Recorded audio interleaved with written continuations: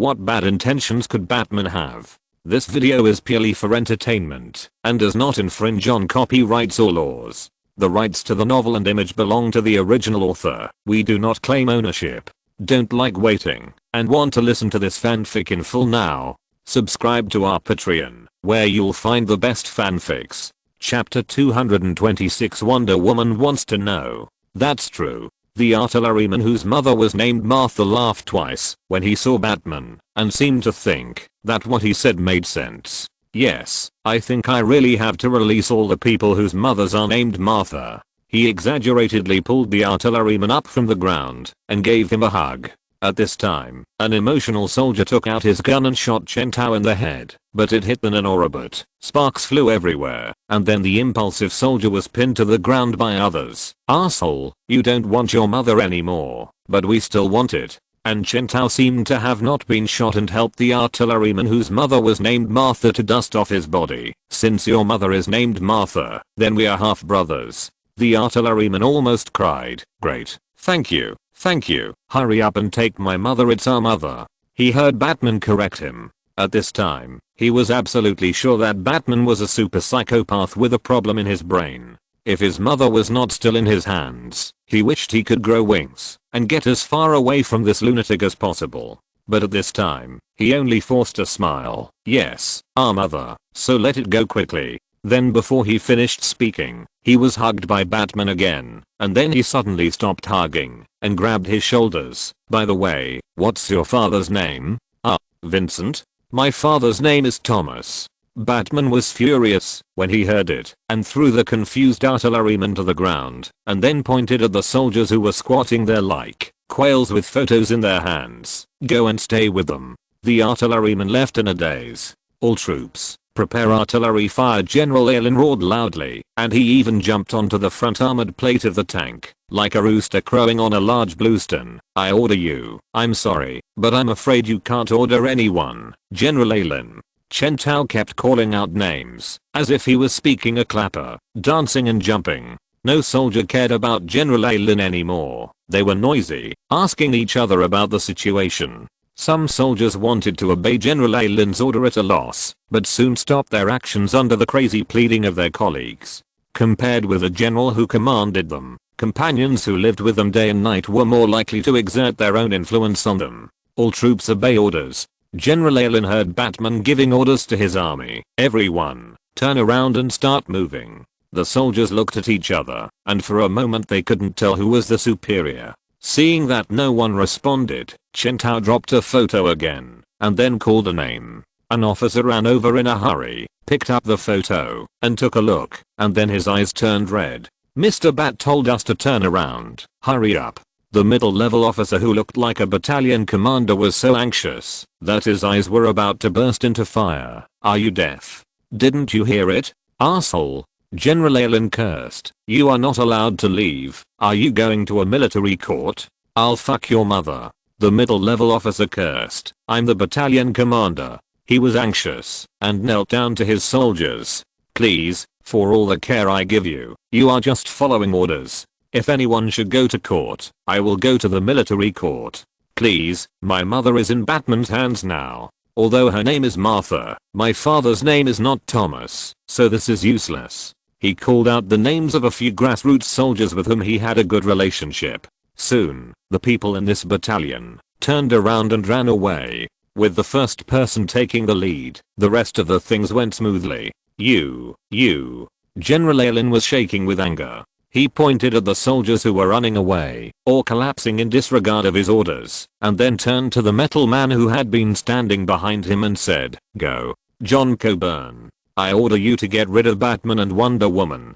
The metal man's eyes flashed red, and then his figure flashed and rushed directly towards Chen Tao. Wonder Woman. Chen Tao said concisely. Then, the Amazon warrior drew her sword and blocked him with her sword. The metal man's arm and Wonder Woman's sword collided, sparks flew everywhere, and the two superhumans fought into a blurry afterimage. General Allen tried to tell his soldiers to leave. Stop.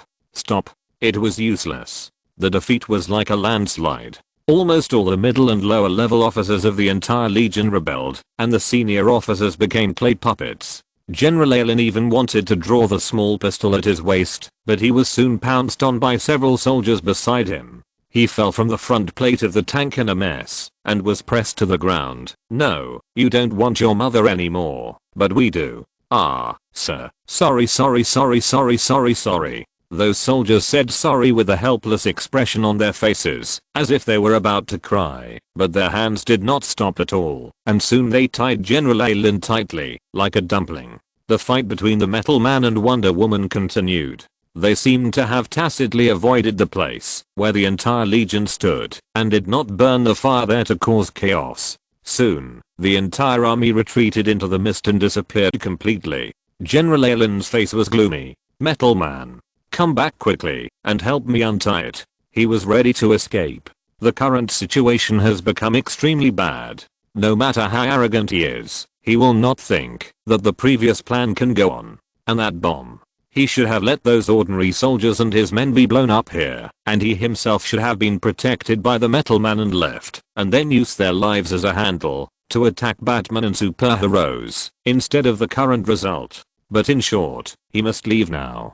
Batman has a secret prison. The Pentagon's intelligence has inferred this. The other party will not bring him to court if he is caught. And judging from Batman's current appearance, the other party has no bottom line and is lawless, which is completely different from the intelligence given to him by the Pentagon. The Metal Man's movements were so fast that he left the battle with Wonder Woman and appeared beside General Allen. "Hurry up, take me away." He stretched out his arm to the superhuman in front of him. However, he was not grabbed by the other party's arm and carried up into the sky. Instead, he heard the other party say, "General Allen, you have a secret that cannot be known by others." General Allen suddenly felt like he was falling into an ice cave. "The cyborg told me that he has completely controlled you." He swallowed his saliva, looked at the Metal Man who turned around with green light in his eyes, and stepped back step by step. Did he lie? It's impossible that he said he used digital means to invade and control. Your firewall has been cracked by him. How did you recover? Everyone has secrets. General Allen, your secrets, my secrets, the president's secrets, everyone's secrets. The Metal Man said. His eyes were clear. Where was the dullness and ignorance when he was controlled before? Chen Tao looked at him and was amazed. He didn't expect the government to be more useful than he thought. He originally thought that the Metal Man, who was completely restrained by the cyborg in terms of technology and ability, should not be able to escape the other party's control. Chen Tao touched his button chin. Who helped him to release the control of the cyborg? Martian Manhunter? The Metal Man has been letting him off since the beginning of the fight. Wonder Woman whispered seriously in Chen Tao's ear, so I also let him off a little to get him out of the fight. Yeah. Chen Tao nodded somewhat unnaturally. The 5,000-year-old girl didn't realize how close they were now. Her entire mind was switched to battle mode, and her mind was full of fighting. She didn't even think about her breathing like a orchid at this moment. Both her posture and actions seemed a little strange. Chen Tao suppressed this little episode. His eyes also met the eyes of the Metal Man. You can't suppress that thing forever and prevent it from exploding. The Metal Man said to Chen Tao. General Allen turned around and wanted to run, but the Metal Man didn't even turn his head and knocked him unconscious with a knife. Let's talk somewhere else. A few minutes later, Chen Tao, Wonder Woman, the Metal Man and General Allen were standing next to a small forest and heard the earth-shaking sound of a bomb in the distance. Batman told me that he didn't really kidnap those hostages. Wonder Woman helped explain before Chen Tao could speak. He just collected the home addresses and their families of these people. Well, the addresses, appearances, and family relationships of the families of military members. I know this is also confidential information, but at least he didn't plan to do anything. The entire US military has only a few million people. Even if you count the middle and low level officers, there are only tens of thousands of people with positions. Assuming that a photo plus a file takes 1 MB of storage space, even if tens of thousands of people are fully loaded, their data will only be tens of GB. This is such a small number, but also such a huge number. Chen Tao added, I can't have so many people to kidnap, so many people in advance, so I just let Mudface create photos of their families being kidnapped, based on the family situations of these soldiers, so as to achieve the effect of deception. Mudface can not only change his appearance, but also is a master at transforming objects. As early as when he was hanging around in Gotham, the clothes he wore were all transformed by himself. This is a little explanation for the Metal Man. As Wonder Woman said before, if kidnapping someone's family is really bad, it is undoubtedly crossing the line, so it is necessary to explain. But now it seems that the government is not unaware of what General Ealing and the Cyborg have done, so things will be easier. Waller is not completely useless. No wonder when he proposed to the other party that the Cyborg has bad intentions, the other party only asked him to prove it instead of denying it directly. Old fox. However, even if they found that something was wrong with the Cyborg, they did not do anything to him. There is also the plan of General Ealing and the Cyborg to use the lives of these soldiers to smear him. The government people let this plan run normally and just let the Metal Man act as a spy. Whether their purpose is to continue to paralyze the Cyborg or to think darker, they really intend to go with the flow and use these soldiers to smear Chen Tao. These soldiers are all abandoned objects. Batman's reputation is indeed too great. After Brainiac and more than 10 years of chivalry in Gotham, he has become a representative figure of superheroes among the people. What's different from Superman is that people generally recognize that Batman's actions are somewhat dark. For the people, a bright and great superhero will make them feel unapproachable, while a hero with some problems in his actions will make them more convinced. So for the government, if there is a chance to weaken Batman's reputation, they will naturally be happy to see it happen. Damn, when it comes to being a bad person, I'm afraid Batman, can only carry shoes for these bad guys in your government. Chen Tao cursed Waller in his heart, and then continued to say something to the Metal Man, but the other party raised his hand to stop him before he opened his mouth. My mission is over, Batman, and the next thing is not for me to consider.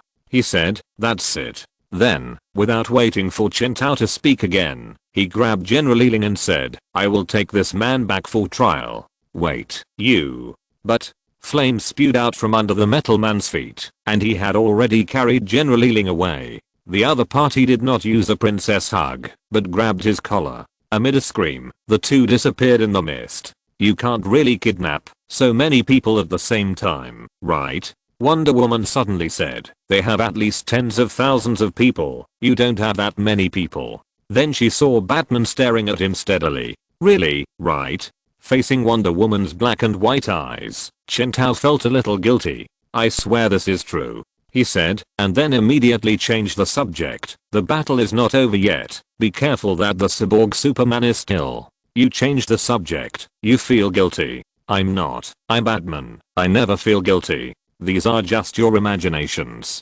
Really? Really? Chen Tao said, let's not discuss this topic now. You won't really do that, right? No. Then hold the lasso of truth with your hand. No. AY. No means no. After a long time of effort, Wonder Woman finally stopped discussing this topic. Chen Tao secretly breathed a sigh of relief, and then he put his finger to his ear. A message came from the brain in his skull that had become a car computer. It's over. Retreat. This message crossed the mountains and plains and appeared on the phones of the claws in Texas, thousands of miles away. One of the claws took a last look at the old lady Malin who was still watering vegetables in the yard, and then called out to his companions, retreat. In the shadows, countless claws with swords on their backs were dim, and in the sun, the morning sun shone on the wrinkled skin of the old lady, and it was so bright and dazzling. Good morning, Mrs. Malin. Chapter 227 Black Adam enjoys Darkseid's treatment.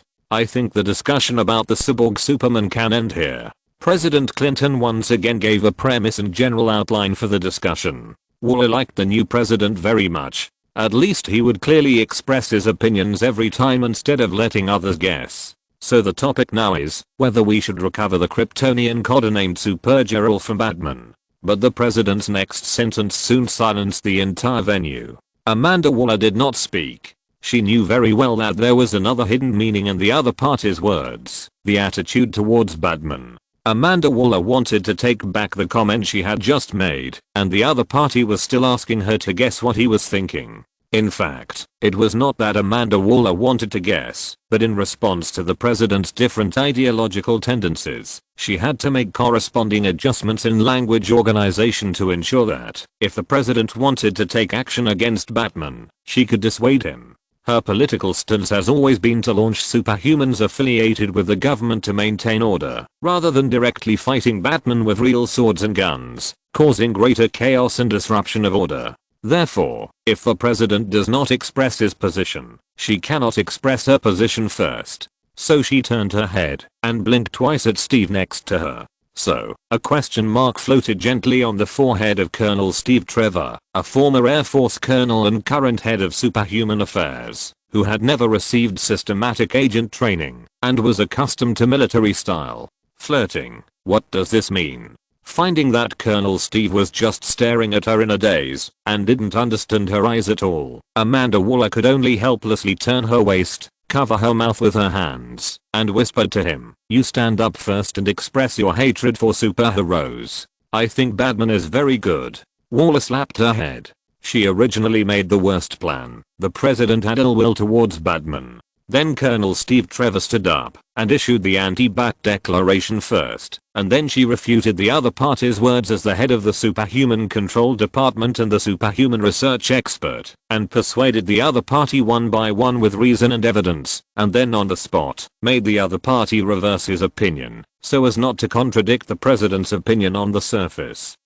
And at the same time, persuade the other party. This is a very typical good cop bad cop persuasion technique, very old fashioned, but still very useful. But the key point of this persuasion game is that the person who plays the bad cop is not the leader, and the good cop should be the one who can really make the decision. The president put himself into the bad cop Colonel Steve Trevor, and Colonel Steve said what the president wanted to say, and then these words were refuted one by one. During this period, the president also empathized with him and was persuaded with him. And there is a very important element in this, that is, Amanda Waller, who plays a good cop, is actually higher in status than Steve Trevor. Steve was just an Air Force colonel before, and his power came from Wonder Woman, a superhuman who had a close relationship with him. Therefore, his status is often comparable to that of Amanda Waller, or even surpassed, but the source of this power is illusory, frivolous, and variable.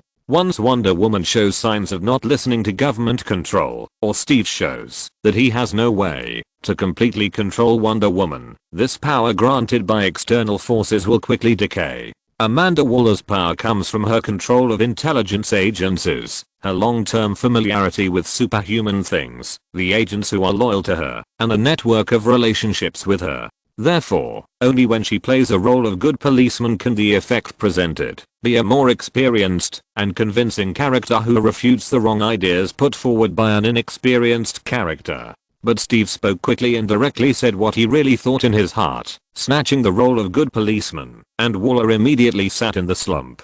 Amanda Waller's heart was surging, but her face did not change at all. She secretly observed the president's expression and her heart immediately skipped a beat. The worst case scenario she thought of still happened. The president's expression did not agree with Steve's statement, which meant that he was even inclined to fight Batman in his heart. This is too bad. Waller swept his eyes over the three officers sitting opposite, except for General Swanwick, whose status was somewhat detached and independent. The other two generals also showed the same expression as Mr. President. This means that the two of them are also very likely to be inclined to fight Batman. Idiot. They are not familiar with superhuman things at all. Waller realized that she could only gamble, and she interrupted Steve directly. I agree with Colonel Trevor. Supergirl as in Batman's hands is not an unacceptable situation. She must agree with Steve. As a professional with more experience, she can't play the role of bad police, because no one can act as a good police to refute her, so she can only try to make their opinions look more professional by directly agreeing with Colonel Trevor's words, so as to influence the president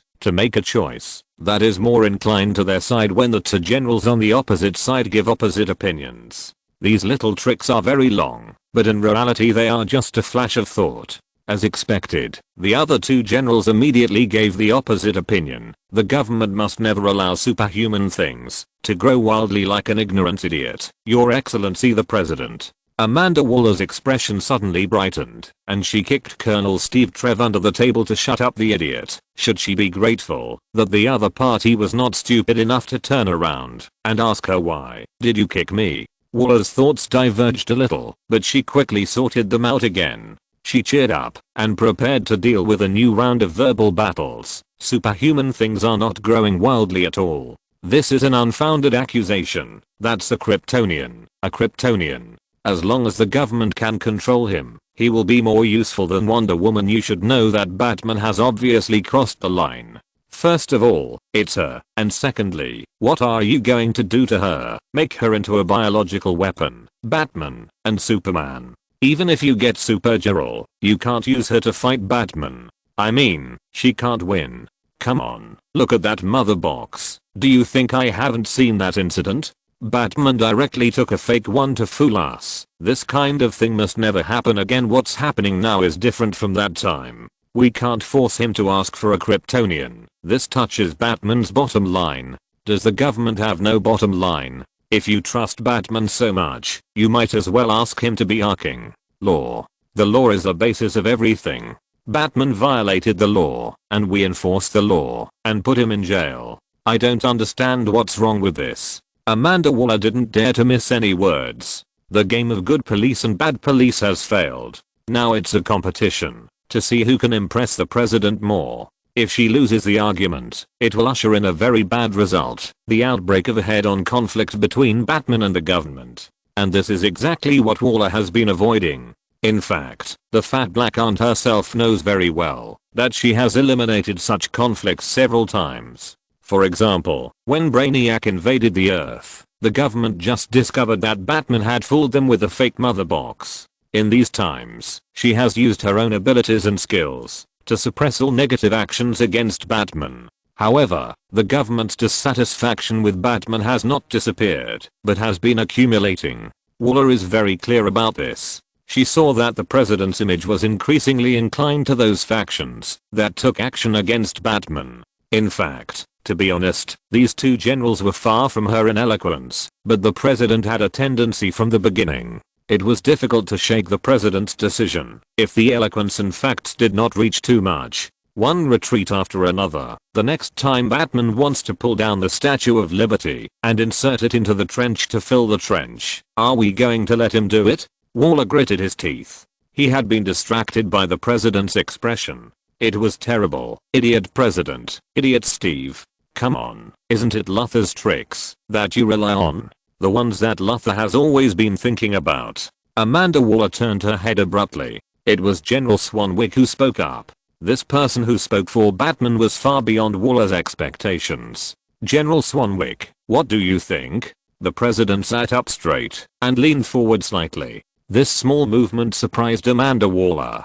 General Swanwick's position in the other party's mind seemed to be a little extraordinary, and it seemed that he was on her side at the moment, so the situation was not bad. General Reagan, General Charles. General Swanwick called out their names as soon as he opened his mouth. How much money did Luthor give you, hoping that you would bring back a living Kryptonian for him? You, how can you say that? July 31st, 25.43 million. August 15th, 189.41 million. He turned his head to look at one of them, and then burst out a long string of time and numbers. Do you need me to continue reading? The other one's face was already swollen like liver. General Swanwick turned his head and looked at the president. Batman has proved to us that the cyborg Superman is unreliable, right? We have the same goal of protecting the Earth. If we have the same goal, we can cooperate. We can't control everything, and there is no need to control everything. Dr. Sivana was driving in the woods. Damn Black Adam, he was the one who released him from the grave, but after the other party found the trace of the magic guard, he immediately left him alone and flew over, ignoring him, a scientist who was desperately seeking magic. Fortunately, he left the tracker on the clothes he put on the other party, and his eyes could locate Black Adam's huge magic power, so he was able to chase him. Dr. Sivana touched his right eye. There was a white light flashing on it, and it was pierced by a lightning. This was when he released Black Adam. His eyes were sealed with magic. Let's call it that spell that left this lightning scar on his eyes. And he found Black Adam with this. You haven't revealed the secret of magic to me yet. You haven't changed me yet. How can you just leave like this? He muttered as he drove to a small open space. There was white fog all around, but the visibility here was surprisingly good. And it was in this open space that he found Black Adam, whom he had been thinking about before. Drive Savannah, you are here too, just in time. Black Adam said, I don't intend to be discovered. You have to drive me there quietly. He held a square and heavy iron lump in his hand. What is this? Black Adam. A locator that can find Batman. Chen Tao turned his head and saw the cyborg landing on the ground not far from him and Wonder Woman. He didn't see Steppenwolf, and the other party was probably hiding in the dark. Probably because the cyborg didn't want to expose his relationship with him in front of the government. But Chen Tao was very sure that Steppenwolf would definitely appear later. Batman, I have only one request, hand over the Kryptonian woman. He heard the cyborg say, you are against the government. Chen Tao whispered to Wonder Woman, be careful of Steppenwolf. You can't openly confront the government like this. Batman, I'm talking to you nicely. What about the cyborg?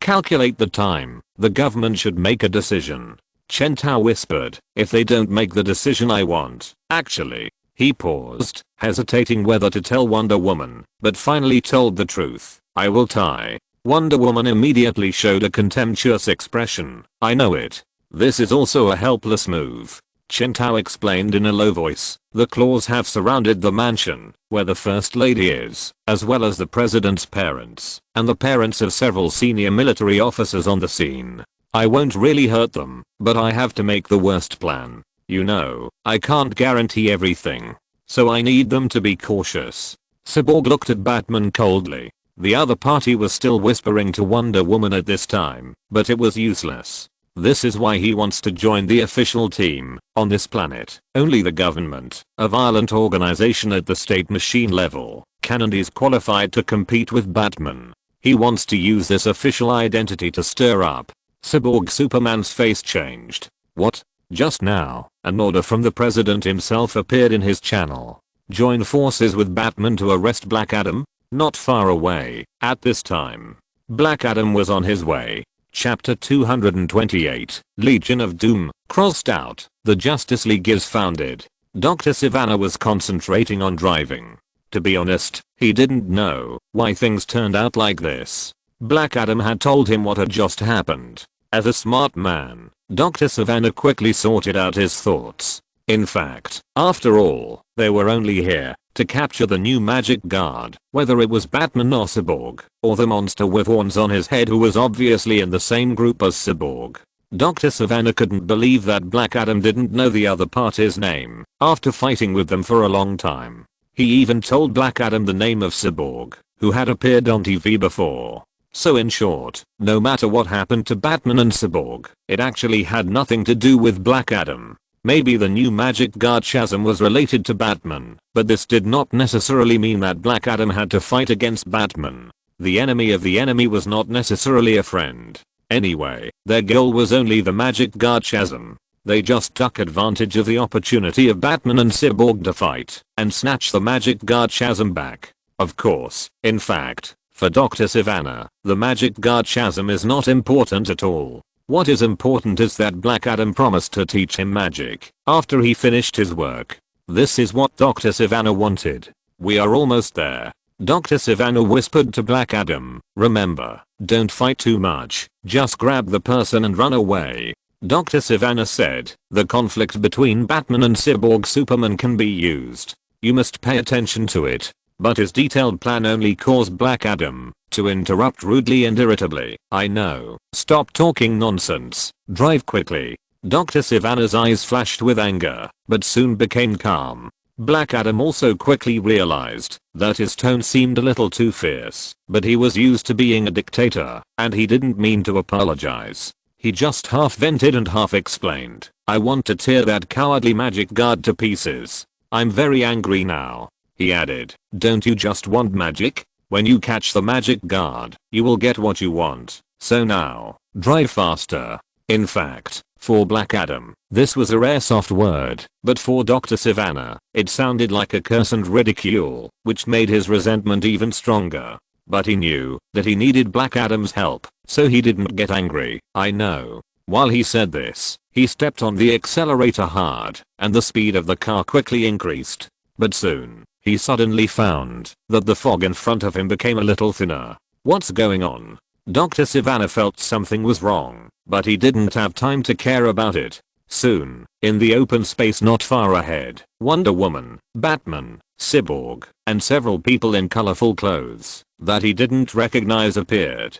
Dr. Savannah instinctively felt that something was wrong, because Cyborg's current position did not seem to be the side that was fighting against Batman. Black Adam, something is wrong. I think we may have to evacuate, because... But when Black Adam saw Shazam, he started to go crazy. His eyes bulged out like a toad. Who do you think I am? I'm Black Adam. Pull the car over. Are you kidding? Cyborg looked blank. He was not a good thug for the government. They said they would give up Supergirl, so he gave up. It's not that easy. If Supergirl can't be taken back by Cyborg, then it's the same if she is taken away by Steppenwolf. Cyborg Superman didn't move on the surface, but in fact the electronic information in his skull had begun to send non-stop, communicating with Steppenwolf, who was hiding in the thick fog not far away, and at the same time pretending to send messages to the contact in the government, pretending to be unwilling to accept and argue. In Chen Tao's headset, Amanda Waller's voice also rang out. Batman, should I thank you for thinking about these things in advance and leaving us a channel to contact you? Of course not. Chen Tao laughed softly. I had thought about having a good talk with you, Waller. We are old friends. You have helped me a lot, and I'm very grateful, but to be honest, we have never had a chance to be frank. He said, I believe that, even if the new government comes to power, you will still be the person in charge of superhero affairs. So there are some things that I hope we can reach a consensus on from the beginning. However, Chen Tao heard Amanda Waller give a different answer. You are wrong. The new government is fully responsible for superhero affairs, not me. This made him frown slightly. Who is that? Clang. Wonder Woman suddenly drew her sword and chopped down a nearby tree with one stroke. Cyborg, who was still communicating with Steppenwolf and pretending to be friendly with the government, and Batman, who was talking to Waller, were both startled by her action. Excellent reflexes and fighting instincts, Miss Diana Prince, but it's best not to chop the wrong person. A parrot flew down from the tree and spoke human language. His bird face turned to Batman, whose half hand had disintegrated into a black nanorobot. Batman, calm down. We are here to negotiate a deal with you, he said. Introduce myself. I'm Ron Ramsey. Like Superman, I'm also an alien. You can call me Martian Manhunter.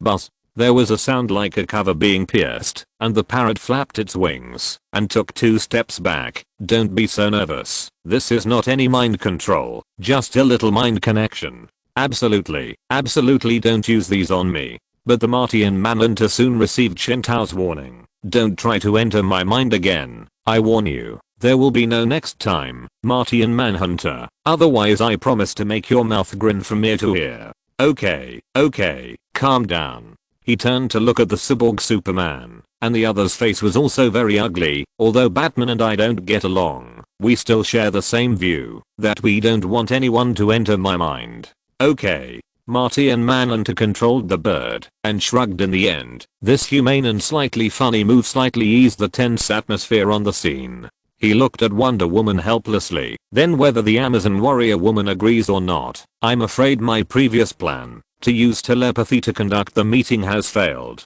Obviously so. Chen Tao answered him. Actually, I still want to try out what telepathy is. Forget it. Just pretend I didn't say anything.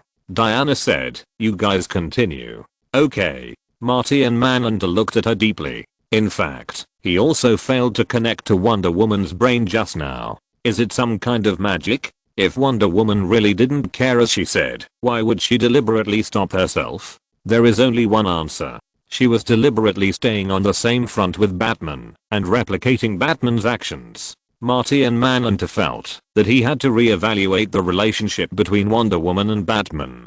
However, he quickly put this question aside for the time being and continued, Cyborg Superman, you also listen. The government has a plan for superheroes. We plan to gather the bravest and most powerful superpowered creatures in human history, so that all the forces that can fight for human civilization become a whole. Marty and Manhunter said in a deep voice, an alliance.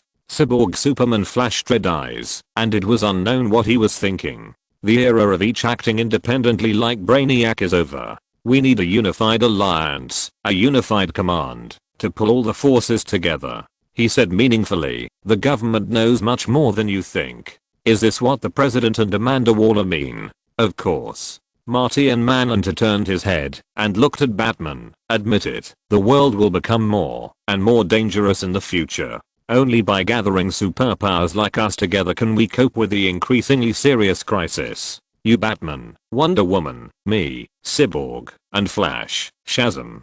He said, you are still looking for a superhuman called Aquaman, aren't you, Batman? A few months ago, you were fighting with those creatures you called the Trench Clan, the attack on the seashore, those deep sea monsters that crawled up from the bottom of the deep sea and attacked innocent tourists. You have been dealing with these monsters for a long time, and you have been looking for them. You even ignored the Kryptonian spaceship carrying the Super Dog and Bane who was out of your control. Marty and Manhunter's voice was calm and steady. This is a necessary link to show Batman the ability of the government.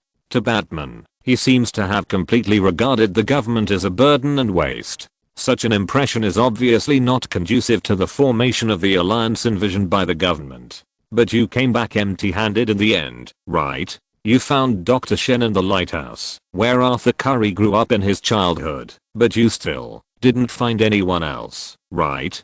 He said, but the government has found news about that superhuman, the legendary Atlantis, right? He saw that Batman's face looked a little bad, but he still explained, as long as the government follows your track, it will always be able to trace what you do. You have a strong purpose, Batman. You are always one step ahead, but you are only one person after all. You can't wait on the coast anytime and anywhere for the Super Atlantean to come ashore, and you can't gain the trust of the Super Atlantean the first time you face him. But the government can. He said, you need a team. I admit that the Flash may be reliable, and the rogue gang you hired at a high price can also serve as a supplement, as well as those messy villains you conquered, and Shazam is also a very powerful player, but oh my god, Batman. With a rumble, Shazam flew over in the thick fog in the distance, his mouth crooked, and his eyes slanted, and crashed headfirst in front of Chen Tao. I finally found you, Batman, woohoo.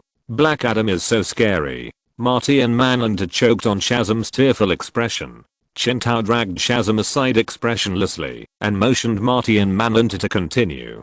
But they are not strong enough, or very strong, but still not enough. With the cover of the pile of smoke and dust created by Shazam, a small nanorobot climbed from his shoulder to his earlobe and appeared in his ear canal. Then half of Chen Tao's ear instantly turned into the onboard computer of the Batmobile, and at the same time, synchronized with the high-speed bullet, the sea blue biological stance was mobilized, and the ear canal was completely turned into a closed space in an instant. Mr. Bruce Wayne, I guess that you must be able to ensure the safety of our communication. The voice of Marty and Manhunter came from the nanorobot that crawled into his ear canal. He immediately exposed Chen Tao's true identity. Originally, I wanted to telepathically sense you, but obviously you don't like this. Then let's cut to the chase. Marty and Manhunter said, the government has now fully confirmed the identity of Cyborg Superman as a spy. Don't worry, I guarantee that everyone in this alliance will know that he is an undercover agent, except for Cyborg Superman himself. The entire alliance will be established around Cyborg Superman. Instead of exposing him directly, it is better to see why Cyborg Superman is acting. While Marty and Manhunter said this, he also spoke at the same time in the outside world. In addition to the few people present, the government has prepared a member for everyone. And this member will be explained to everyone by my real body. At the edge of the sky, there was a roar of someone breaking through the air with his flesh, and the real body of Marty and Manhunter floated in the air and slowly landed on the scene. He stood between Cyborg Superman and Batman. Green Lantern. An alien policeman from an alien universe, but actually a human. Chen Tao said to the robot in the ear canal. His real name is Hal Jordan, Air Force. He said, I'm curious, how did you know him? Martian Manhunter was silent for a moment. Hal Jordan? Yes, Hal Jordan. Chen Tao choked, and then continued, don't you know? Just kidding. Of course we know. Martian Manhunter immediately replied, we have found out his identity, and there is no need for you to tell us. In short, this alien policeman is now cooperating with the government. He can also join this newly formed alliance. Martian Manhunter said outside, and this alliance we plan to hire you, Batman, as the leader. And the name of this alliance. He paused, it's called Legion of Doom. Chen Tao said. He turned his head and looked at the cyborg Superman. So, now we are teammates. Martian Manhunter was silent for a while, and then carefully said, the name of the Legion of Doom is still a bit too dark. I think the Justice League is a good name. Chapter 229, Supergirl, still in a coma, becomes the leader of the Justice League. My name is Ron Rongzi. I have used aliases such as Calvin Swanwick and John Jones. But perhaps you will be more familiar with my other name, Martian Manhunter. And the man in front of me is Batman. In the hazy sunlight through the fog, his figure emerged in a shadow, just like what was said in the books in the dime store. This is the first time I have really seen Batman. They say that he runs into every deepest midnight with open arms and a wild laugh, chasing the darkness and fear, the power that he uses. Oh, yes, gentlemen. I think he comes from the setting sun that shines with a mixture of charred black and ruby red, the color of jam and berry pie. Of course, no one knows what he is really running away from. Maybe not even he himself knows this. It's not that Martian Manhunter is unaware of what Batman has done. His attempt to support Superman as his replacement, his recruitment of villains, and his plans for retirement. If you look carefully, these traces cannot be hidden from Martian Manhunter. However, although it is clear that Batman intends to retire, the green-skinned alien is also clear. At this stage, Batman is still irreplaceable. In fact, the government has been planning this alliance for a long time, and even the predecessor of the current President Clinton had already planned it. The Metal Man is the product of this related plan, but the plan was eventually participated in and infiltrated too deeply by Luthor himself. Martian Manhunter has to admit that in terms of scientific research ability, Luthor's ability is outstanding. He is completely restricted by the technological level of his home planet Earth. The government scientists are not even worthy of Luthor's shoes in terms of technology. This led to the Metal Man project being taken away by Luthor with his own scientific research ability. The final result is that John Cobain's technology is basically from Luthor's hands, which is something the government can never tolerate. So this incident was shelved, but it never stopped. The Japanese-American samurai sword holding her husband's knife, the Mecha soldier army, and even the decision of Martian Manhunter to finally show his true identity to the government, are all the government's exploration and efforts in the field of extraordinary creatures. Another example is the Green Lantern. The government has not yet found out his true identity. Well, Batman revealed the real name of the Green Lantern as soon as he opened his mouth. But it does not mean that the government is incompetent. They just need time. In short, the government has been trying to reach a cooperation with Batman, rather than letting him wander on the grey edge of the law. The idea of adding Batman to the League was proposed and entered the implementation stage under the premise of such thinking logic. As for the proposal of Batman becoming the leader, to be honest, many people opposed it at the beginning, but in fact, the government itself lacked candidates who could lead the entire League. Martian Manhunter himself declined. He knew very well that his weakness of being afraid of fire was too easy to target him. He meant that anyone with a lighter could create a small flame, and kryptonite, even if it was artificial, had to go through at least dozens of processes, and the artificial one might not be as effective as the original one. Green Lantern. Not to mention that the government had not yet found out the true identity of the other party before being pointed out by Batman. Even if they knew the true identity of Green Lantern, they would not dare to let him become the leader of the entire alliance. The reason is very simple. A United Nations that spans the universe and may ride on the head of the government may be more terrifying than Batman, who has a bunch of subordinates but no territory. Samurai sword, Metal Man and the like are even more impossible. What if you force Samurai Sword to the position of leader of the alliance, and then during the fight, she said that her husband had her period today and couldn't fight, and wanted to go on strike? What should you do? And Wonder Woman. Wonder Woman has become a synonym for uncontrollable in the eyes of the government. Her psychological test evaluated that her sensibility overwhelmed her rationality. In fact, they had a plan to push Cyborg Superman to the leader of the alliance, who can fight and control, and has the ability to directly suppress other members of the alliance. However, this idea was forced to end after Cyborg Superman was confirmed to be related to Steppenwolf. Therefore, it is not that the government wants Batman to be the leader, but after comprehensive consideration, under the premise of not affecting the overall strength of the team, no one is more suitable than Batman to be the leader. Justice League. Martian Manhunter heard Batman say, "Ugh.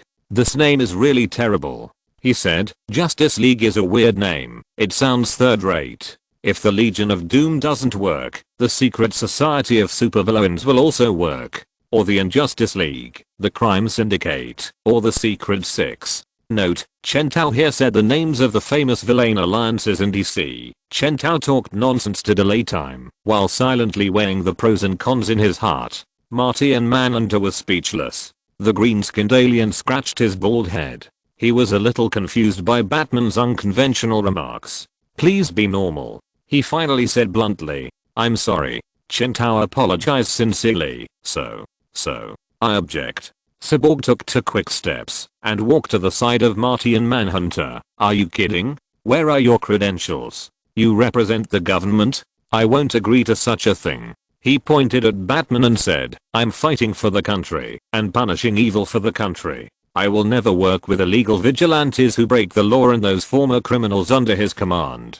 He suddenly grabbed Martian Manhunter by the collar and said, "Listen, Greenskin, I don't know if those people in the government have shown you my information. I'm not an alien like you. Although I have mutated due to cosmic rays, I'm still a thorough Earthling. I'm protecting my planet. You can't do this to me. Your Excellency the President has long thought that you would have objections."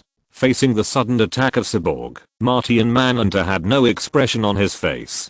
He took out the communicator and put it in Cyborg's face. Cyborg was bargaining and shouting with the president, and Martian Manhunter turned his attention back to Chen Tao. He could see that Batman was still hesitating. "I'm sorry, Batman, there is no other candidate besides you," he said with a regretful expression. "After all, only you can take on the responsibility." When he said the last sentence, he seemed to have some hidden meaning. It was unclear whether he was referring to Batman's ability or the betrayal of the Cyborg Superman. Then he saw Batman exhale deeply. So I refuse to be the leader of the Justice League. It's the leader." Wonder Woman reminded him beside him, "You made a slip of the tongue. You said it wrong.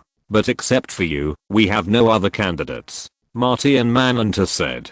He thought Batman wanted to play a trick of refusing and accepting it later. Then he heard Batman say, "Yes, of course there is. How could there not be? Is it the Flash?" Martian Manhunter asked, "But he can't. You should know that the Flash lacks leadership qualities." Martian Manhunter could no longer use telepathy, but in an instant he re-entered the role of the persuader. He pulled himself together and gathered his thoughts. The Flash. Then he saw Batman turn around and pull the still unconscious Supergirl out from under the mouth of Superdog Krypton from behind and put her in front of Martian Manhunter, just like a naughty little boy showing his favorite figurine to his companions. "What do you mean, Batman?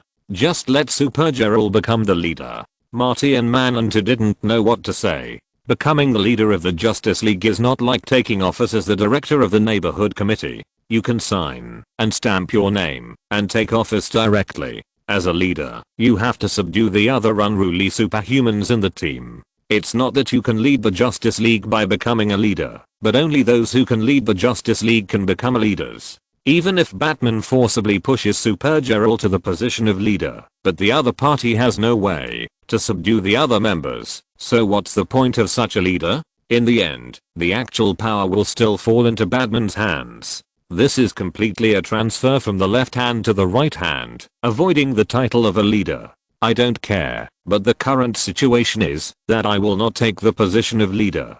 Batman seemed to have guessed what Martian Manhunter was thinking, and he responded straightforwardly, "But if Supergirl joins the Justice League and becomes the leader, I will join too. Isn't that fair?" As he said this, he threw Supergirl, who he had just lifted up and displayed like a doll, to the ground. The loyal superdog Krypton immediately ran over, lifted her cape with his mouth, dragged her aside, and then tried to carry her again. Martian Manhunter frowned. Although he couldn't figure out what Batman was doing, at least his goal had been achieved. As long as Batman agreed to join the Justice League, everything would be fine. What? Batman won't be the leader of the Justice League, and the leader is that Kryptonian.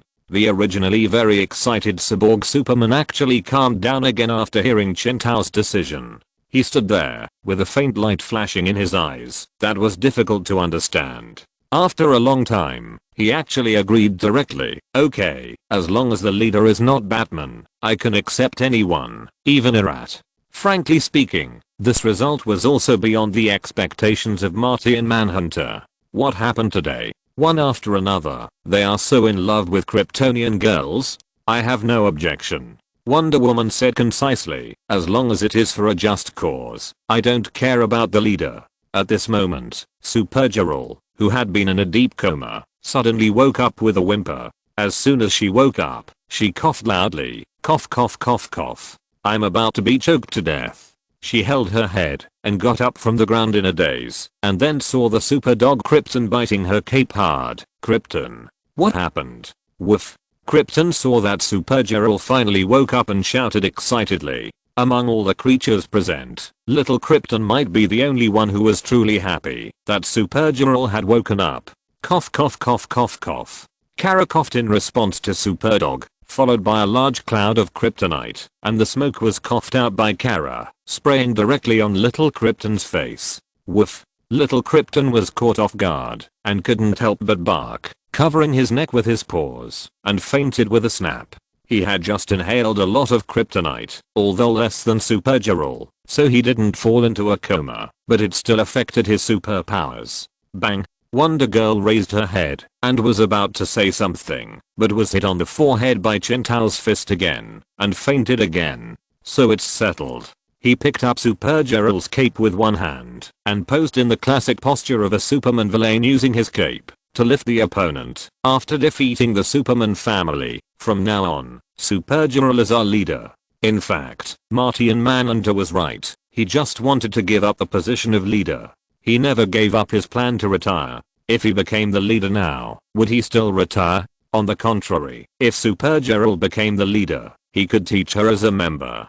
People grow up, right? Although Supergirl is known as the shame of Krypton in many publications, Superman was finally achieved after basking in the sun for more than 30 years. Kara is also a Kryptonian, and she will definitely be competent after being trained by him. In addition to the formal members, I also plan to involve some non-staff personnel. Chen Tao said to the Martian Manhunter, "Some villains who have turned from evil to good." Without waiting for the Martian Manhunter to continue speaking, in the face of a cosmic crisis, we must unite all the forces that can be united, right? He first forced the other party's mouth with words, and then quickly started to make a phone call. After a while, the fog dissipated, and a portal opened in the void. Killer Croc appeared on the field with the entire Rogue gang and Mudface, who looked wooden and stupid. "So, what is going on?" Captain Cold was a little scared when he saw all the superheroes at the scene. Just when he was about to jump back to the red of all creatures, he found that Killer Croc had closed the portal. "Is Batman going to sell us to the government?" The villains were in a mess, chattering, not knowing what to say. "All you scumbags, all you villains, laugh wildly, celebrate. Our cause will be accomplished, and the whole world will tremble under our control. We are going to form an alliance." Applause. Killer Croc took the lead in applauding, and the other villains followed suit. Magician began to spit fire with his aerial walking shoes on his feet. For a while, the demons danced wildly, and the Martian Manhunter and the others were dazzled. I'm sure that's not what I meant." Martian Manhunter protested in a daze. Chen Tao ignored him. Instead, he jumped to a high place excitedly and began to laugh wildly. "This alliance is called with a boom. At this moment, a car suddenly rushed out from the fog that had not yet dissipated, and Black Adam jumped out of the car window, his body surrounded by lightning. Mortals. Feel. Then he saw a group of people in colorful clothes looking at him. If you're listening to this novel on a channel other than Fanfic World, it means they downloaded and uploaded it without effort. We cordially invite you to visit our channel, Mundo Fanfic Novelos. There you'll find the original version of this story and you can explore many other novels of various genres. We're waiting for you to immerse yourself in a world of incredible novels. Chapter 230 Batman. Hey, who killed Black Adam? That's so strange. Who was it? I'm Black Adam. The world often wants to get rid of me, as if I were an insignificant flea on its back. But I will stay. I will complete my mission, no matter what the result. When I feel that the world is tired of my words, I choose to shut it up and concentrate. I must take back the power of the magic guard. Only with this power can I complete my unfinished great cause. That cowardly new magic guard, he doesn't deserve everything he has. He fled in front of me and even lost the locator given to him by Batman in a panic, allowing it to fall into my hands. This thing that I still can't understand, which Savannah calls a technological creation, can guide me to find Batman, the master of the new magic guard. Through him, I can find the magic guard, find Shazam. However, now, at this moment, Black Adam's action of rushing out of the fog suddenly stopped. He looked at the crowd of people at the scene with a dazed and confused look. He knew the guys from the Rogues, and seeing Shazam's frightened expression, he could almost guess who Batman's ally was. But there was only one person. Only one person. Black Adam looked at Cyborg Superman. The other party had no expression on his face, and his half-mechanical face was so calm, but the big monster with horns, the character he called Steppenwolf, was not by his side at this time. Black Adam was not stupid, on the contrary, he was very smart. He almost instantly guessed the relationship between Steppenwolf, Cyborg Superman and Batman. This is very interesting. A hidden enemy, an enemy who is hostile to Batman like him. This is an object that can be used. Although he never plays tricks like the enemy of his enemy is his friend, the appearance of the other party undoubtedly adds a few more chances of winning for him in the seemingly unfavorable battle situation. He immediately leaned sideways and cut between Chen Tao and Cyborg Superman. Chen Tao saw through the other party's intentions in an instant, which made him a little strange. In fact, although he had made a lot of preparations at the beginning, he actually did not expect that he would become a teammate with Cyborg under the matchmaking of the government. Therefore, he originally thought that it would be good enough to force Cyborg to retreat. Who knew that, after going around in circles, in the end, thunder explosion. The weather wizard rushed up at the first time, followed by Captain Cold's voice to stop him. However, Black Adam had seen his tricks. The same trick will not work on Black Adam a second time, he said. Then he whispered a spell, and a dim blue light flashed on his body. Then he didn't care, and just used his body to bathe in the plasma of the weather wizard. The sound of lightning and thunder kept striking, and the electric current penetrated the air, emitting a burnt smell. Facts have proved that, as long as Black Adam does not insist on using counter spells to try to counter the superpowers of the weather wizard, the threat he can cause to him is limited. But Black Adam couldn't laugh at all. His eyes moved around the few people behind him. Dr. Savannah had just briefly informed him of the names of the enemies he was going to face in the car. Wonder Woman, Batman, Captain Cold, and a bald green humanoid monster that he didn't know, but looked extremely dangerous. Any one of them could fight him. The guy in front of him, called the Weather Wizard, was just a small fry they threw out to consume their physical strength. Black Adam was not a reckless man who would rush up to fight against the enemy after seeing so many enemies. He knew very well that his only chance of winning was Cyborg. This guy had a secret, and he was definitely not in the same group as Batman. Although the opponent's position seemed to be standing with Batman at this time, Black Adam could see the truth. And about the monster with horns. Even in a short fight, he could still feel the explosive energy in the opponent's body. If the two of them joined him, he only needed to help him entangle Wonder Woman and Batman, and he was confident that he could kill Captain Cold and the group of small fry he brought with him, thus laying the foundation for victory. Whoosh, the weather wizard blew up a blizzard. but such a hurricane could not stop Black Adam from moving forward. He blew fire at him. Ridiculous trick. Only children would spit fire at people. Black Adam didn't take them seriously. Although characters like the Weather Wizard had special abilities, they might even cause him a small loss when he first saw them, but they were still not enough to threaten him. Boom boom boom boom boom. Black Adam was caught off guard, and Captain Cold stretched out his hands. With his cooperation, the blizzard raised by the Weather Wizard soon mixed with countless huge ice blocks the size of a human head. He also blew out flames, which were not extinguished by the blizzard. Instead, they swirled in the air. Under the fierce wind speed of hundreds of miles per hour, they were accelerated like stars covering the sky, and together with the huge ice blocks, they smashed down on his head. Black Adam blinked, and couldn't imagine how ice and fire mixed together without cancelling each other out. The moves in front of him were weird and unpredictable, very imaginative. The fact is that once the gang of rogues join forces, the difficulty will increase several times. Black Adam saw that the hailstones that were as big as human heads were not irregular circles, but hexagonal prisms with edges, and each side was as smooth as a mirror. Rich combat experience saved Black Adam's life, and made him immediately realize that there was a trap hidden in them. Sure enough, those hailstones were still in the air, and countless mirror dummies made by the Mirror Master fell into Black Adam's arms like dumplings. These illusions did not confuse Black Adam. He immediately noticed the real threat of the Golden Glider who appeared from behind him. This series of attacks was a mess, but the attack method was like a fairy tale, which made Black Adam look very bad.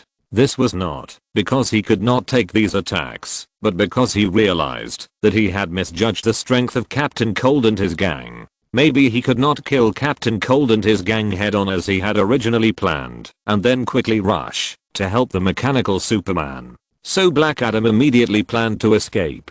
If it is determined that the battle will not yield any results, then it is imperative to stop the loss as soon as possible. He did not hesitate to repel the translucent Golden Glider with a roar full of thunder and lightning, and then immediately turned around and retreated quickly from the direction of the Cyborg Superman. He was sure that the Cyborg Superman would not dare to attack him. The other party saw Dr. Sivana driving the car, and he also knew that Black Adam was the first witness to know that he and Steppenwolf were acting together. Under the premise that he could not be sure whether Black Adam would leak the secret, the other party did not dare to do anything to him. From the perspective of the Cyborg Superman, as long as he did not have the confidence to kill Black Adam in one blow and make him unable to say a word, he would never risk arousing the suspicion of Batman and the government and really fight Black Adam. That would undoubtedly be a suicidal act. So Black Adam retreated from the Cyborg Superman with confidence, and while retreating, he was still planning the next plan to deal with Batman. Batman is not Shazam's nanny. He can protect Shazam for a while, but not for life. People always have a nap, and that is when Black Adam will attack. No one knows how important those magical powers are to Black Adam. In fact, Black Adam's inference about the Cyborg Superman is extremely accurate. Hank Henshaw has made up his mind to let Black Adam escape, and then find a way to silence him when no one is around. In short, he had a plan, but now the plan has been completely changed by the government's unconventional approach and Batman's disgusting methods. Originally a simple positive energy sitcom such as Supergirl came to Earth and was kidnapped by the evil Steppenwolf and was rescued by the righteous Cyborg Superman was messed up by Batman and his gang. Now there is no need to continue. Even if Steppenwolf is called out to continue acting with him, it is Batman who is in the limelight instead of himself. What's the point? So Cyborg Superman half closed his eyes and planned to watch Black Adam escape. However, not far in front of him, he suddenly saw the other party's body paused, suspended in the air, desperately pinching his throat. What's going on? Cyborg turned to look at Batman. You did it? How can you pin something I didn't do on me? Then he saw Batman's eyes widened. I didn't even know him before. Cough cough cough cough. Sandbath. Batman tilted his head. Black Adam rolled his eyes in anger. He grabbed his throat desperately and coughed hard. Shack off Shazam. His lips seemed to move, and then his whole body twitched, as if he was electrocuted. Shazam. Nothing happened. Cyborg watched the other party struggle to land desperately, and then he lay on the ground in embarrassment, trying to throw away the brick-like metal locator hanging on his waist, as if every second he held the locator was a severe pain.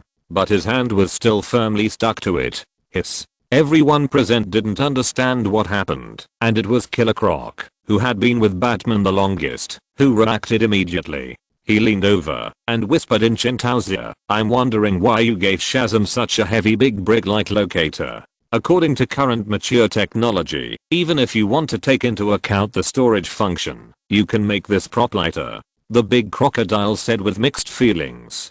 Seeing that Batman did not stop him, he boldly continued, "But I didn't expect, Batman, you wanted to add some other functions to this machine from the beginning, right?" He whispered, "Energy cannot be generated out of thin air. If you want to have enough power, you must have a large enough volume and a heavy enough mass. Let me guess," he said, "some kind of special weapon that stimulates the user to shout the word Shazam through electric current?" He looked at Black Adam, who was still desperately scratching his throat, trying his best to fight his urge to shout Shazam. But now, there is a small unexpected situation. The object that this machine needs to control has changed from Shazam to Black Adam.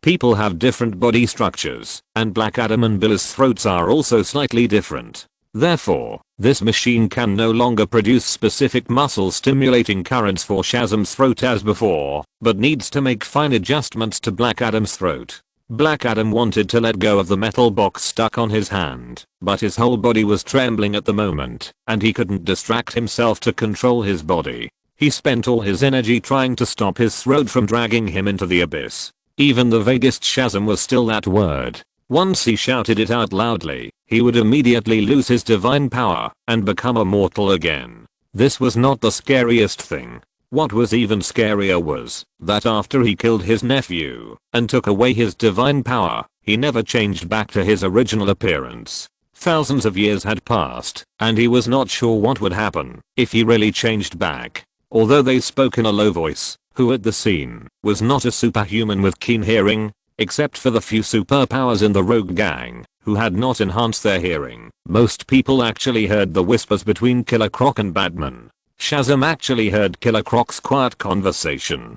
He looked at Batman in disbelief, feeling that the story of superheroes in his heart was gradually collapsing. What about the mutual trust between teammates? What? You are always ready to turn me back into a child. He was a little angry and a little scared. How can you do this to me? He turned to look at Killer Croc. How can Batman treat me like this? But he saw that Killer Croc had a normal expression on his face. Hey, is there anything wrong with this? The big crocodile shrugged his shoulders. Batman did not stop him from saying these words, so he simply stopped pretending and stopped whispering. Instead, he said in a normal voice, "Batman is always planning a backup plan. He just turned you back into a child, which is actually polite enough." Killer Croc recalled in his mind the Superman who was completely controlled, with a crooked mouth and squinting eyes, and a silly smile, and the special complete obedience pink pill. Then he said sincerely, "Batman has even become a lot gentler during this period." Billy was choked with anger, and he turned his head and glared at Chen Tao. "Batman, say something." He looked at Wonder Woman, who was performing the 123 wooden man next to him. "Does all this make sense?" Wonder Woman touched her chin and said, I'm not sure, but this is indeed something Batman would do." The 5,000-year-old girl shrugged, "But the result is good, isn't it?" "What?" At this time, Batman also acted as if he had just woken up from a dream and seemed even more confused than Billy. He looked at Black Adam, who was wailing and turning into ashes, and made a strange sound. "Oh my, who turned Black Adam into this? How strange. Who was it?" He showed a confused expression. "It's so strange." Chapter 231 Bat Mage, Exploding Gold Coins and Scientific Research Results. Chen Tao watched Black Adam, who was reduced to ashes amidst the wailing. He was different from those ordinary criminals. Simply put, he was a magician. Many people might be used to Black Adam swinging his fists and beating people like Billy, but they overlooked that he was different from Billy, a child with power. He was a senior magic user, just like Zatanna, Constantine, Faust, the Devil Atrajan, Ladies and Ado, Meditation Might, and so on. and the magicians all had a very significant characteristic: it was difficult for them to die. Not to mention Constantine, who was not accepted by hell. A magician like Force could even turn himself into a human-headed worm and survive there, even when the world was destroyed in a certain timeline. Therefore, unless they encountered a crisis of the level of the giant beast, such as Zatanna's father Zatara, an important member of the Dark Justice League and a user of irony magic. Otherwise, for many magicians, reduced to ashes or death did not mean that they were really dead. Sit-ups were common for them, and resurrection was as common as eating and drinking. Even Zatara, who died because of the giant beast, often did sit-ups in front of his daughter from time to time. In short, he was dead, but not completely dead. That's why Chen Tao didn't hesitate to give Black Adam a hard blow. If it was so easy to send Black Adam to the West, the Wizarding Union thousands of years ago would not have locked Black Adam up. Now he just temporarily dispelled the opponent, just like dispelling the hazy fog in the morning. However, the next morning, this annoying fog will still come back. Of course, Chen Tao glanced at the cyborg Superman standing next to him. In terms of his inability to die and sit-ups, Black Adam is only worthy of carrying the shoes of the cyborg Superman next to him. Cyborg Superman Hank Henshaw, his body is just a container of his consciousness. Even Darkseid can't kill him. In the comics, he was destroyed countless times and still resurrected. He and Black Adam are more sticky than each other. Chen Tao walked towards Black Adam's ashes. "Ha, I knew it." Killer Croc whispered to Captain Cold. "Believe me, Batman will definitely laugh wildly with the ashes later, and then spread them evenly on his body." Facing Captain Cold's horrified gaze, the big green crocodile vowed, "Yes, this is what we got him people would do." Marty and Manhunter nodded secretly beside him. The government has been analyzing Batman's behavior for a long time. The other party does often do some more abstract, rather than concrete, behaviors. Killer Croc has been with Batman for a long time. He knows him very well, and his speculation is the same as the impression left on him by the government data. But to everyone's surprise, they saw Batman squatting on the ground. Some tiny nanorobots gathered in his palms, forming a small urn. "Holy, the deceased. May you turn into waves and fade away with the sea, and fly to the edge of the sea and sky in the dim sunset." Then Batman poured all the ashes into the small box he made with nanorobots. The small box floated to his head. Just when everyone thought he would suddenly start laughing wildly and put the ashes into his mouth, he just let the box float quietly beside his head. "This is different from what you said," Captain Cold whispered to Killer Croc. "Actually, think about it carefully." Killer Croc said, "Black Adam was completely killed by Batman. In this matter, he behaved so normally and collected the ashes for the other party. This is the most abstract." The big crocodile published his abstract theory of relativity, but soon turned his head and met Batman's disapproving eyes. He was so scared that he dared not speak. But Chen Tao quickly pulled his attention back from Killer Croc. "Warning. Warning. It has been detected that you have an anchoring prop, Black Adam's ashes." Introduction. The legacy left by the magic god thousands of years ago, after he was reduced to ashes. His despair and wailing before his destruction are exactly the same as when he was sealed thousands of years ago. Reduced to ashes, so was his endless greed for magic power. You might be able to use it to summon a Batman from a parallel universe. However, could a being that was reflected by a desire for magic be a kind wizard? No. Don't shout it out. Don't let me shout that spell. It will kill me. Transformed crisis energy. 159. Your crisis energy at this time is 976. Warning. Downloading files that can target Batman. Bat Mage danger level B. In the main universe, Batman believes that magic cannot be controlled or controlled, so his attitude is to stay away from magic. However, in a dark multiverse, the Batman of that world did not travel around the world, but learned magic from Zatanna, and then learned chaos magic, killing the demon Etrigan.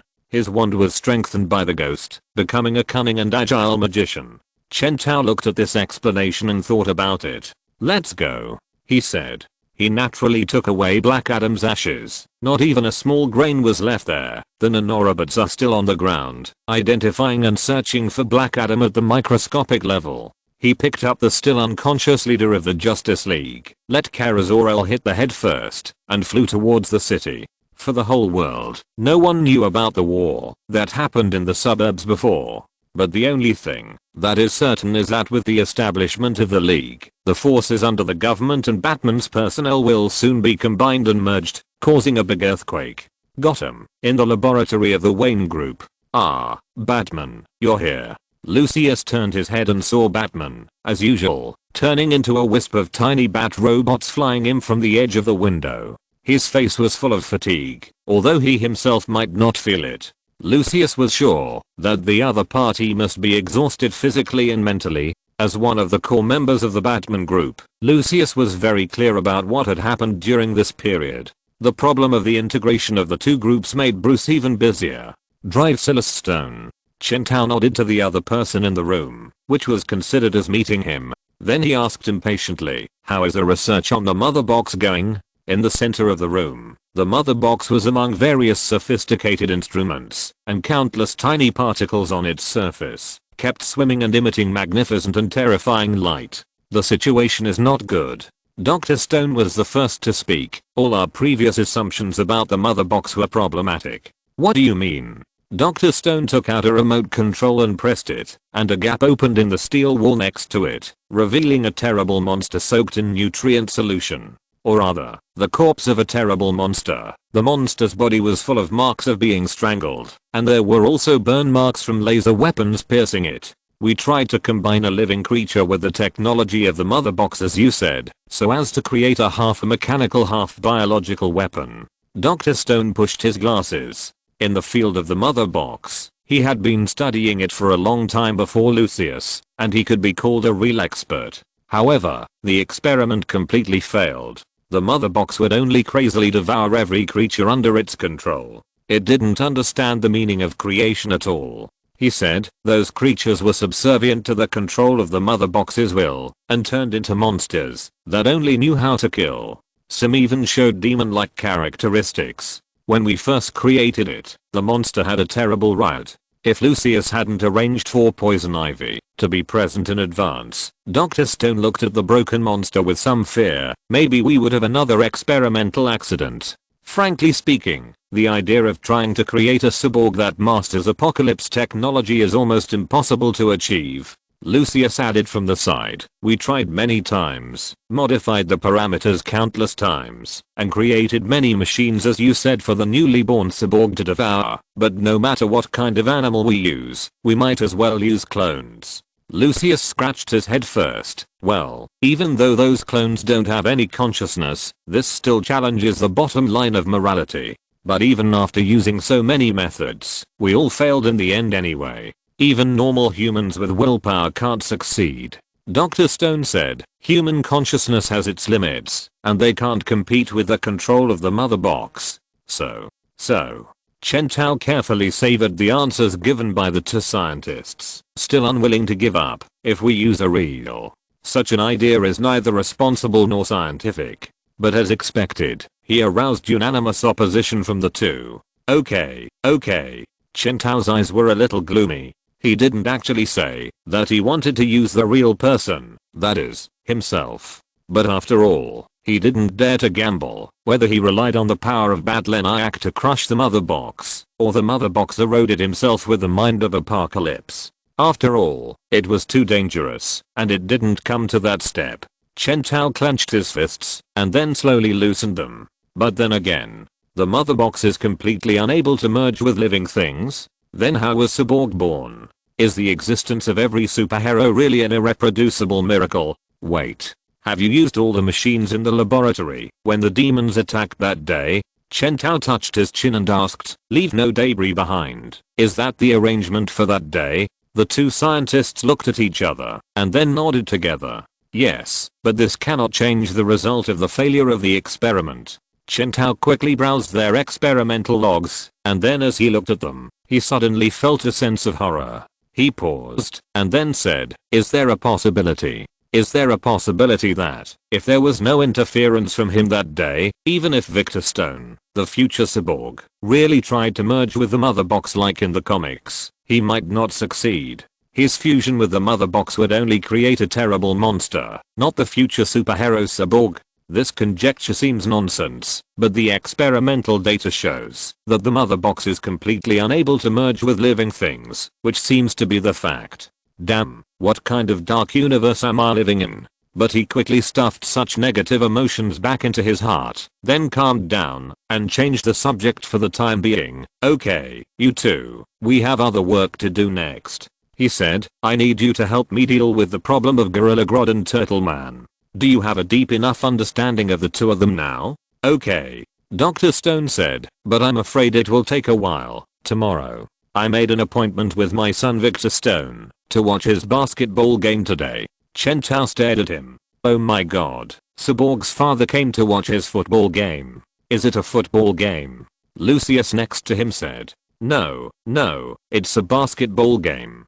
Dr. Stone answered him. My son Victor Stone is not only a football player now, but also a basketball player. His face was full of pride that only a father could have. Today our whole family will go to watch his basketball debut. Victory, victory. As he spoke, the father actually began to dance and imitate Victor Stone's most famous slogan on the football field. So I can't be late. Dr. Stone gestured for a while, then said, I promised my son that I would definitely go to see him. In order to take care of my schedule, he even blocked the time of the game and delayed his promotion just so that I could be there to participate in his game. I can't let him down. He looked at the clock hanging not far away, and it's too late now. It's time to get off work.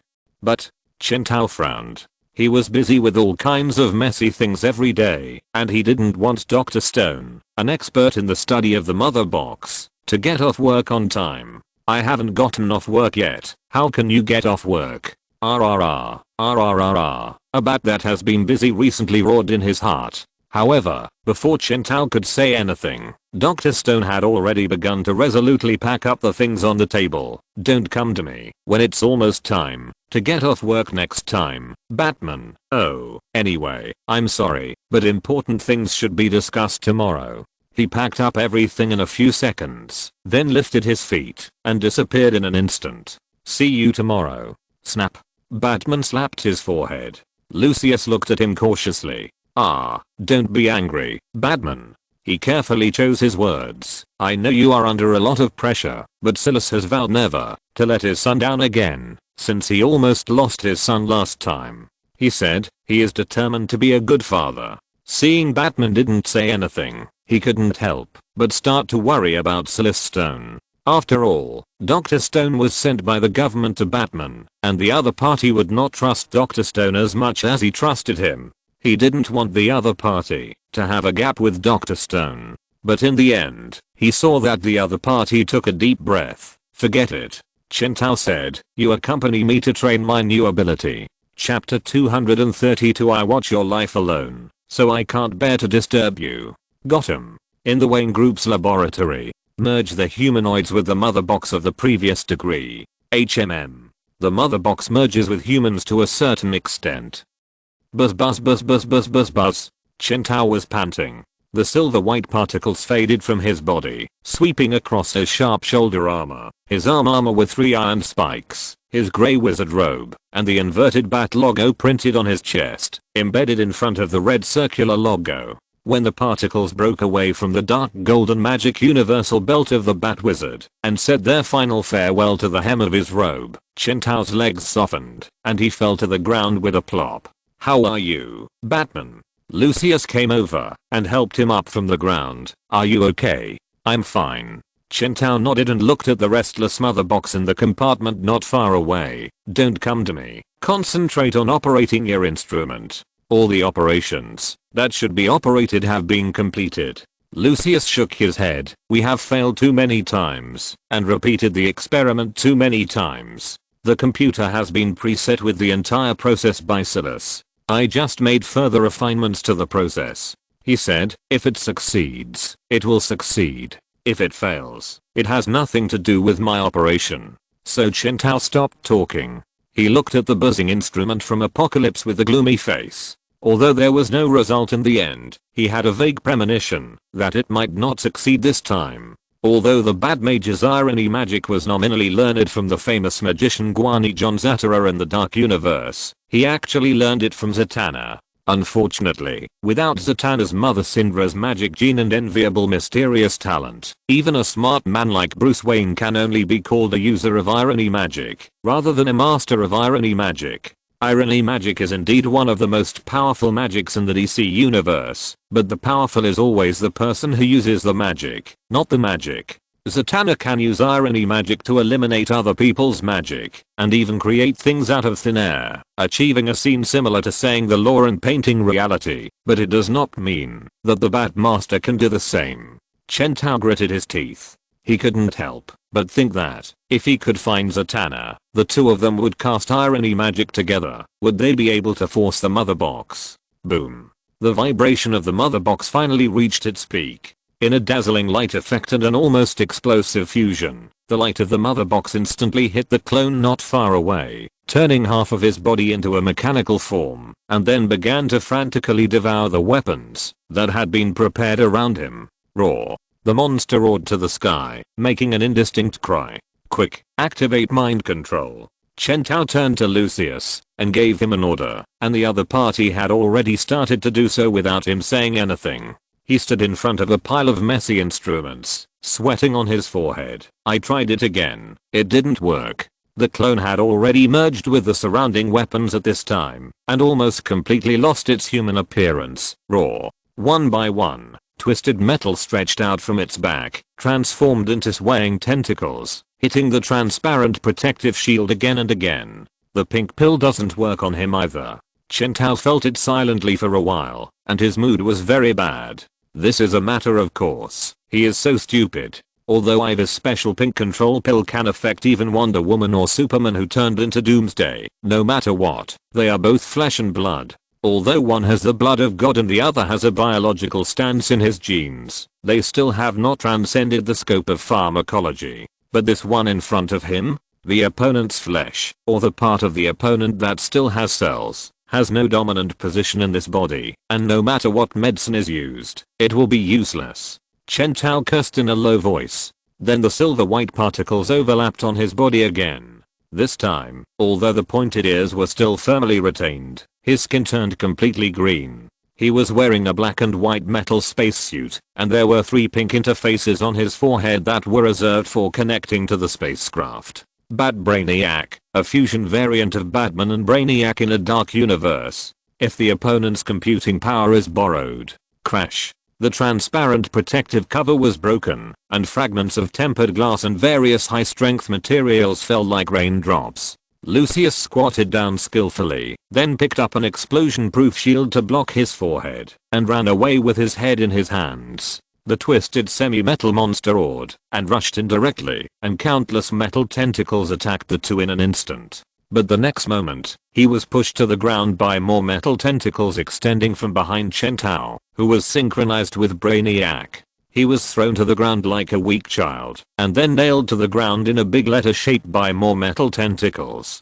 Don't move, be obedient. Let me see if your development is normal. Another tooth and mechanical cable stretched out from Brainiac's head and were forcibly inserted into his forehead as the semi-mechanical monster kept twitching and resisting. Then, after a burst of fine electric current, the mechanical monster raised its head high, and after a final roar, it exploded into a large mass of disgusting mucus and machine parts. Lucius, who was hiding behind the table with a half-man-high explosion-proof shield, and was not splashed with any disgusting things, walked over leisurely, put the shield aside calmly, and said to Batman, who was lying on the ground with unfocused eyes, gasping for breath and already exhausted, "You have to stop."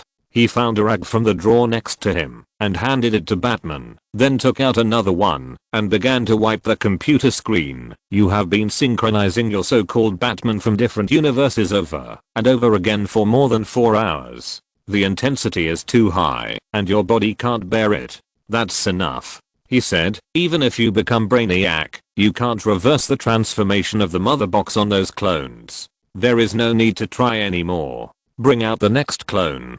But he only heard Batman's calm but angry voice. "Come again. Calm down. There are no more clones. You have used them all up in 4 hours. Lucius said, "Science is not about mindless trial and error. Although miracles of coincidence exist, they are not common. It takes time to cultivate clones.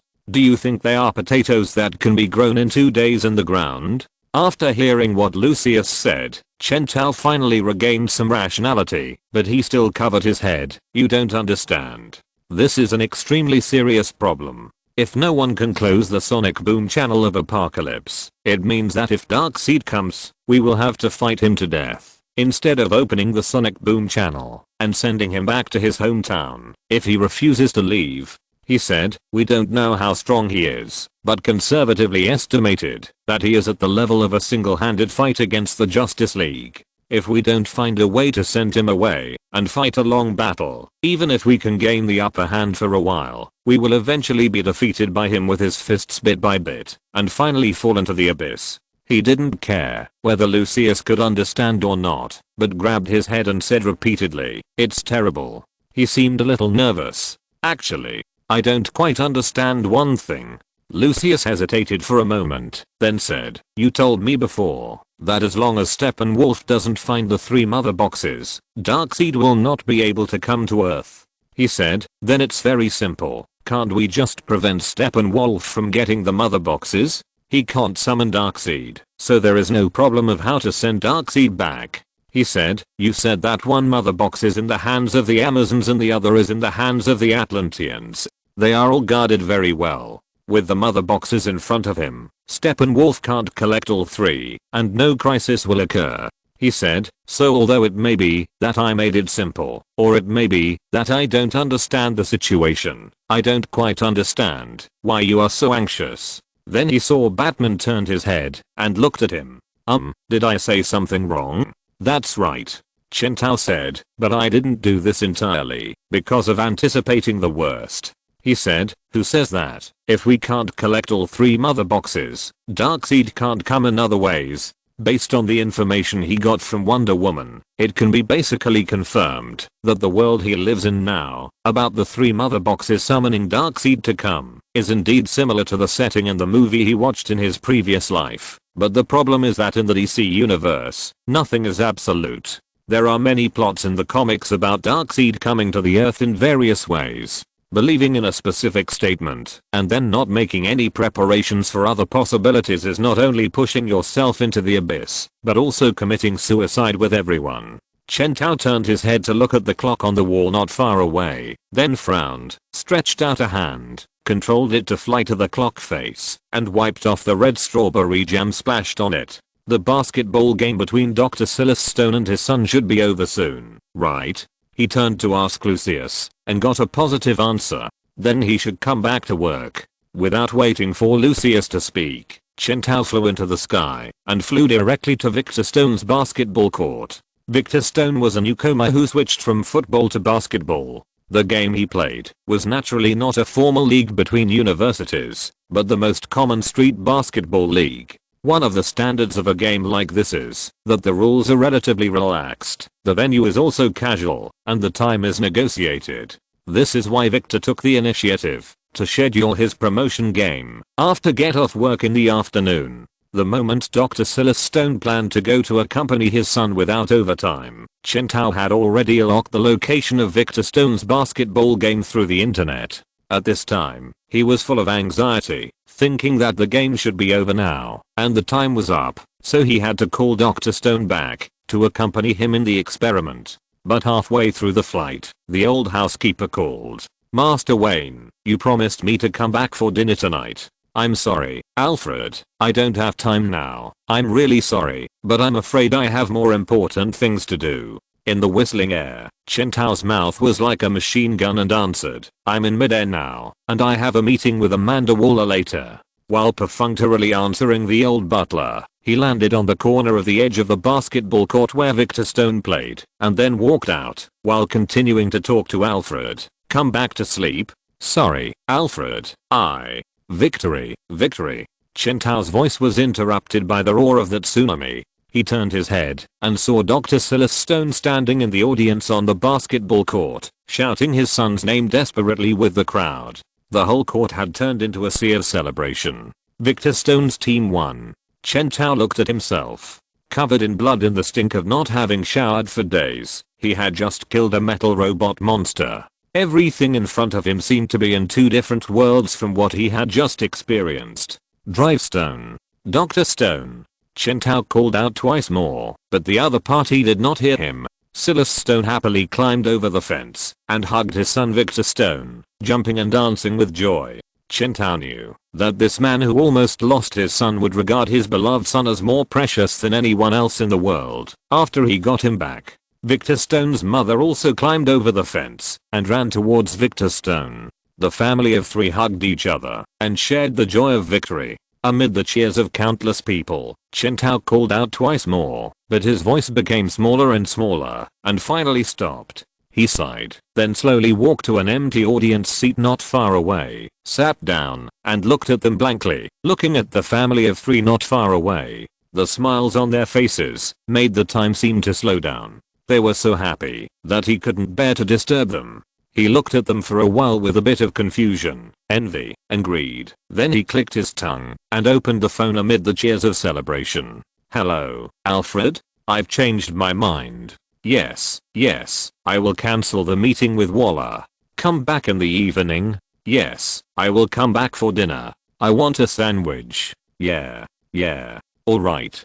Chen Tao hung up the phone. That's great. Note, in the official DC setting, the Batman killed the host of their cosmic demon Etrigan, and sealed the opponent who called himself Magic Superman into his own soul. He also captured the ghost, and used it to power his wand. This record seems to be very amazing, but in fact his performance in the Metallica event was very poor, and in the end he was just a supporting role. If he is really that strong, there is no reason for him to perform so rubbish. And the official wizard strength ranking given by DC is as follows. Orthodox Academic School, Zatanna, weaker than the Archmage. Dr. Fate, weaker than the Half-Demon Blood. Zha Kang, weaker than the Demon. Etrigan, weaker than the Guardian of Natural Forces. Swamp Thing, weaker than the three original sins. Phantom, Stranger, weaker than the Spirit of God's Vengeance. Ghost. Therefore, the book made a second setting, only retaining the history that he was a student of Zatanna's father Zatara, changing the sealing of the demon Etrigan into his own soul to killing him, and changing the capture of the ghost to the wand, being strengthened by the ghost, ignoring those settings that only exist on paper and are too outrageous.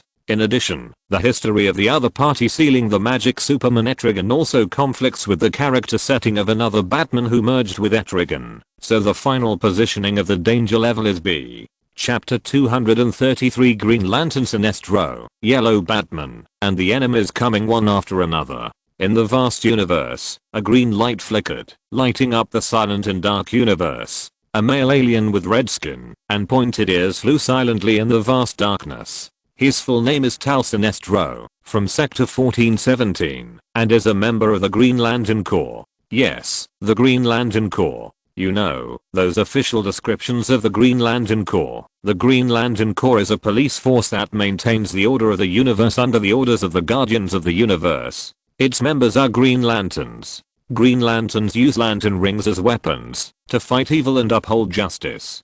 But Sinestro knows that the seemingly great and glorious Corps actually has unknown darkness and secrets, doesn't it? Why didn't I get notified immediately, Guardian? At this time, he whispered to the ring. The Green Lantern ring is not only the most powerful weapon of the Green Lanterns, but also has the function of ultra-long distance communication across the universe. At this moment, Sinestro was talking to the Guardians of the Universe. They were a group of little blue men from the planet OA, the maintainers of the order of the universe, the founders of the Green Lantern Corps, a group of immortal beings who had lived for billions of years, possessing extraordinary wisdom and power. You are in the middle of a battle with the mechanical hunters, and we don't want to distract you. Ridiculous. When have I ever been distracted? Sinestro frowned, his crimson cheeks cold as ice. A meteorite was flying from not far away, but he didn't even try to dodge. With a loud bang, the meteorite smashed into pieces on his protective shield, without slowing down its speed at all. The ring flickered slightly in the darkness, conveying the voice of the Guardians of the Universe. Indeed, your performance record is far superior to that of your colleagues. The chaos that once entrenched in your sector has now been almost completely cleared, and you have been crowned the greatest by many people. Really? Sinestro frowned even deeper. Although he had just learned of the death of his friend and brother-in-law, the former greatest Green Lantern Abunser, this did not interfere with his judgment at all. Although the Guardian's voice was still emotionless as before, this time, he heard some deliberate praise from the Guardian's tone. This is not normal. For billions of years, the Guardians have long abandoned their emotions. They are emotionless creatures. It should be. That's why I asked you to venture to Earth. When you get there, you have to contact Abunser's successor, Hal Jordan, and investigate the details of Abunser's death together. Sinestro had a blank expression. As for the legitimacy of the authority, Solak did not pass the official order to my lantern ring, Guardian. The Solak he was talking about was the Green Lantern of Sector 1418. His seniority in the Corps was second only to Sinestro and the deceased Abunser. He was a Green Lantern with 4 arms and an insect-like appearance. Only the two of us know about this mission, and you can call me Gunther. Sinestro almost stopped moving in shock. Gunther? Why do you have a name when none of the other Guardians have one? Then you'll know it's me. Green Lanterns working together will violate your territory's order. Sinestro said with a hint of sarcasm in his tone. The ban you put in place to prevent the Green Lanterns from uniting against you. That's exactly what I'm asking you to do, for the sake of your mentor and friend. Okay, then, Gunther. Sinestro said, I'll go to Earth now. My name is Atrocitus. My story is complicated.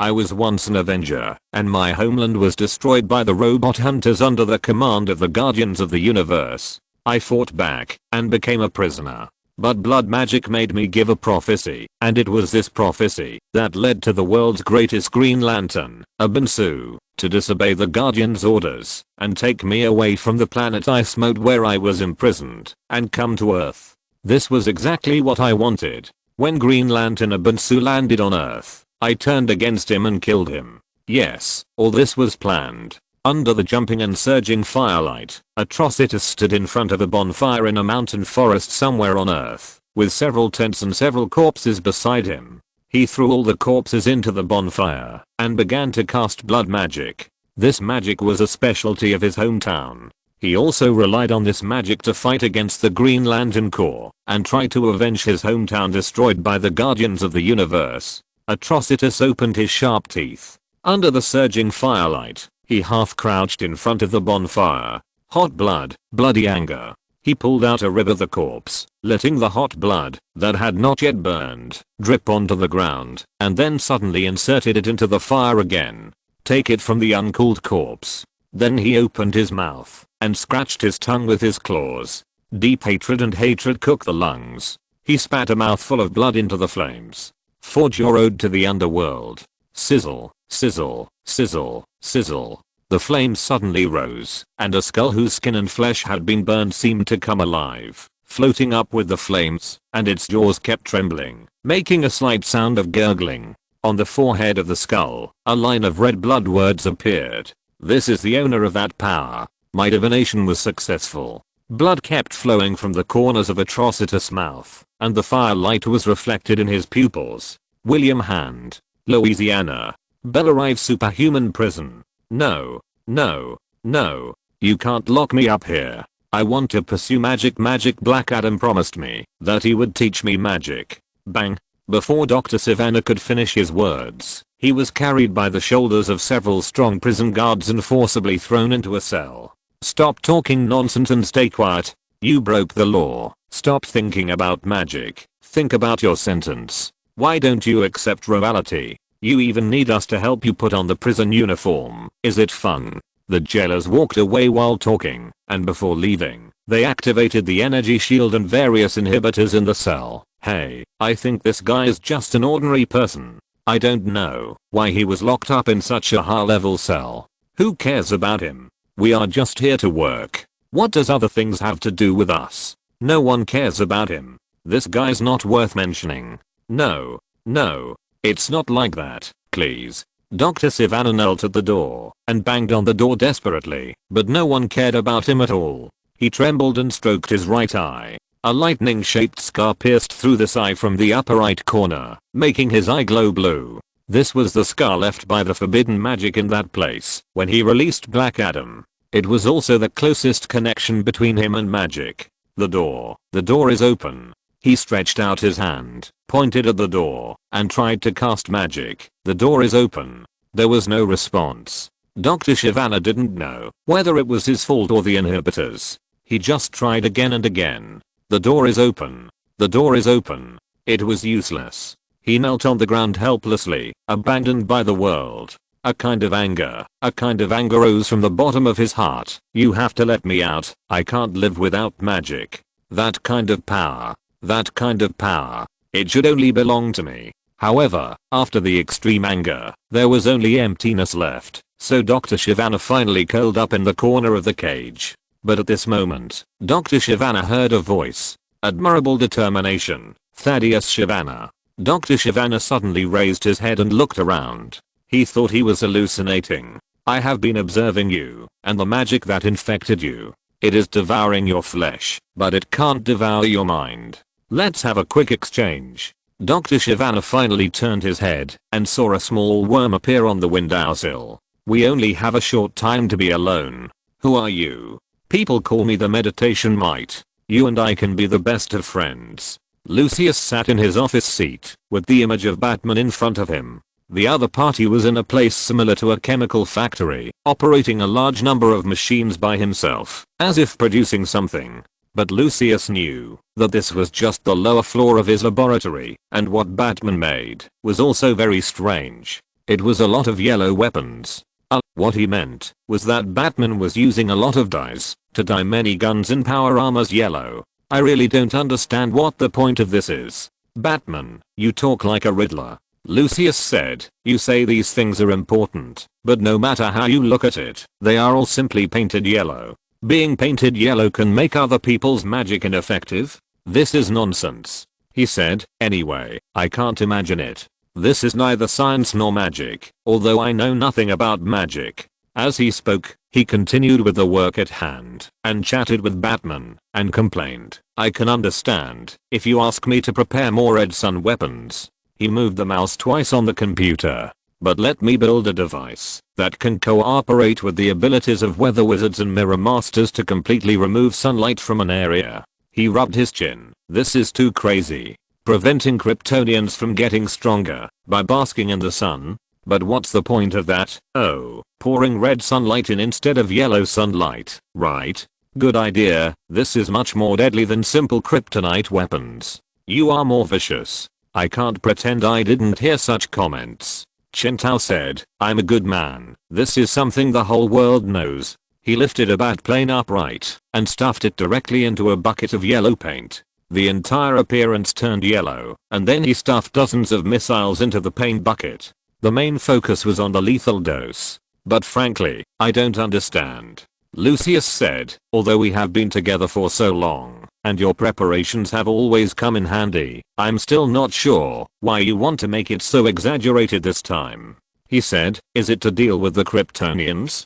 But I think Supergirl is pretty good. Even if you want to do something to her. Lucius stretched out 2 fingers and hooked them on his head like a rabbit, then stretched out his voice. Necessary insurance measures, but I still think this is a bit too much. That silly girl, her Kryptonian bloodline is as pure as it can be, and a few pieces of kryptonite can knock her down. There is no need for a machine that can infuse the red sun into an area. Lucius said, is it to deal with the mechanical Superman? But this can only weaken his organic body. You know, his Kryptonian bloodline is not pure, and more of the body is completely mechanical. As Lucius spoke, he met Batman's gaze across the screen. He waved his hands hurriedly, then turned his chair. Okay, I won't ask anymore.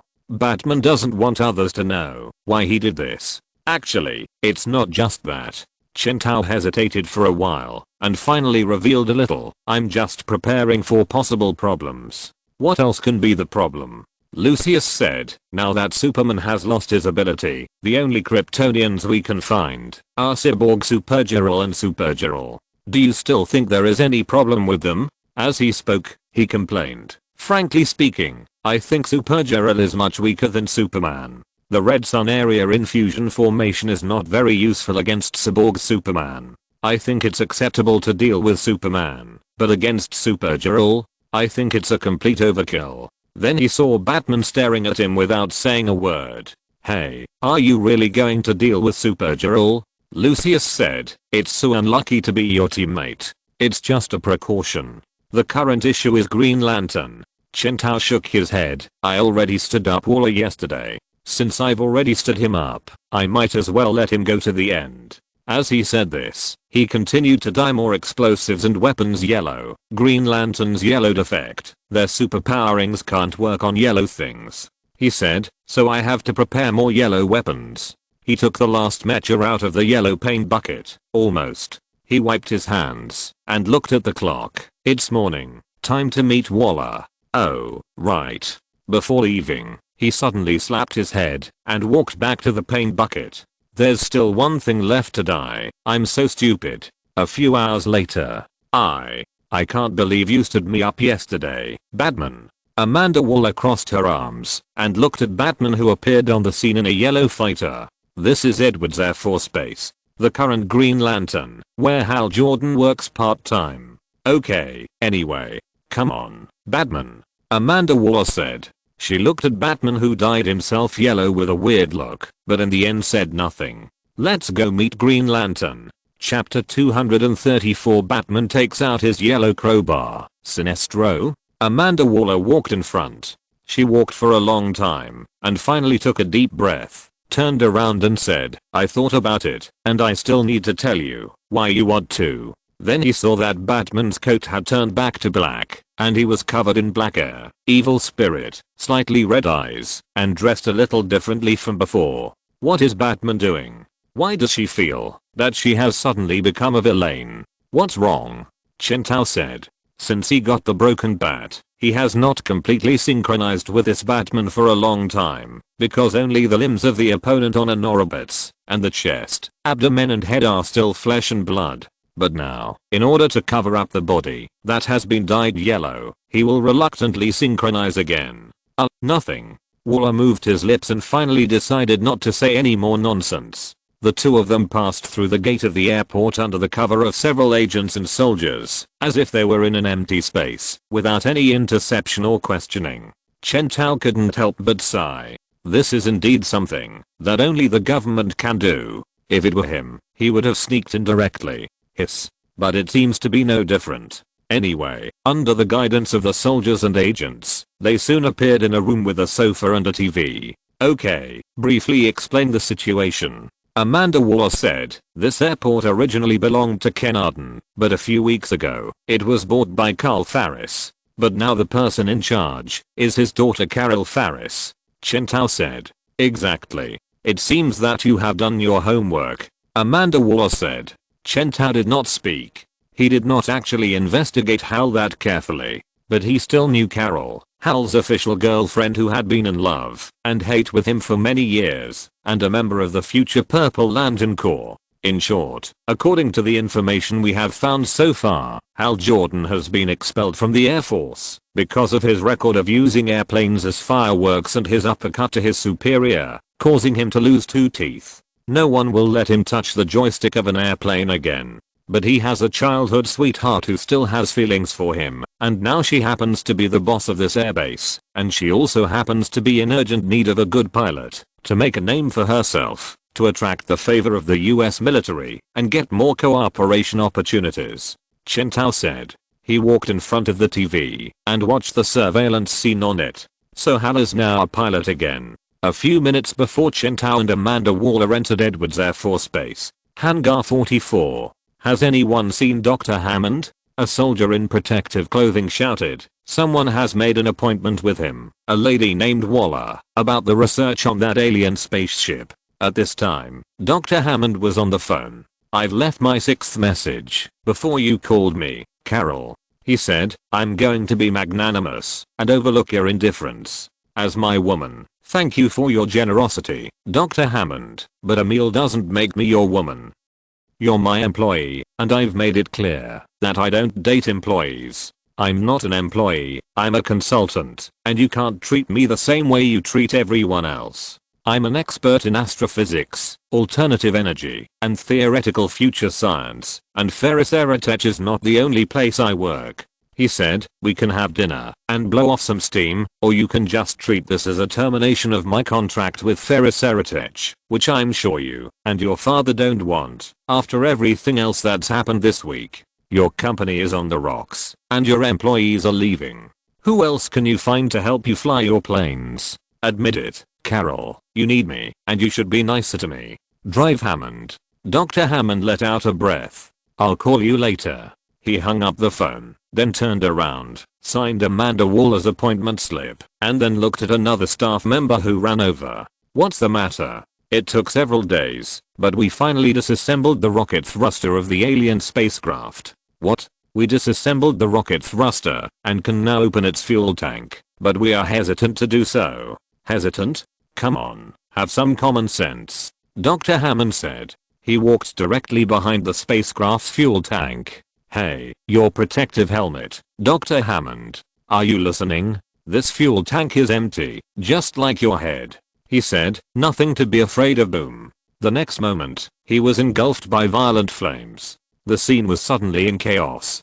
Close the door. What is that? That ship is not liquid fuel. Its power source is some kind of stone or something. It looks like a meteorite. Take Hammond away. No, he's starting to convulse. Dr. Hammond's clothes were burned to ashes. He was trembling all over and heard the person next to him say, Hammond really makes me feel creepy. He looked at the other person with difficulty. What did you say? Oh my god. Medical personnel are needed here. Hammond saw a staff member said, and then he continued, it seems that he is fine. What a pity. Then the staff member said like schizophrenia. God, I hope he is okay. Yeah. A staff member next to him said, what's wrong with his head? The mustache makes him look like a pedophile. Hector Hammond is a waste and his taste in clothes is terrible. He made a series of fatal calls to Colo Faris, like a stalker, and his bad breath is disgusting. Shut up. Shut up. Dr. Hammond hugged his head. He realized that the voices he had just heard were what the staff members were thinking. He stood up suddenly. Suddenly, all the staff members around him stopped moving like wood. Carol was communicating with Hal Jordan remotely. He had just finished talking to Dr. Hammond, and now talking to Hal Jordan again made her feel happy, but this did not change her strict requirements. Ferris wants accurate data, Jordan. What we are going to do today is robust trajectory tracking, not half-roll inversion. I'm just relaxing. Focus, Hal Jordan, over. Carol hung up the communication, and the operator next to her said, I don't know if this is a good idea, Miss Faris. He's wandering around, and if he uses his tricks again this is his last chance. Carol replied, he can't mess it up. Her voice appeared in Chen Tao and Amanda Waller's room through the surveillance communication. So I'm afraid we have to wait for Hal Jordan to come down from the sky before we can meet him. Originally, we could have talked to him before he went up to the sky if you weren't late, Batman. After talking to him, we will go to see the spaceship that crashed on the Earth and the alien corpse. This is the basic arrangement for today. But in short, Amanda Waller said beside him, this is our first time meeting with Green Lantern Hal Jordan. We have to make sure that the government can suppress him. She said, I know that superpowered people are all unruly, but if you can, don't do it. Chen Tao glanced at the other party, snorted, and said nothing. Amanda Waller's words couldn't be more hypocritical. What don't do it? If they really don't want to do it, they can just contact each other privately. Why do they have to call me? Isn't it just because they are worried that the so-called Green Lantern Corps will suddenly say your behavior is not in line with the laws of the universe, and the laws of the universe are higher than your laws? So they pulled him, Batman, out as a strategic deterrent force. Chen Tao shook his head. If nothing unexpected happens, we'll wait here for a while, and he'll be down soon. Amanda Waller said, then you if nothing unexpected happens apostrophe Chen Tao said, an accident is about to happen. Waller turned around and saw that Chen Tao's head had become completely covered by the sea blue mask of the speeding bullet. After being in contact with Batman for so long, the government has figured out that once the opponent's head becomes like this, it means that he is using the power of the Kryptonian. Wow. There's something at 12 o'clock. On the TV screen, Hal Jordan's voice came from the communication. I thought I was the only one here. What? Carol on the ground stood up and said, there's nothing on our screen. Are you sure? Jordan. Please reply. Jordan. Boom. On the TV screen, a burst of sound came from the console in front of Carol. Hal. Carol shouted. Amanda Waller behind the screen blinked. Ah, this, she said. I thought he was good at using airplanes to set off fireworks, but he just had bad luck. I'm afraid he was unlucky this time as well, Chen Tao said.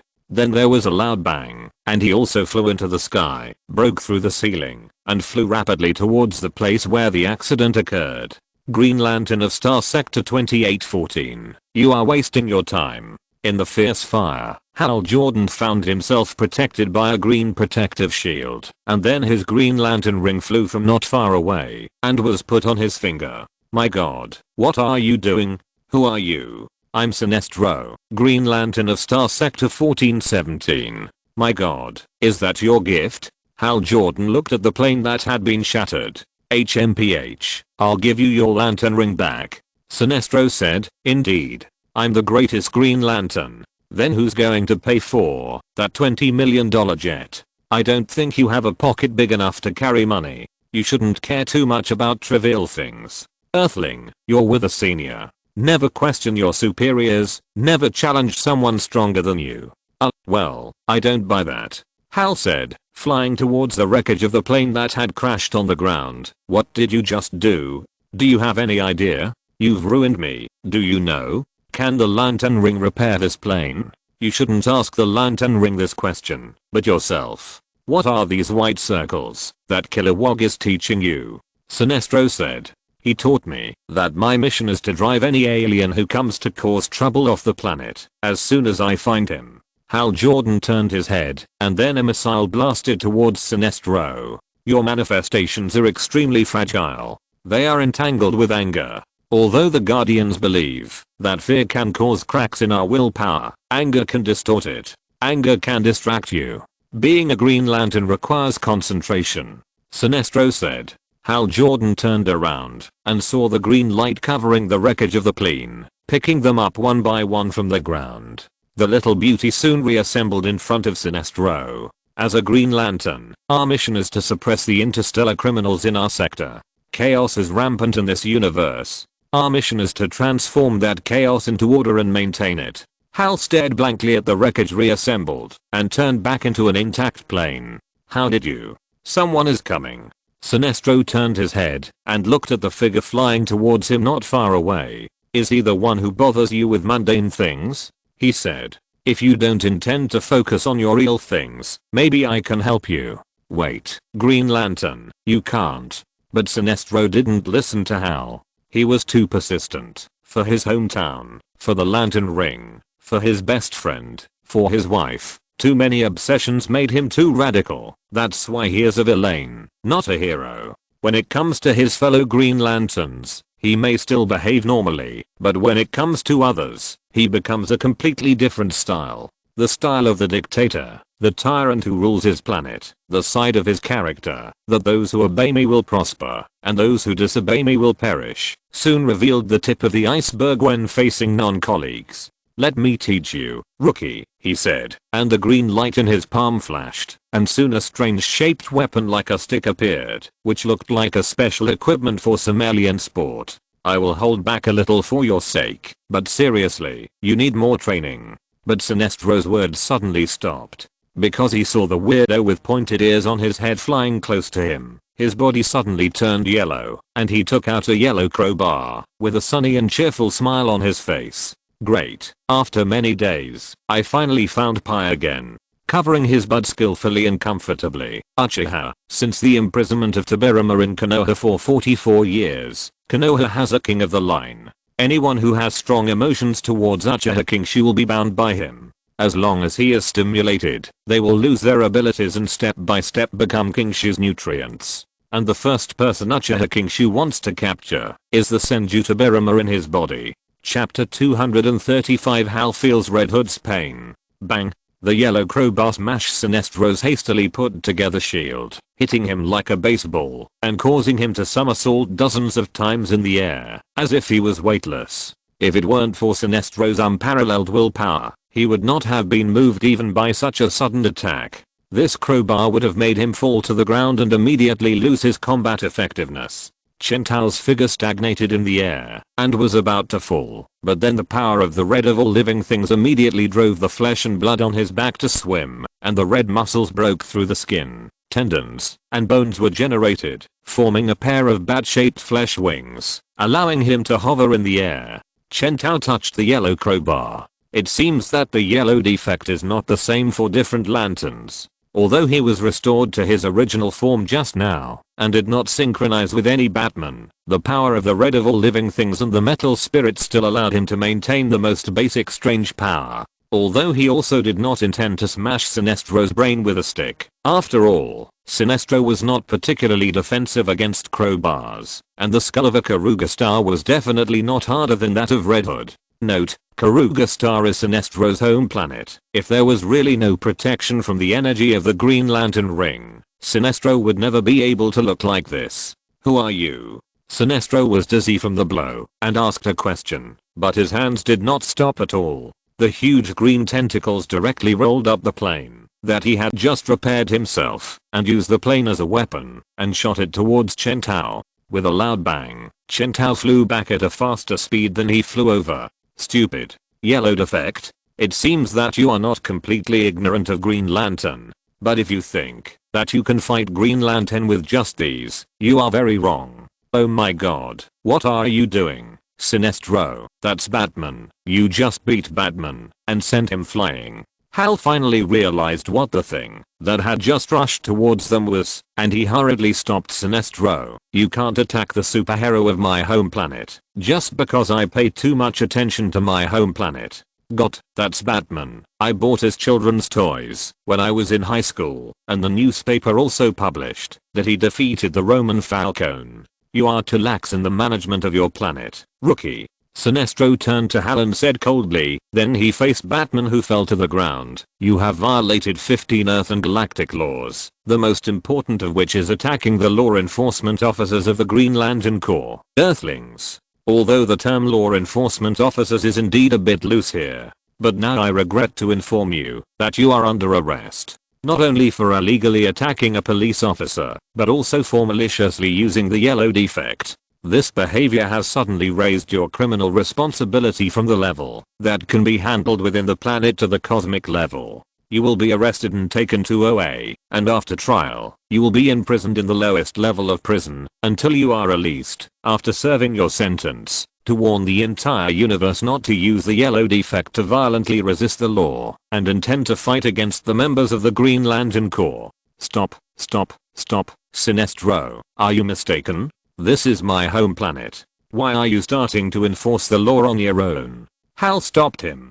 Sinestro couldn't help but pause slightly and then put down the light ring that had begun to glow. Indeed, I'm sorry, rookie. Due to the territorial order, members of the Green Lantern Corps are prohibited from entering sectors under the jurisdiction of other Green Lanterns. The law enforcement authority in this sector does belong to you. I have overstepped the mark. When facing Hal, a colleague of the Green Lantern Corps, Sinestro's expression softened, but soon became slightly tense, looking a little serious. But I hope you know that using the yellow defect to deal with Green Lanterns is an absolutely vicious incident. The Corps manual requires us to severely punish such behavior in order to maintain the deterrent power of the Green Lantern Corps. He said, I have no intention of usurping your law enforcement authority in your sector, but you should know that if you don't want me to take over, you should manage your own home planet yourself. Can I? Hal was about to say something, but soon got the answer from Sinestro's stare. So he sighed. Okay.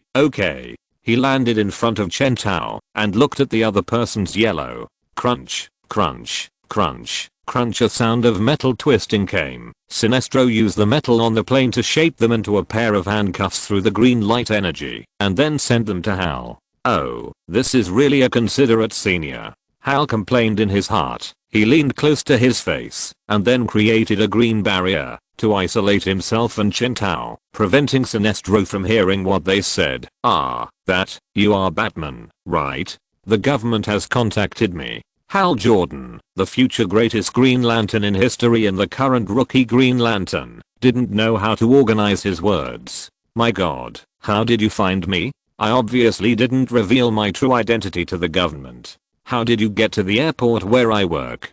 Chen Tao was originally doing other things quietly and didn't plan to speak, and he also wanted to listen quietly to what the other party was going to do. But when he heard the words "how did you," he immediately triggered the key words, so he immediately and automatically generated a combo. Because I'm Batman.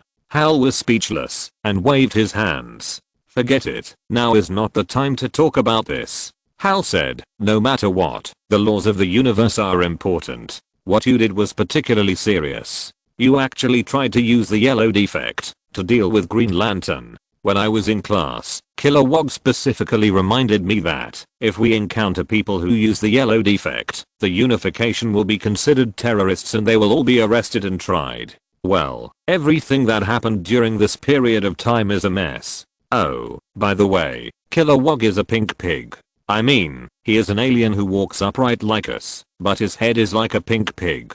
Hal said a lot of nonsense in a somewhat confusing manner, and finally said, how about this? I'll just handcuff you casually, and you pretend to be arrested by me. Although you did commit a crime, let's pull Sinestro together and it's over. I will tell Sinestro, the red alien, that I have finally decided to keep you on my planet to serve your sentence. He is very busy. If you jump in front of him, he might really take the time to arrest you and take you away, but if you ignore him, then basically it should be fine. Hal said, then when we leave, you can go home by yourself and eat the dinner your parents prepared for you. Hal thought of his parents when he said this. Unfortunately, his father died in a plane crash when he was a teenager, and his mother broke off relations with him because he became a pilot and even did not allow him to see her for the last time before she died of illness. And the person who caused his father's plane crash due to a mistake was his childhood sweetheart, Carol Ferris's father, Carl Ferris.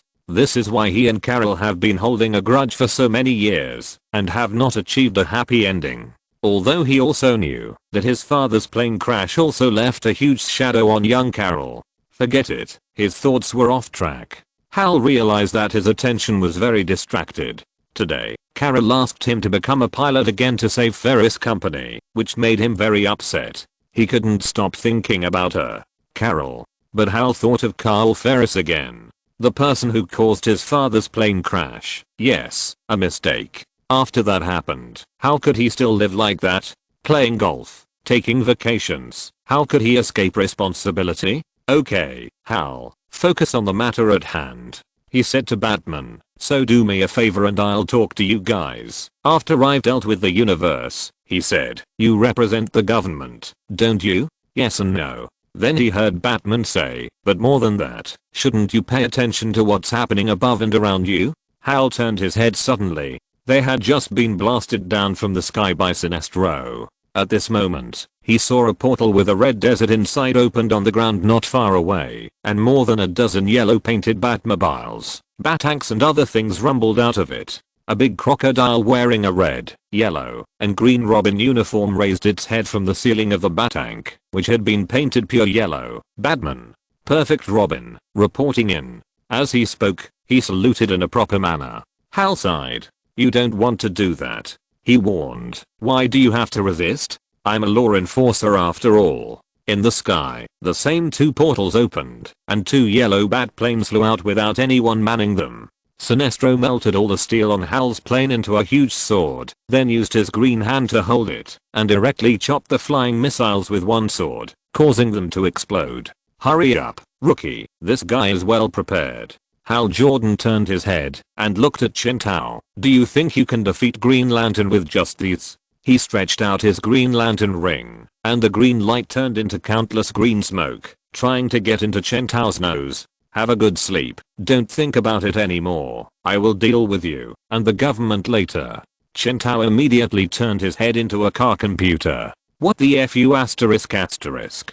Hal was shocked to see a living person's head turned into a square computer screen, and even the green mist he constructed showed some fluctuations. "I've already told you, look at the sky." Then he heard Chen Tao's voice, "Why don't you listen?" "Huh, the sky?" Hal Jordan looked up at the sky. Sinestro was fighting with several yellow bat planes. If it weren't for the yellow defect, these planes wouldn't last half a move in his hands. And now it was the same. These flying objects were completely suppressed by the senior Green Lantern Sinestro. Tick-tock. Hal Jordan frowned. Has my willpower been dispersed to this extent? Why is there a big hole in the protective shield? Tick-tock. Hal Jordan's eyes suddenly widened. He just looked at the scene outside through the green protective shield, and there was a slight color difference, so he didn't notice it. It's fucking raining yellow paint outside. This. Before he could say a word, he saw Batman in front of him break free from the steel shackles, and his whole body turned yellow in an instant. Look at the sky, but also pay attention to your feet. With a bang, Hal was hit hard on the face, and then he saw Batman holding a yellow crowbar and walking towards him with a malicious smile on his face. What do you want to do?" Hal Jordan turned around, facing the ground, and climbed desperately like Red Hood. Chen Tao rode on his back and raised the yellow crowbar high. He knew that Green Lantern Hal Jordan was a famous troublemaker in the league. If he wanted to make him talk properly, force was indispensable. Moreover, after establishing contact with Green Lantern Hal for the first time, he would immediately say something about Sinestro. If he did not leave a deep impression on Hal, even if the other party agreed with him, he might not follow through deeply, and thus could not change history. Moreover, Hal was very arrogant during this period. Amanda Waller had very similar ideas to Chen Tao in this regard. He was very keen to see through the other party's arrogant thinking that he himself did not realize after suddenly gaining power. Of course, due to Hal Jordan's innate heroic qualities, this kind of expansion will not turn him into a villain. Viralax Hal is purely an inspection monster, but it does not mean that he is easy to talk to. He has now completely placed the laws of the Green Lantern Corps above the Earth and his home planet. This is inevitable after the first contact with alien life. Everyone has an inflated mindset, just beat them up, and they will be fine. Seaside City. Hand Funeral Home. The fifth morgue. William Hand stood in front of a corpse. He looked at the stiff body in a trance, and then opened the body bag with his hands. He stroked the cold corpse with his hands in a sick way, and then a twisted smile appeared on his face. No, it's better to say that it's a heartfelt happiness, as if stroking the dandelion swaying in the wind in the spring morning breeze. It's so happy that it makes people feel a little neurotic. "William, your father just cleaned this one." His mother pushed open the door with a helpless look on her face. I didn't do anything, Mom, I swear. How many times have we told you to stay away from the basement? I know, but I just wanted to see. Why can't you be a good Christian like your brothers?" William Hand was silent for a while. "I don't know." Chapter 236 Green Lantern Batman. Knock gently on the sleeping heart. Bang. Hal Jordan, whose hands were tied with yellow ropes, was thinking seriously about a problem. As a world-famous superhero, his idol in his youth, and a celebrity who was reported in the news many times. Batman. Is there something wrong with his brain? Bang. Hal was hit on the forehead again, and he felt that he was hit so hard that he saw stars in front of his eyes. He saw that in the pouring yellow rain, his predecessor Sinestro just tried to escape the yellow coverage by dashing left and right, and then fell from the sky like a kite with a broken string. Then 5 or 6 robots who all painted themselves yellow rushed up and sprayed a large amount of shit yellow substance on Sinestro, similar to some kind of rubber, and directly clamped him inside. Originally, with Sinestro's speed, it was not impossible for him to escape, but the yellow planes attracted too much of his attention, and the fact that Batman was knocked to the ground by him with a slap also made him relax too much. In addition, the task assigned to him by Gunther and the death of his friend, mentor, and brother-in-law Bensu, all these factors made Sinestro not go all out. Therefore, the experienced greatest Green Lantern in history was overturned on Earth. Bang. Hal was hit on the forehead again, and he couldn't bear it anymore. What are you going to do, Batman? If you want to kill or cut me, just say it, and don't hit me on the head with a crowbar. Hal was dizzy from the knock, and his eyes were doubled. Can you say something?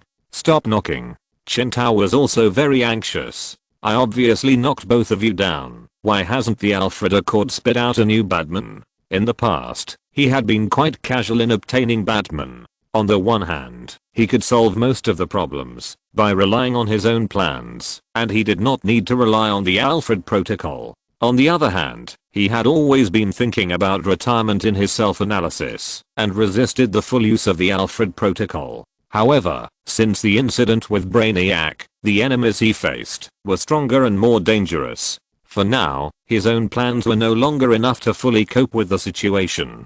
Because of his excessive kindness, the disappearance of Cyborg made his plan lack the most critical lever. In addition, he tried to find a substitute, but he repeatedly hit a wall. Therefore, Chen Tao began to take the initiative to explode the gold coins for the first time. Come out, why don't you come out? However, even though he had completely defeated Hal and Sinestro at this time, the Alfred protocol did not react at all, and did not give him the Batman that he should have appeared. Give me your ring. Mine. All mine. Chen Tao snatched Hal Jordan's ring and put it on his own hand. He experimented cautiously, but even with such an excessive action, Alfred protocol still had no reaction. Chen Tao stood up from Hal and hit Sinestro, who was watching the show with a stick. Old man. Still nothing happened. Batman, you defeated them, now let's talk. Amanda Waller's voice came from the headset, but Chen Tao cut off the call directly. He tried to manipulate the Green Lantern ring to cast something, but the ring also turned a deaf ear to his orders like his two masters. The previous ring owner is still alive. Chen Tao threw Amanda Waller's nonsense behind his head and concentrated on the experiment again. He whipped Hal with a whip until he twisted on the ground like a maggot. He couldn't trigger Alfred's protocol. He responded with a military boxing. It didn't work. Hal on the ground was dizzy from being beaten. But even so, he still exerted force, and then the Green Lantern ring on Chen Tao's finger emitted a burst of green light and was able to return to his owner immediately. Then it was hit by drops of yellow rain and lost its power again. Hal dejectedly loosened his tense muscles, and it was useless to summon the Green Lantern ring. Under such a rain of yellow pigment, the yellow defect was magnified to the maximum. Good. Your name is Batman, right? You have defeated us now. What are you going to do with us? Sinestro said, you defeated the greatest Green Lantern, an amazing achievement. But before he finished speaking, he was blocked by the huge pile of shit yellow things wrapped around his body, as if they had life. Shit yellow is also yellow, although it is a little off color, but it can still be seen that enough yellow pigment has been added to this huge pile of shit yellow, which does not prevent it from triggering the yellow defect. Dude, you've let out enough anger. Hal looked up with stars in his eyes. My god, I've never been beaten so badly in my life. Okay, I know that Sinestro and I are a little too arrogant. As he spoke, he saw Batman raise the yellow crowbar again. No, I was wrong. Stop, be normal. This sentence seemed to be very effective. Hal saw Batman put down the yellow crowbar, which made him feel relieved. Yes, that's right, that's it. We should sit down and talk. But then he saw Batman took out a yellow rope. Hal looked at the rope stupidly. Rope. Are you going to tie me up? Then he saw Batman put the rope around his neck. Sinestro next to him whimpered desperately, but couldn't make a sound. What do you want to say, Sinestro? Batman is a superhero. He won't do anything too extreme. We will soon be able to. Hal hadn't finished his words when he felt the rope around his neck tighten suddenly, making him roll his eyes. He tried to distract the other party by pretending to be stupid, while the yellow rope that was about to break on his hand stopped cutting and grinding completely as he struggled. Sinestro, who was wrapped in a large pile of yellow shit, showed despair in his eyes and stopped whimpering. Now it was meaningless to keep whimpering to attract Batman's attention. Hal had no chance to turn the tables. He looked at Hal sadly. He was Sinestro. He had dealt with wars between galaxies and planets, conquered and ruled one civilization after another, and he even managed his own sector in an orderly manner like a cage. But at this moment, just because he underestimated an opponent on Earth, he was going to die in this remote corner. Ho ho. Hal rolled his eyes because he was being strangled. After a long time, he felt the noose around his neck loosen, and then he heard Batman's voice. I'll give you one last minute to say your last words. Then you can die. Hey, Batman, this is a misunderstanding. Sinestro and I didn't intend to take you to an alien planet. He just said it casually, right, Sinestro? Hal Jordan showed off his slickness while trying to continue to grind off the rope wrapped around his wrist. However, the next moment, he saw Batman appear in front of his face, and before he could react, more hemp rope was wrapped around his wrist. Don't try these little tricks anymore. You're dead today, I said. He heard Batman say, you have 40 seconds to say your last words. Believe me, I will do it for you. Wait, we have to. Hal wanted to speak, but was interrupted by Batman. Is this your last words? 25 seconds. He said. Hal's eyes were dull. He didn't understand why he was going to die without knowing why, but looking at Batman's expression, he was sure that the other party was not joking. My last words. Facing the rope that Batman put on him again, he was a little dazed, but still said, my last words are, I love Carol, even though I refuse to admit it. But I have always loved her since I was very young, and I don't know if she feels the same way. He said, I blamed Carl Ferris for my father's death. My anger always roars in my heart, but I know that my father's death was an accident, and the incident cannot be blamed on them. 10 seconds. I used to indulge in unnecessary anger and always forgot to cherish the people around me. If you ask me what I regret most, Hal said, tell Carol that I love. Cough cough cough. But before he finished speaking, his neck was tightened again.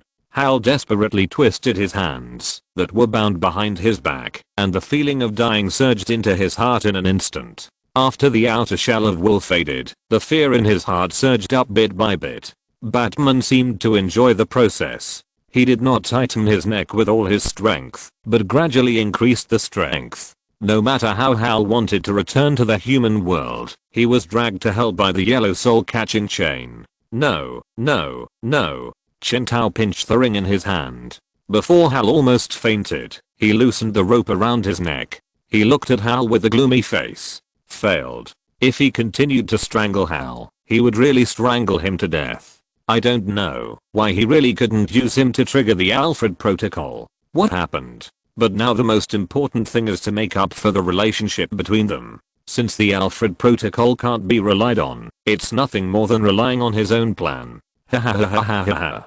Chen Tao laughed and helped Hal up from the ground and dusted off the dust on his body. Hal Jordan lay on the ground and coughed violently, almost vomiting all the acid in his stomach. He wanted to rush up and fight with Batman right now, but reason told him that this was definitely not a good option. You almost killed me, are you crazy? Hey, I was just kidding you. Chen Tao patted his back repeatedly. I didn't mean to hurt you at all. You have to believe me. He explained with a smile, thinking he looked normal, but in Hal's eyes, he was completely insane. Batman was still chattering. See, if I was really your enemy, you would be dead now. He asked Hal Jordan, what did you understand through this incident? What did I understand? Hal blinked.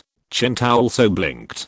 Actually he hadn't made up what he understood. I understood a bunch of shit. Hal was almost furious. You. No, no, no, this is a test. But before he could finish his words, Batman covered his mouth. Chen Tao's mind was spinning desperately, and then he started to talk nonsense. All the misfortunes in this world are caused by the lack of ability of the parties involved. You see, if you could defeat me, you wouldn't have been almost strangled to death by me. Fortunately, it was me, Batman, who defeated you today. If it was a real enemy, you would all be dead. Then Hal heard Batman say, not only should you not blame me, but you should thank me. I taught you a solid lesson. Hal calmed down a little. Thinking about it carefully, it seemed to make some sense. But then his face turned black, and he couldn't help but get even angrier. What a reason.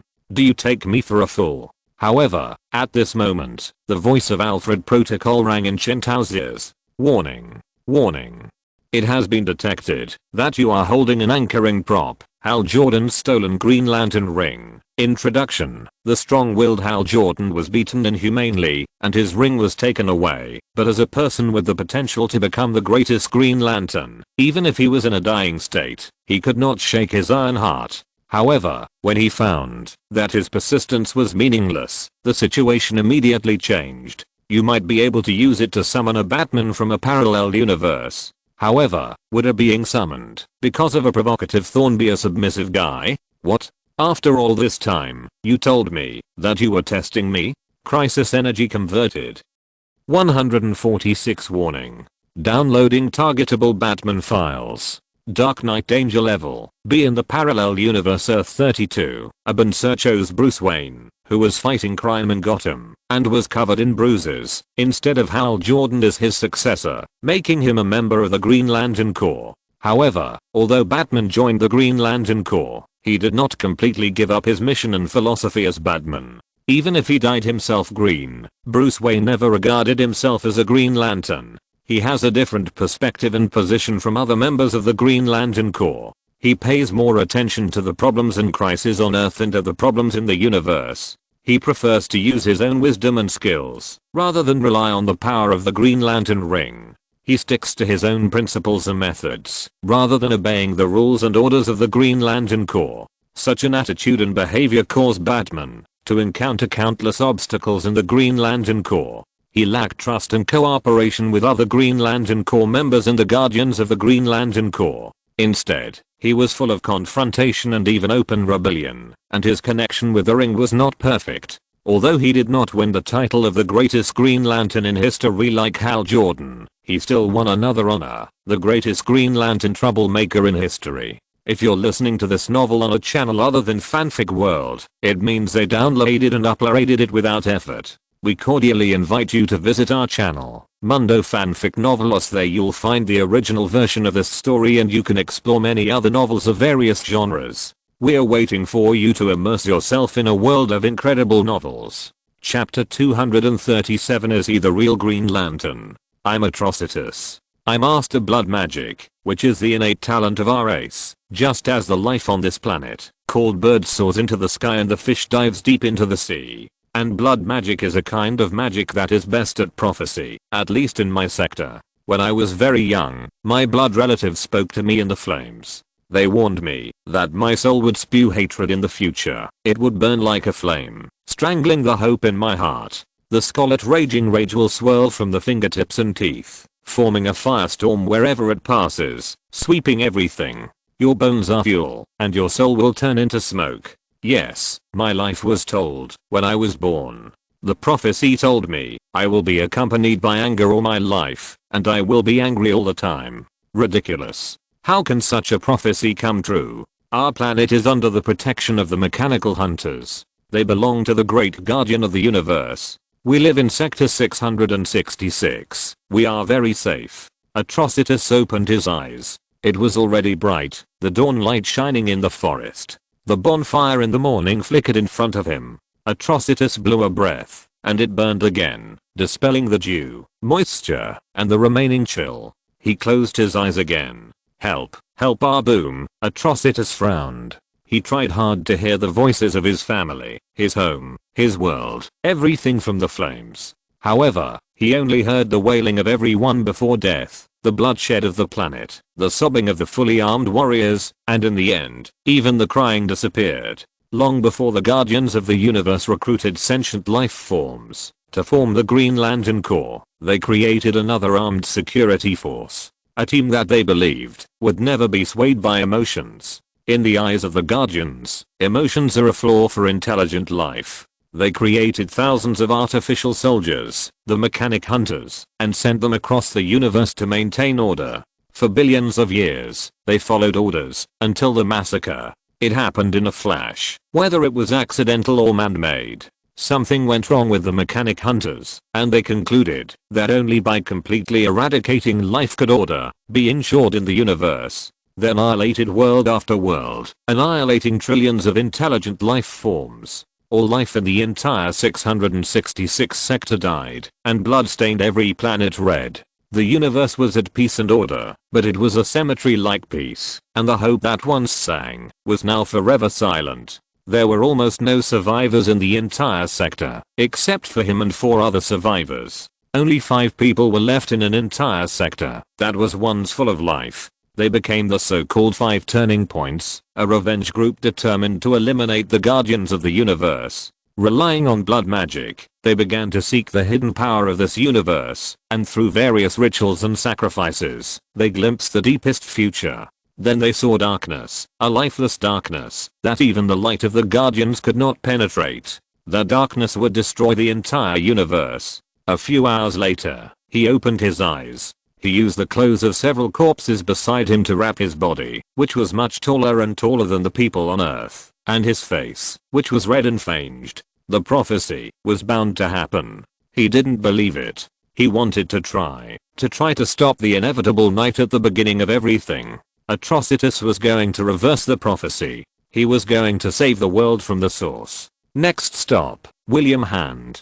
Hal Jordan didn't do anything to Batman in the end. He had a dark face, and when he thought of what he had just said, he wanted to crawl into a hole. He thought he was going to die, so he started to talk about his inner journey directly. Hal Jordan took 2 deep breaths. So you have to thank me. If it weren't for me. Batman was still chattering. That's enough. Hal said, let Sinestro go first. I didn't say we'd catch him again. Hal walked over and fished Sinestro, who was also sulking, out of a pile of yellow shit. The red-skinned alien was choked by the yellow pile and his face turned red. You're provoking Green Lantern. He ignored Hal's please stop talking look and said.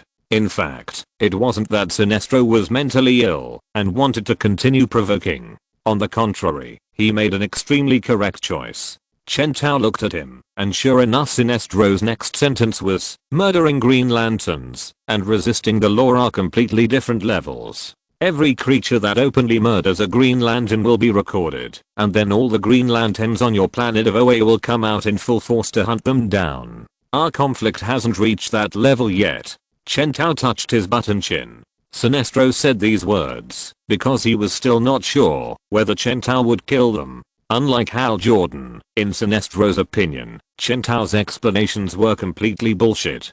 The 2 people who were now subject to the yellow defect were still in danger of death and could be killed at any time. Under the premise that the 2 of them were unable to fight against Chen Tao, the threat from OA was the biggest bargaining chip they could use to keep themselves alive. Ah, yes, the Green Lanterns are out in full force. I'm so scared. You come to Earth and then fail miserably, like you did against Darkseid. Sinestro choked, because what Chen Tao said was true. A long time ago, the Green Lantern Corps once tried to liberate Apocalypse from Darkseid's reign of terror, so the entire Corps was out in full force, and as a result, the Corps of thousands of people was not surprisingly defeated by Darkseid, and fled in embarrassment. As a result, the Guardians of the Universe came forward to negotiate with Darkseid, acquiesced to his reign of terror over Apocalypse, and even sold out the Green Lantern Rakers, who led the plan to attack Apocalypse, to Darkseid. This is a dark past within the Lantern Corps. If Sinestro was not a senior Green Lantern, he would not even know about it. His face suddenly became very ugly. Because this revealed a very dangerous signal. The enemy in front of them not only knew the Green Lantern Corps very well, but also did not take them seriously at all. Then their lives were in danger. Oh, relax. So what's going on? The atmosphere between the 2 began to become tense again. Hal stood between the 2, then turned his head to look at Batman and coughed softly, as if hoping that Batman would say a few soft words. But the 2 still stared at each other across him, like fighting cocks. Hal could only make small talk in an awkward manner. Well, although you strangled me to death, Sinestro was also wrong. He shouldn't have taken you away so easily. Okay. Now you have defeated both of us, and the matter is over. There was still dead silence. In the end, Chen Tao waved his hand. The yellow raindrops that were still dripping in the sky finally stopped, and the 2 yellow bat fighters also returned. Sinestro, who regained his power, immediately had a green glow on his face. He immediately took off and flew into the air, but he was not stupid enough to continue to attack Batman. It is a complete mistake to go against the Green Lantern Corps. You lack the most basic respect for Green Lantern. He paused, then changed the subject and continued. Every Green Lantern is unique, and each ring has its own number. Even if a Green Lantern dies, the flying Green Lantern ring will record the last image. Then the murderer of the Green Lantern will incur the wrath of the Green Lantern Corps. Chen Tao knew that he was just speaking harshly. Although Sinestro seemed angry on the surface, he was surprisingly calm. From just now to now, he has been repeatedly emphasizing the consequences of killing Green Lantern. Chen Tao just looked at him and said there. The subtext is that, even if you kill us and bury us, the Green Lantern Corps will still find us. Chen Tao silently stretched out a palm. Green Lantern Batman. Let's try. Sinestro was still saying, Green Lantern is the universe police, maintaining the universe. The day is long. Chen Tao said. What are you doing? Hal asked. He looked at Sinestro, who was still wary, with a headache, and at the same time, he looked at Batman, who stretched out his palm with nothing on it like a brain disease, and began to recite the Green Lantern oath that he was very familiar with. The night is vast. Okay, now we have resolved the misunderstanding. I remember that the government has something to ask me. You. Sinestro had a premonition of something and frowned deeply. Evil spirits and monsters have nowhere to hide. First silver-white particles surged on Batman's body, and then, green light rose from Batman's body, illuminating every inch of land under his feet. Sinestro's eyes widened. Evil party members are afraid of my divine light. The uniform constructed by the Green Lantern ring condensed on Batman's body, dyeing his black clothes dark green. The Green Lantern symbol of OA star and the Batman logo on his chest combined to form a new logo with a very personal characteristic symbol. Green light is always on. Always shining. The black cloak wrapped in a layer of vibrant green light fluttered behind Batman. This is impossible. Hal Jordan blinked. This is obviously not my line. But, he held his head, they told me that there can only be one Green Lantern in a sector. He looked at Sinestro incoherently. Sarek didn't tell me this. This guy is obviously from Earth. He said to Sinestro, do you know his Green Lantern ring? Sinestro raised the ring in front of him very neatly. Ring, detect the identity of the Green Lantern in front of you. At the same time, thousands of miles away on OA, Guardian Ganser sat alone in a building of the Green Lantern Corps, and the lamp furnace in front of him was glowing green. The next second, a message appeared on the lamp furnace. Green Lantern Sinestro of Sector 1417 violated the territory order and entered. Ganser skillfully waved his blue little hand and directly deleted the message from the message. As the only Guardian with emotions, it was his idea to send Sinestro to Earth. He needed him to help him find out what happened to Abansir, so he naturally had to quietly get rid of the beginning and the end. At least before Sinestro completed the task, he must not let other Guardians find out what Sinestro did. Sinestro, the Green Lantern of Sector 1417, requests to identify the Green Lantern in front of him. Oh, to identify a new Green Lantern. Did Sinestro find Hal Jordan, the successor of Abansir? But why did he want to identify him? Gunther felt a little strange, so he clicked on the message. A question mark appeared on Gunther's forehead. A new Green Lantern. Appearing on Earth? He didn't remember any news of the death of a Green Lantern recently. Batman. Who is this guy? Gunther operated the instrument for a while, checking it over and over, but didn't get any information. This guy's not in the records of OA Star at all. No, the Green Lantern ring on this guy's hand has nothing to do with OA Star at all. Wait, no, it is related. What? Isn't this Abansir's Green Lantern ring? Gunther fell into deep thought. But he clearly remembered that Abansir had chosen Hal Jordan as his successor, so how could this ring be broken into two halves? What Sinestro scanned was definitely a genuine Green Lantern ring, not a replica. Question mark? Guardian. Just as Gunther was lost in thought, a Green Lantern pushed the door in and scared him. It's Sarlacc. Gunther quickly said some nonsense to divert the other party's attention, making sure that the other party's eyes were not looking at the instrument, and then said, what's the matter? His face returned to the expressionless look of other Guardians. As an emotional person hidden among a bunch of emotionless guys, he was very skilled in pretending this expression. Recently, Sarek didn't notice what Gunther was doing. He was talking about other things. He was about to start operating the instrument again. Gunther was so scared that he quickly and quietly erased all the messages sent by Sinestro in advance. On the Earth side, there is no response from OA. Sinestro said. He looked at Chen Tao. Is he really the Green Lantern? However, at this moment, Hal Jordan's ring lit up, waiting for the message to be played. Sinestro heard Abinsu's voice coming from Hal Jordan's Green Lantern ring. Salute to you, Sinestro. If you see this message, I understand that lately I have not been as fair and effective as you as a law enforcement officer, but I'm not afraid of being surpassed by my students as a teacher. Your achievements are my newest hopes, Sinestro. Great, I found pie again. In this life, dogs don't even talk about love. In the first life, I was kept as a fish by a green tea and green plum. I licked me for 10 years. She said she only treated me as a brother, and turned around and got into someone else's car. In the second life, I realized that I would never lick her again. I saved a white, rich and beautiful senior schoolmate. I thought I could have a sweet love and lie down happily, but who would have thought that the dear senior schoolmate would create a psychological shadow in my life. In the third life, I really realized, if I fall in love again, I will be a dog. In this life, dogs don't even talk about love. Woof, woof woof. Chapter 238. He is grinning. The darkest night is irreversible. Seaside City. Hand Funeral Home. William Hand, dressed in black, stood quietly behind a couple, who were in silence. The sign next to him read, Morning Hours. 3:30 p.m. to 5:30 p.m.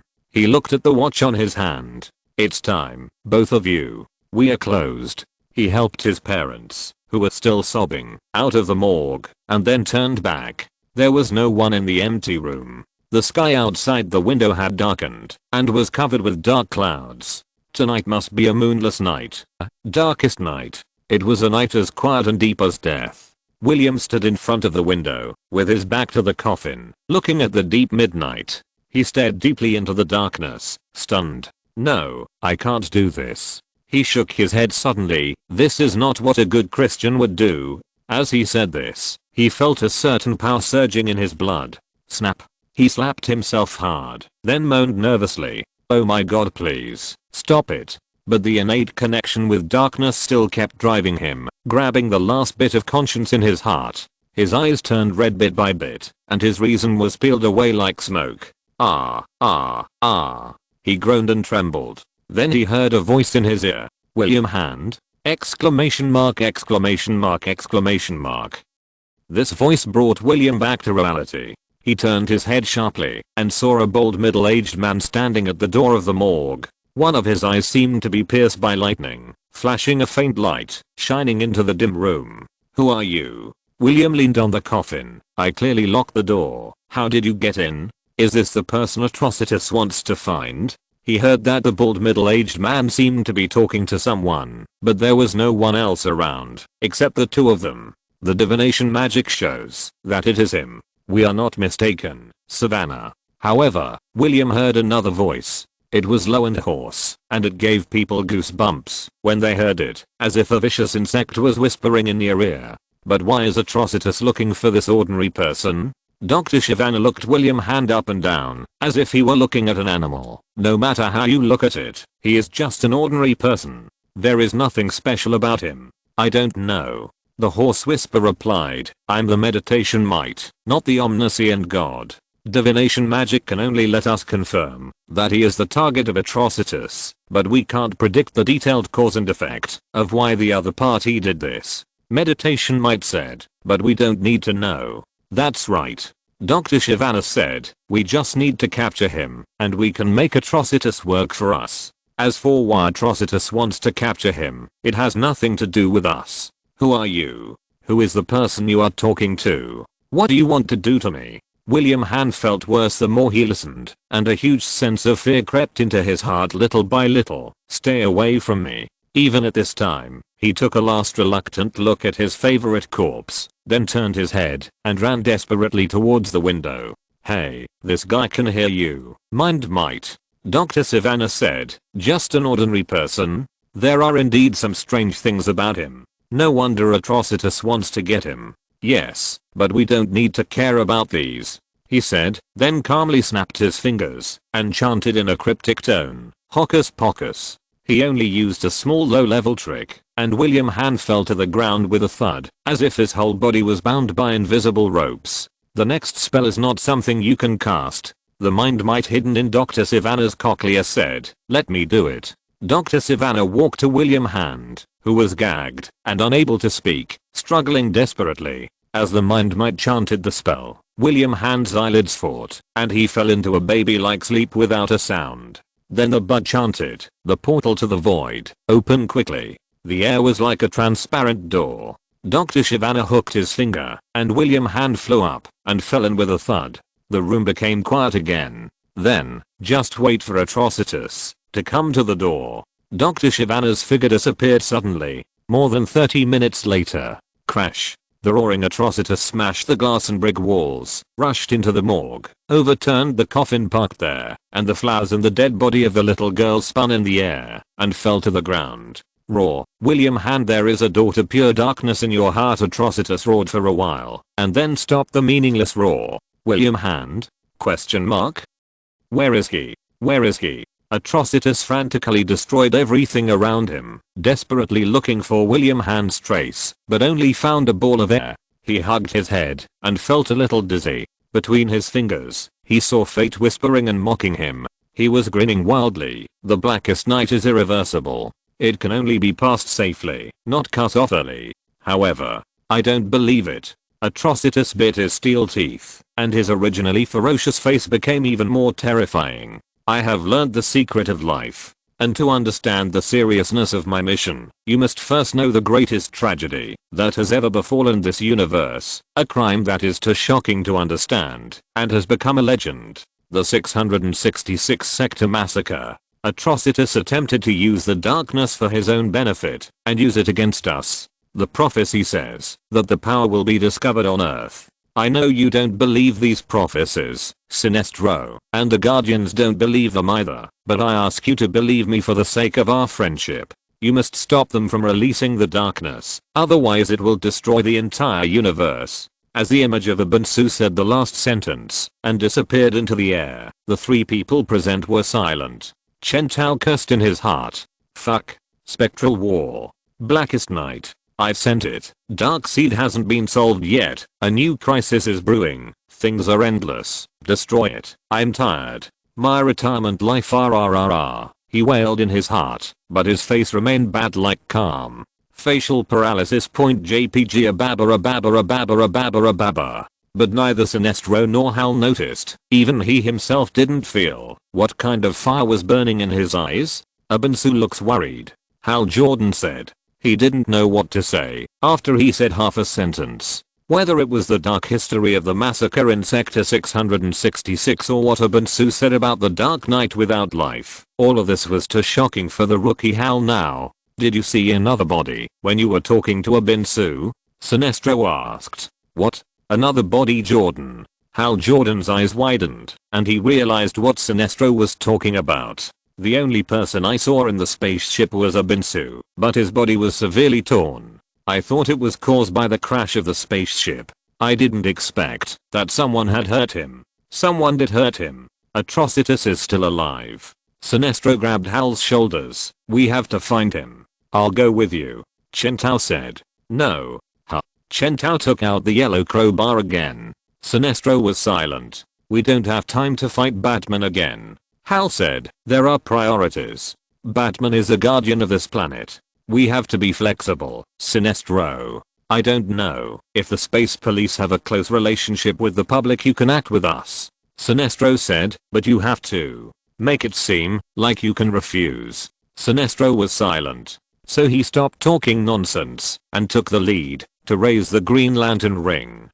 Search for Atrocitus within the entire planet. Searching for Atrocitus. Life data has been uploaded and is being compared. Already located. Navigation begins. The ring made a mechanical sound, and the three of them flashed green light together and flew towards the target location. Who are you? Atrocitus held the cosmic magic stick and pointed it at Dr. Savannah. Have you thought about the consequences of blocking me? The cosmic magic stick is an oval, short stick that looks like a tube. This is the magic stick that Atrocitus made for himself, used to cooperate with the casting of blood magic. Although he is muscular and 2 meters tall, he is still a mage who uses blood magic. Isn't it normal for a mage to use a magic stick? Relax, big guy, I'm not here to fight with you. Then Atrocitus heard a voice that was obviously not made by the human on Earth in front of him, which made him realize that the person standing in front of him was definitely not a person. What do you want to tell me? I know the whereabouts of William Hand. What do you know? Atrocitus attacked the meditation mite and Dr. Sivana directly, and a stream of red energy shot out from one end of the cosmic magic wand. However, such a hasty attack was dodged by the opponent who was well prepared. Dr. Sivana suddenly disappeared from the spot, and the energy stream that could break gold and jade only made a big hole where he had just stood. I warn you again, I'm not your enemy. Listen to me, Atrocitus. Atrocitus heard the other party say sincerely, the land you are standing on now is the Earth. A long time ago, when humans were born, magic flowed unrestrainedly throughout the world. At that time, there were 7 magical continents that could connect with each other. A council of wizards from all over the world cast a magic castle, headed by the wizard Shazam. Relying on power, they claimed to be committed to peace and prosperity. The Rock of Eternity has become a holy place for all magicians and the central hub of the 7 continents. But a human named Black Adam betrayed the Rock of Eternity, and the Wizard Council became afraid of those they thought were more powerful than them. They turned their eyes to gods, such as Solomon, Hercules, Atlas, Zeus, Achilles, Mercury, and the unnameable 7th. So the wizards made a plan. The meditation might mix lies with facts, and weaved them carefully. So the wizards made a plan. They took away the power of the gods, and blocked the gates to other magic continents. They hid the Rock of Eternity away from the world, so that they could keep all the magic power for themselves. Speak to the point, don't talk nonsense. Well, what I mean is, whatever you are chasing, Atrocitus. The meditation mite chose his words carefully. The Wizard Council discovered him a long time ago.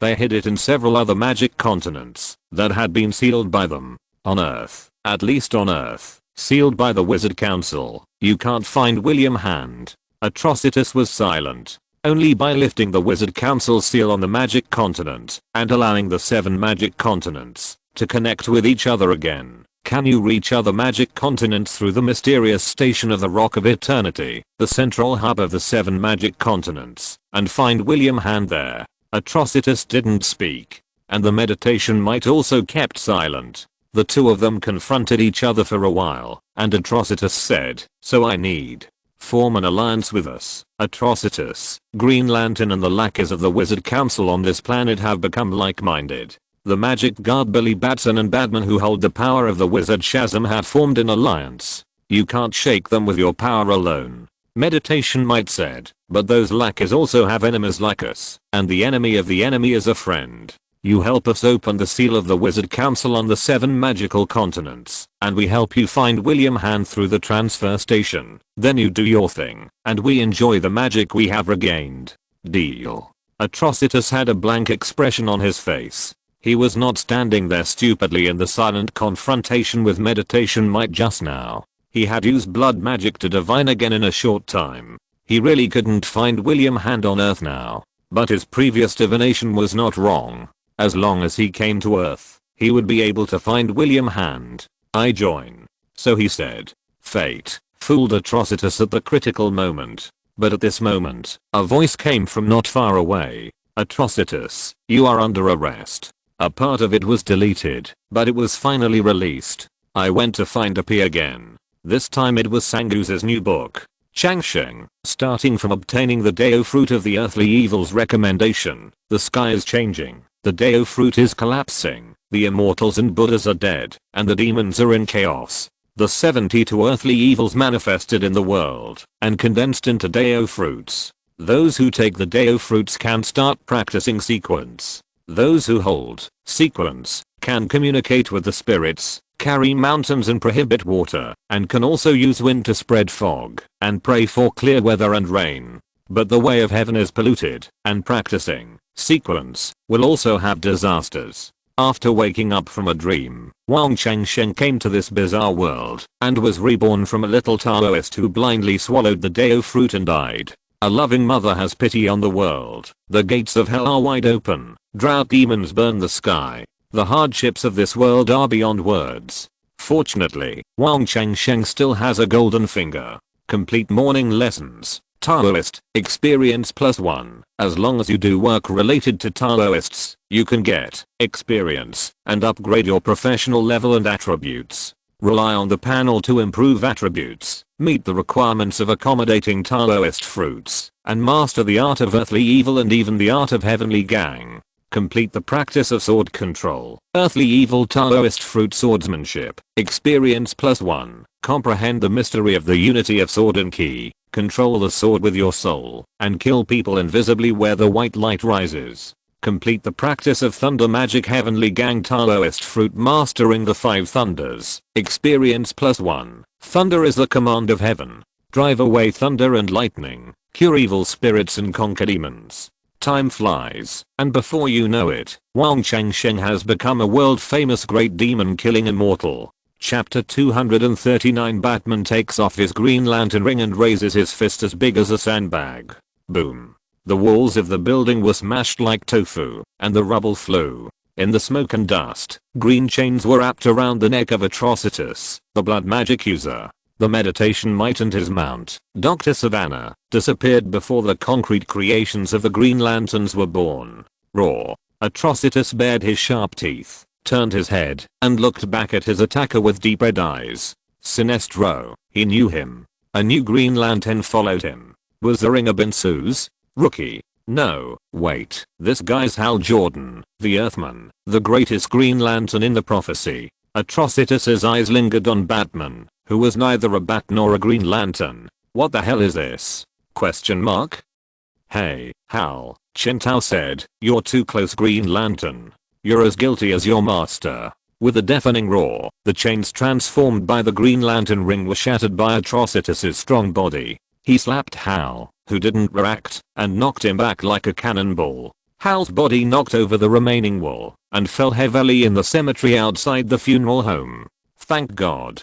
Hal, who was knocked unconscious, got up from the ground, and looked up to see 2 graves. It was written on them, Martin Jordan, Jessica Jordan. Oh no, these are my parents' graves. Hal slapped his head. Hand Funeral Home is the largest funeral industry contractor and cemetery operator in Seaside City. Of course, his parents are also here. And what about Hal? After his father died, because he insisted on becoming a pilot again, his mother was angry and cut off relations with him. She didn't even let him see her last time before he died of illness. His brothers also took care of the funeral and didn't allow him to interfere at all. Hey, damn, you almost made me destroy this cemetery. Hal Jordan rushed back in a hurry. He had to limit the battlefield to the ruins of the house, instead of letting Atrocitus and Sinestro fight without restraint and grind his parents and other people's parents to ashes. Is your mother's name Martha? He heard Batman ask him easily. He couldn't believe that Batman was still in the mood to joke at this time. In just a few seconds, the morgue was first broken into by the blood mage Atrocitus, who broke the window, and then demolished by the righteous space police Sinestro. It was almost destroyed.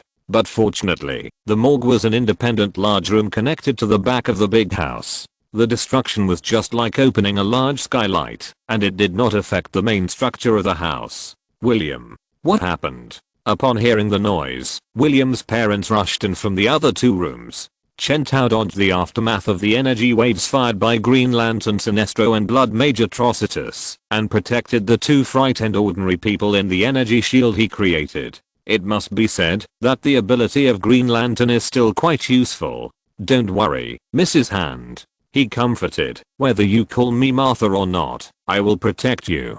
Although I don't have parents, I can protect other people's parents. Who are you? Facing the terrified family members of the victims, Chen Tao thought for half a second, and then said righteously, family man, damn it. Then he met the couple's gaze. Okay, I'm Batman, he admitted. Although he was full of nonsense, and talked nonsense like a convulsion, his relaxed posture and joking tone still worked, and successfully calmed down the Hand couple. Watch out. Sinestro.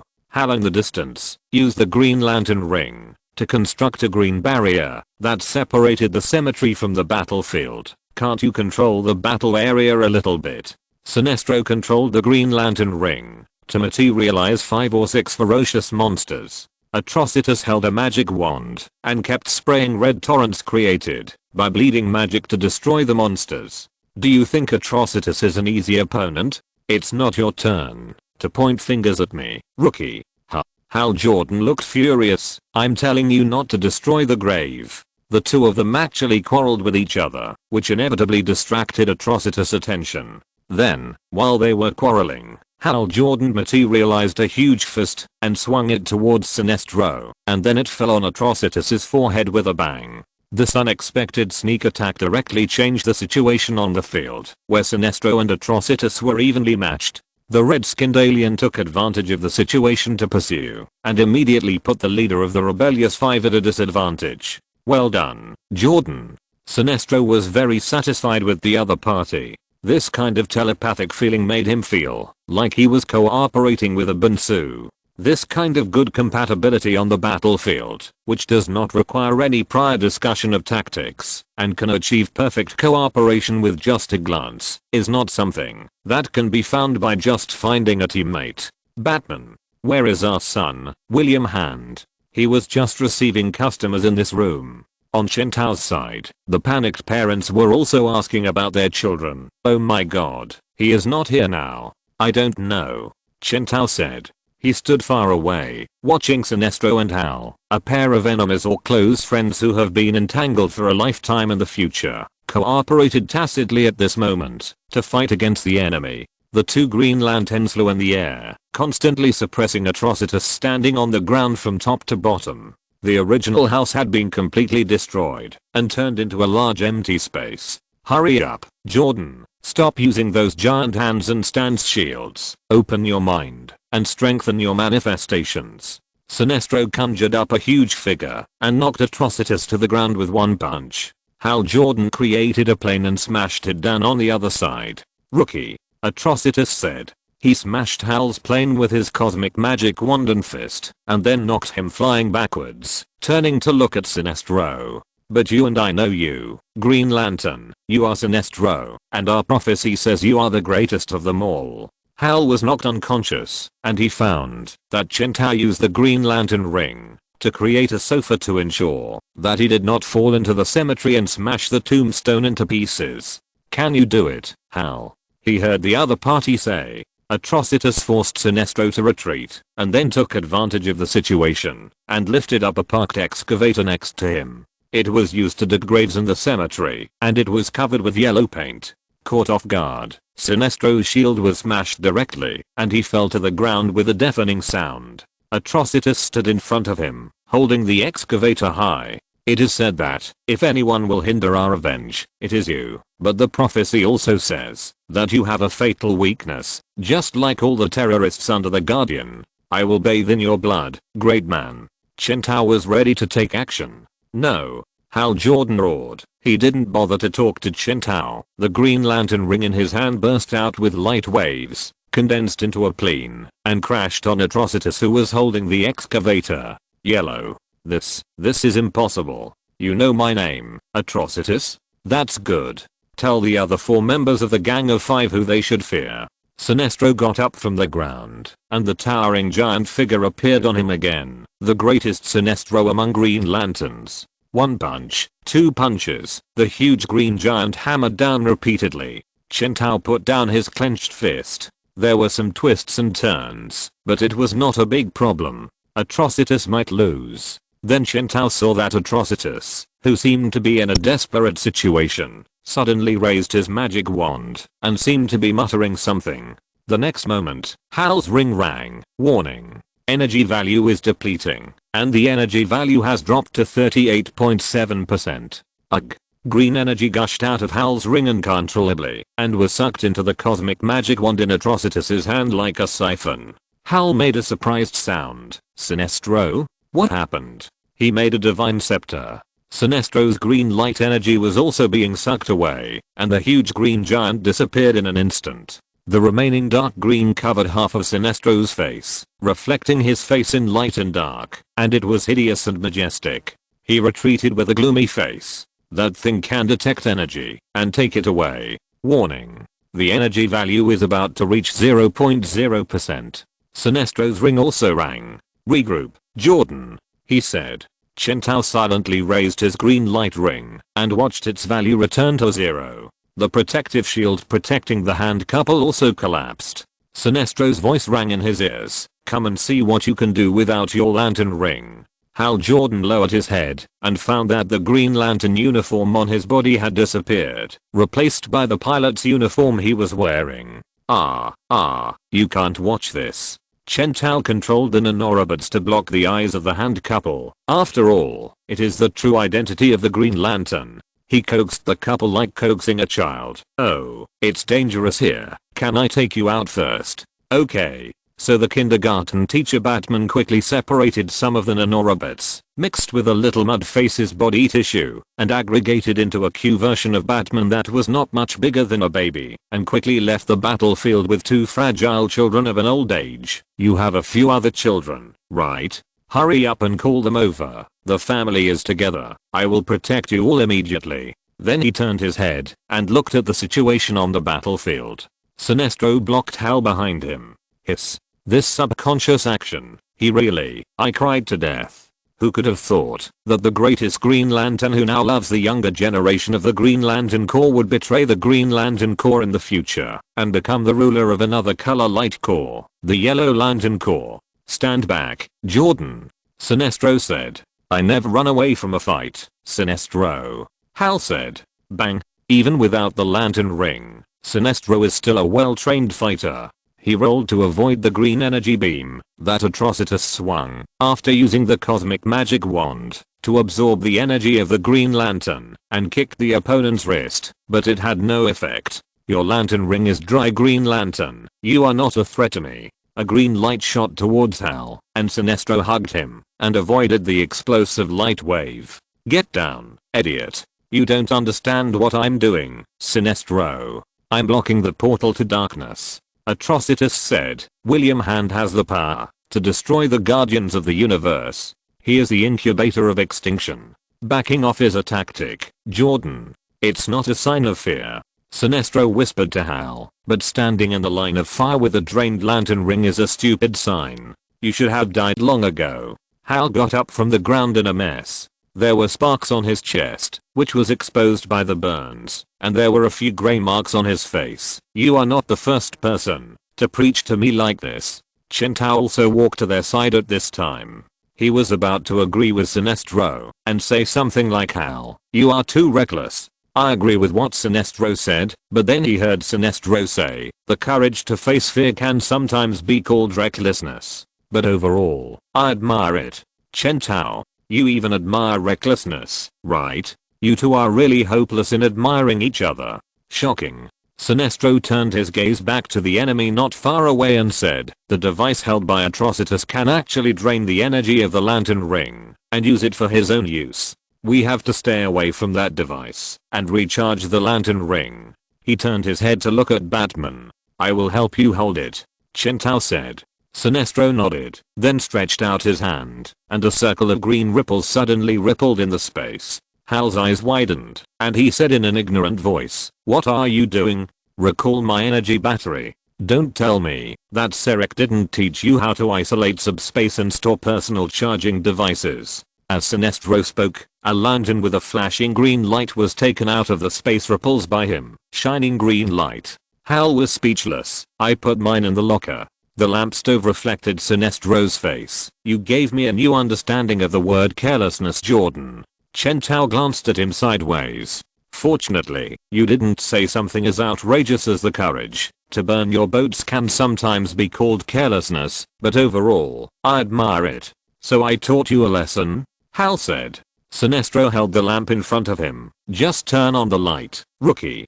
Don't even think about it. Atrocitus raised the cosmic magic wand to the two people who were absorbing the energy of the lamp. It's not that easy. You can't stop me. Chen Tao stood in front of the two, but the next second, the lamp raised by Hal and the others was still suddenly shattered by a hand.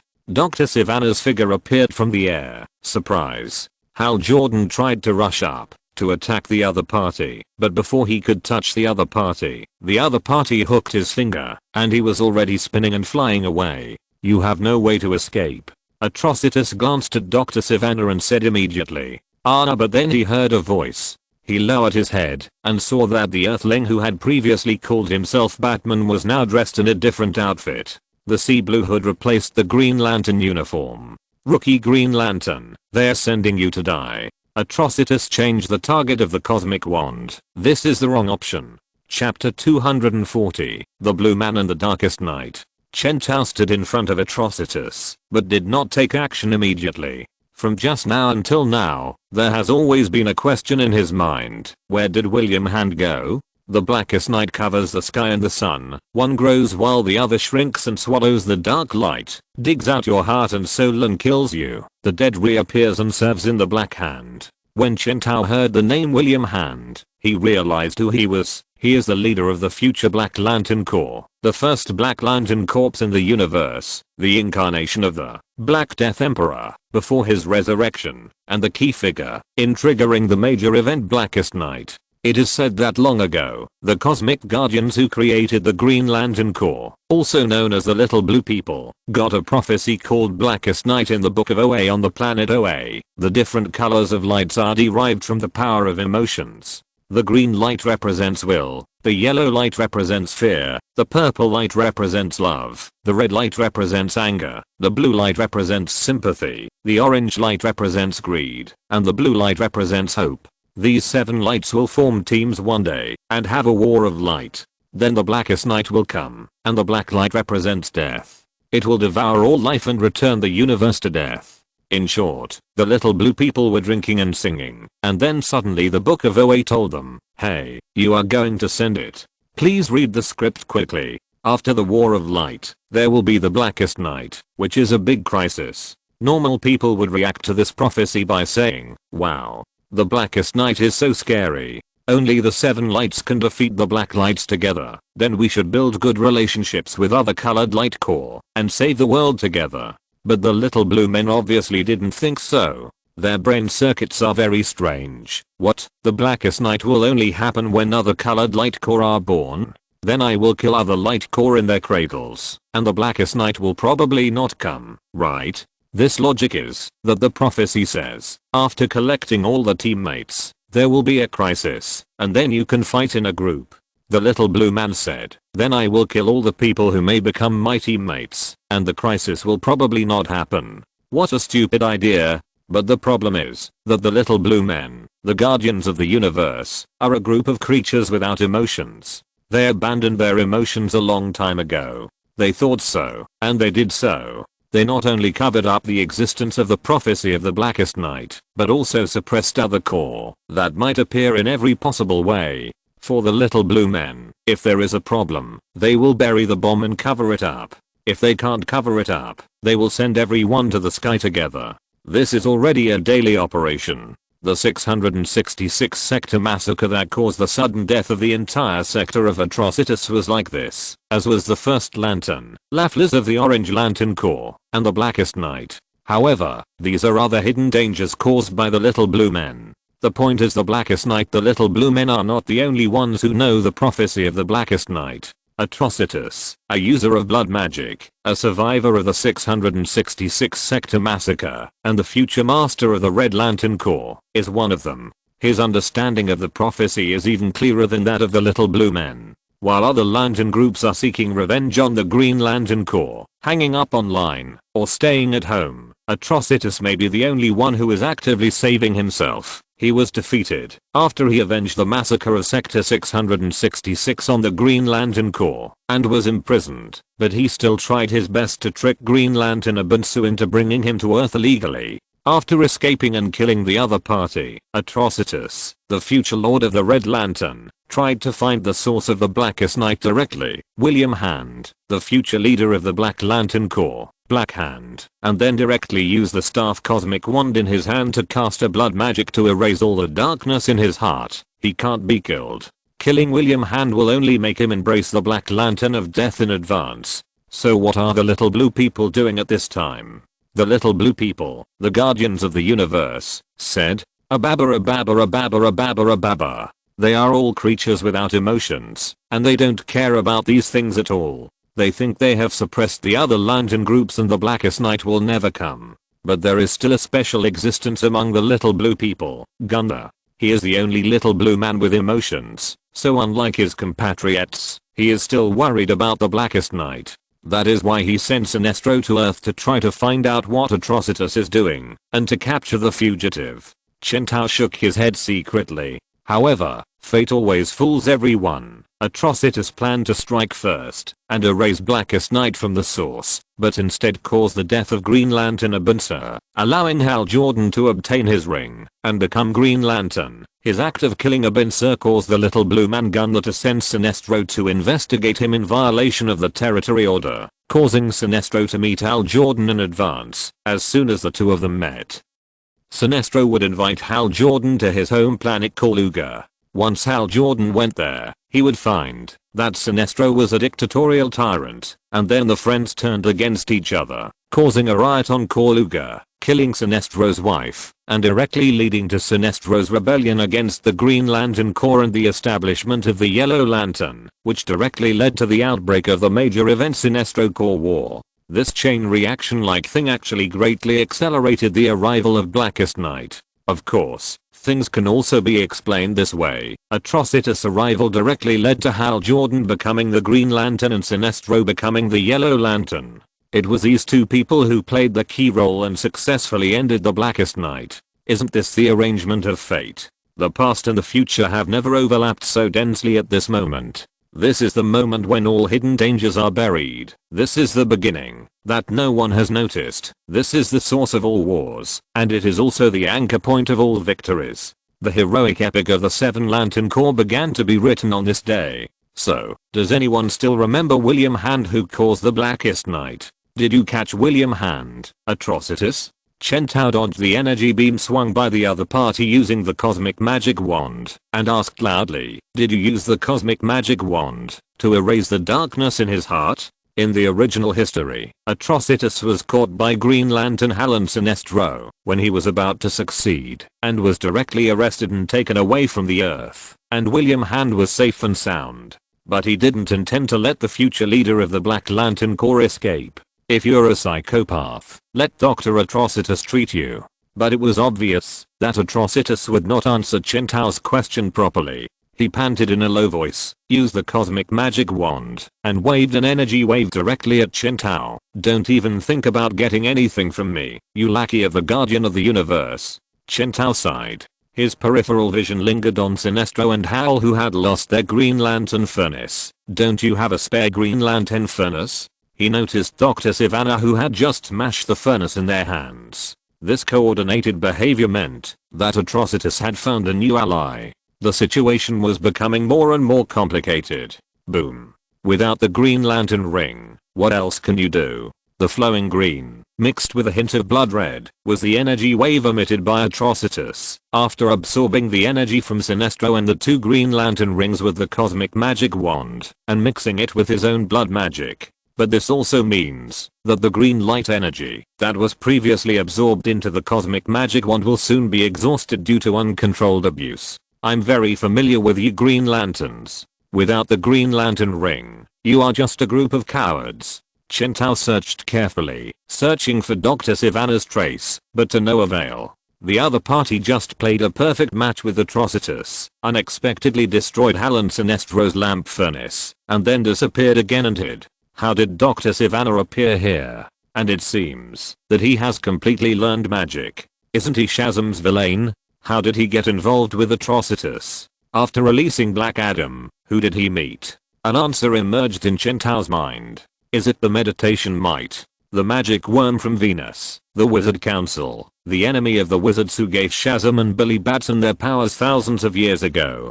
Dr. Sivana has long served as the mount of this worm in the comics. Hal, our colleague is in danger, Sinestro said. He grabbed his shoulder anxiously and said, "You have to summon the lantern you hid in the closet to charge the three of us." Before Hal could say anything, he interrupted him hastily. "You must do it. Imagine the existence of the lantern in your mind and use your willpower to drive it. If you can do it, we are all counting on you. The veteran lantern did not lose his will to fight because of the destruction of the lantern. Although he had lost his Green Lantern ring, he still stood in front of Chen Tao. Stand down, rookie. This is a battle for veterans. Sinestro warned. How do you want to deal with Atrocitus? He doesn't have the yellow defect, and your little tricks will have no effect on him.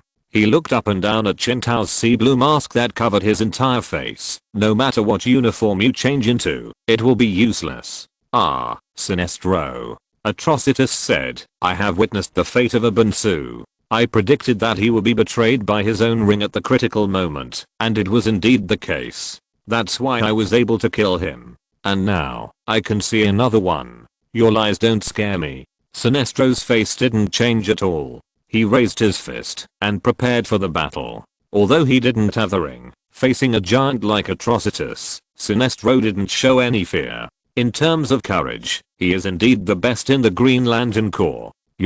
Atrocitus was about to continue speaking when he heard Batman standing behind them say, your home planet will soon fall into internal turmoil, violent riots, and a bloody coup. When you save a world that is not your own, your people will fall into madness and chaos will be beyond your control. Sinestro turned his head suddenly, but Atrocitus was more surprised than him. The other party perfectly predicted what he was about to predict. It seems that I have to capture you alive and torture you to find out how you know it. Atrocitus's face darkened, and his cosmic magic wand pointed at Chen Tao again. Atrocitus, we need to talk. Chen Tao grabbed Sinestro and dodged his attack, and said sincerely, I have proved my ability to predict to you. We need to talk about that Dark Knight. After catching you, we will have plenty of time. However, this ability of prediction did not stop Atrocitus, but instead fueled his desire to attack. None of the Green Lanterns are good.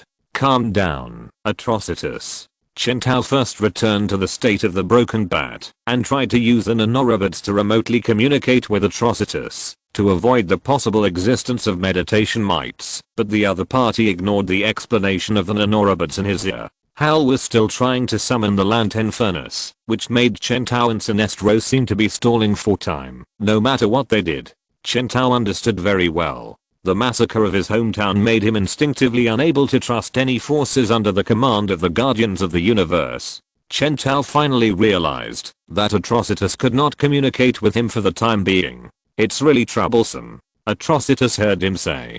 Then the next second, while still waving the cosmic magic wand, Atrocitus suddenly felt a pain in his chest, and then his eyes widened, and he vomited the acid water that was hit by the fist that suddenly appeared in his abdomen. And along with the fist, there were actually some nanorobots used for communication and sound transmission that entered his body. But Atrocitus didn't have time to pay attention to this for the time being. How could it be? He tried to swing his magic wand to fight back, but was grabbed by the neck in an instant, and was thrown to the ground by the opponent, who was obviously much shorter than him, and then he felt the opponent riding on his back. Since there is no way to talk, let's talk with fists first.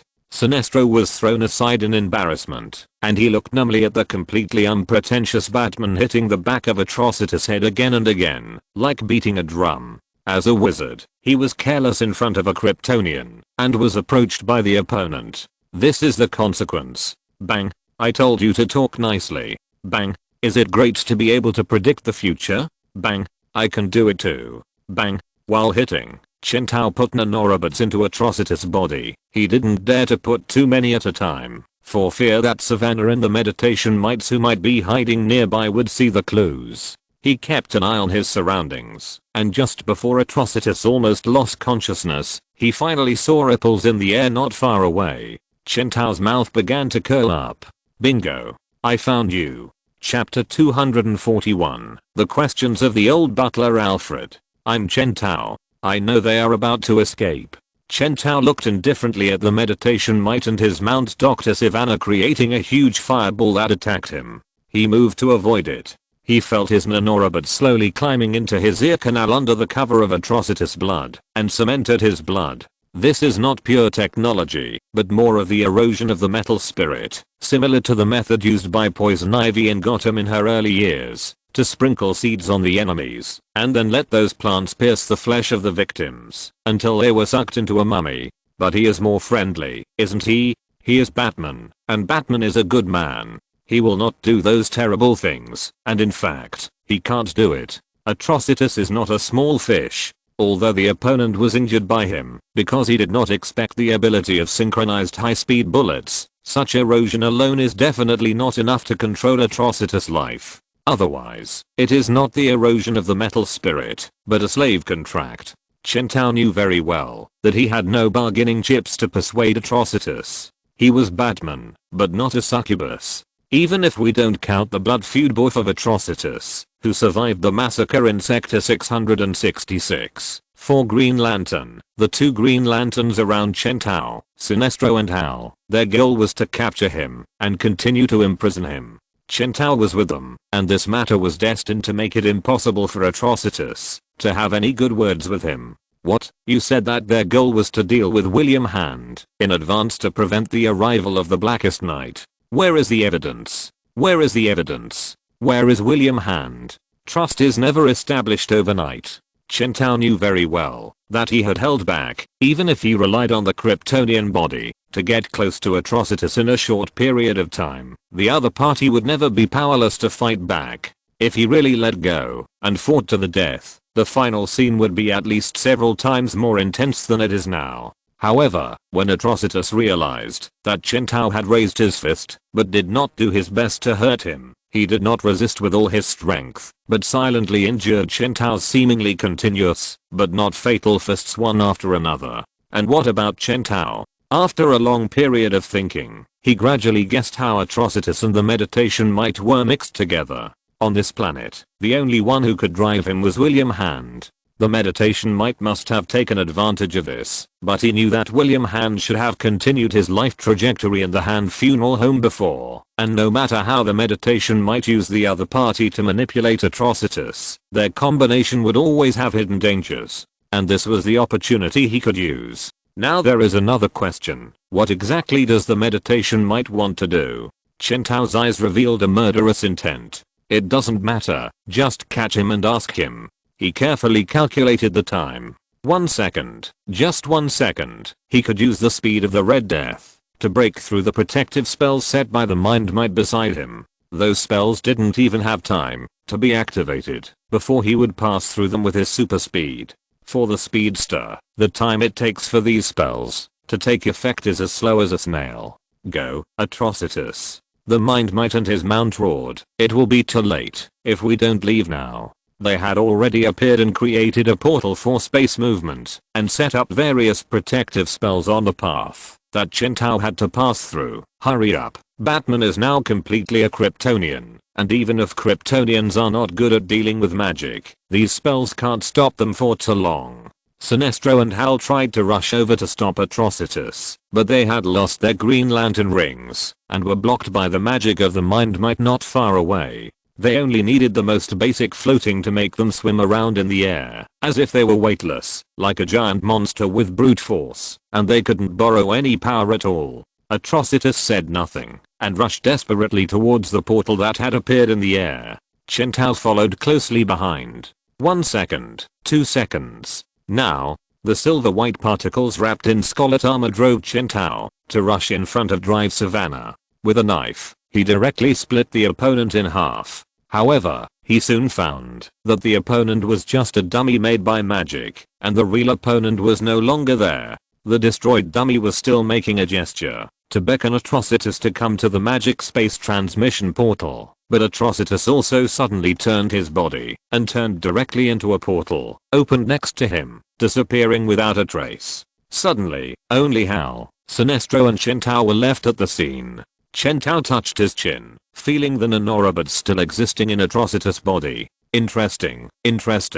The other party did not seem to actively disperse these robots. Perhaps many people would be deceived by Atrocitus' terrifying appearance like a monster, and thus ignore how rational and angry he is. Atrocitus never trusted Green Lantern, but the question is, does he really trust the meditation might? Maybe this will be the biggest mistake made by the meditation might. Although he said so, Chen Tao's face was still covered with a trace of haze. The appearance of a conspirator like the meditation mite is not a good sign. You let him run away, Batman. You let Atrocitus run away. Sinestro looked like he wanted to rush up and grab Batman's neck anxiously, but he didn't do that in the end. Instead, he squatted on the ground in a somewhat dejected manner. You made a big mistake, but it was more of my incompetence. The Green Lantern Corps headquarters, OA, will soon. If I'm not mistaken, no one will come to ask you about this. However, he heard Batman say, no one will even find out that you are on Earth. You can stay on Earth as long as you want. Only when you catch Atrocitus will OA find out that you have violated the territory order. Sinestro turned his head. What do you mean by that? Literally. Chen Tao told him, think about it. You have been in the Green Lantern Corps for so long. Which Guardian of the Universe has a name? They have long given up their names, and the little blue people are a group of emotionless freaks. Gam said, do you think this is just a name problem? The water of this matter is much deeper than you think. About Blackest Night. Chen Tao roughly explained the matter of Blackest Night, leaving Sinestro with a gloomy face frowning on the spot, but he pulled Hal Jordan and took him to the side. You trust Sinestro very much, right? He got straight to the point. What do you want to say? Hal Jordan turned his head and glanced at Sinestro, who was still mumbling with his head down not far away, and asked very straightforwardly. I think you must have thought that no one understood you until you met Sinestro. Chen Tao said, but unfortunately, although the two of you have similar personalities, you don't know each other well enough to a large extent, or you see the similarities that attract each other, but you don't see the incompatibility between you. Your ideas are too idealistic, which is destined to your breakup.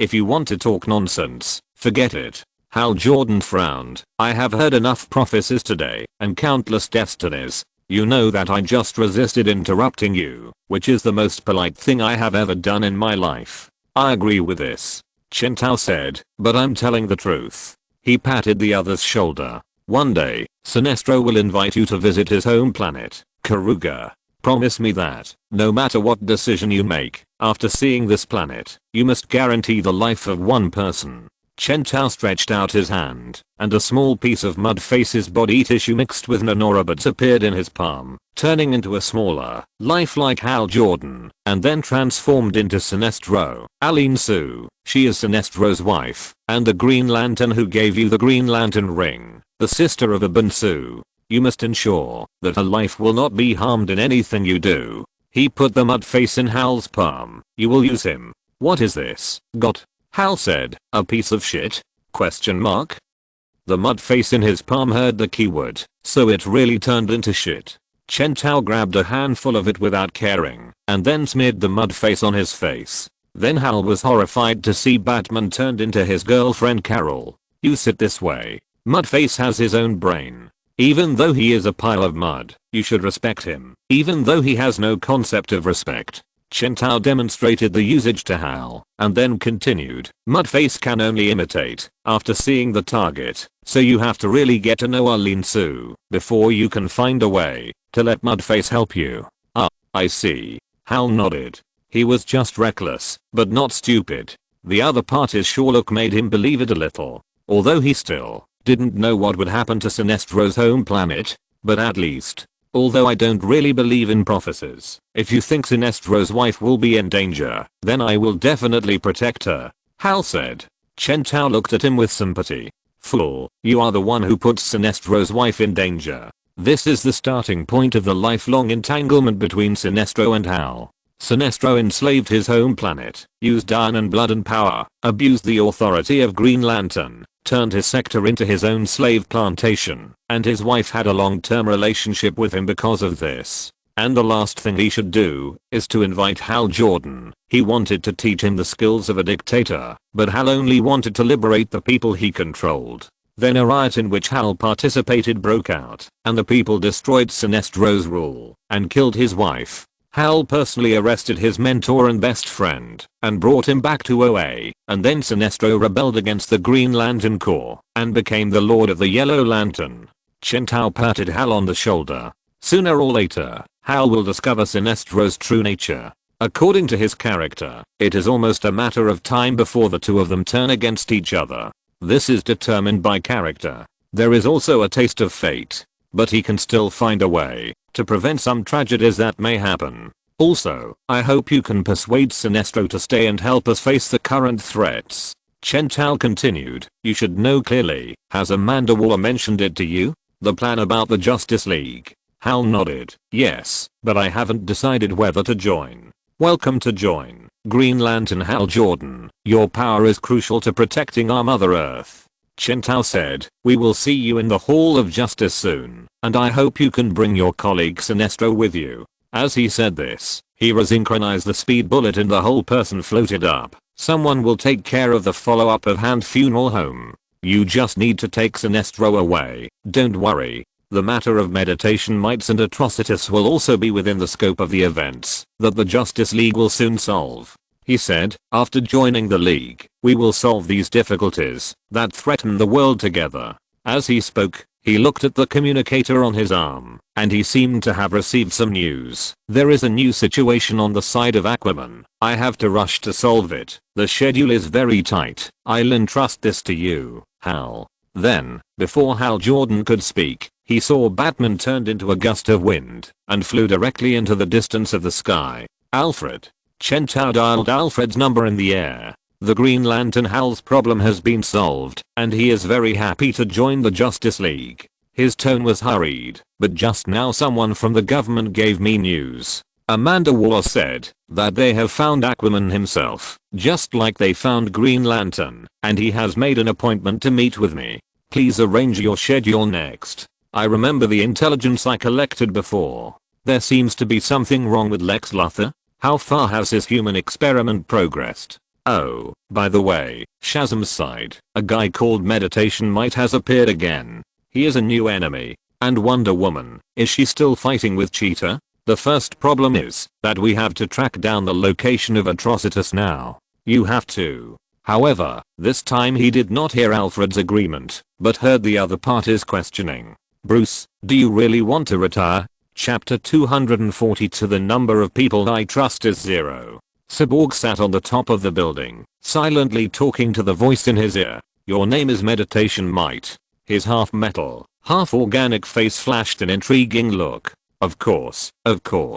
Batman is our enemy, but that doesn't mean we are friends. He said, don't think you can threaten me by revealing my identity to Batman. Do you think he is a fool? But soon, he heard what Meditation Mite said, and his face finally changed. Wait. You can open the passage without going through the mother box? He flew up in the air. How to prove it? We will discuss this issue when I come back, Alfred. Chen Tao frowned. He said simply, and then immediately changed his itinerary, from going to Lucius' laboratory to the Batcave. He keenly noticed Alfred's emotions, but such an emotional outburst was not something Alfred would do. Hey, listen. Perhaps Chen Tao knew that his next thought had no basis at all and would make people think that he was suffering from paranoia or that he was suffering from neurasthenia due to various pressures and his brain was a little abnormal. But he still thought so. Someone was manipulating Alfred. Maybe it was just a simple psychological suggestion. Maybe just guiding the other party to see what he wanted to see, so as to use the other party's thoughts and guide the other party's behavior, and then use Alfred, the person closest to him, to try to influence him. Batman. Chen Tao did not believe in coincidences. At the critical juncture of many things, Alfred suddenly indirectly expressed his inner thoughts at this time, which was suspicious in itself. This must be someone who did it deliberately, maybe just a movement, a look.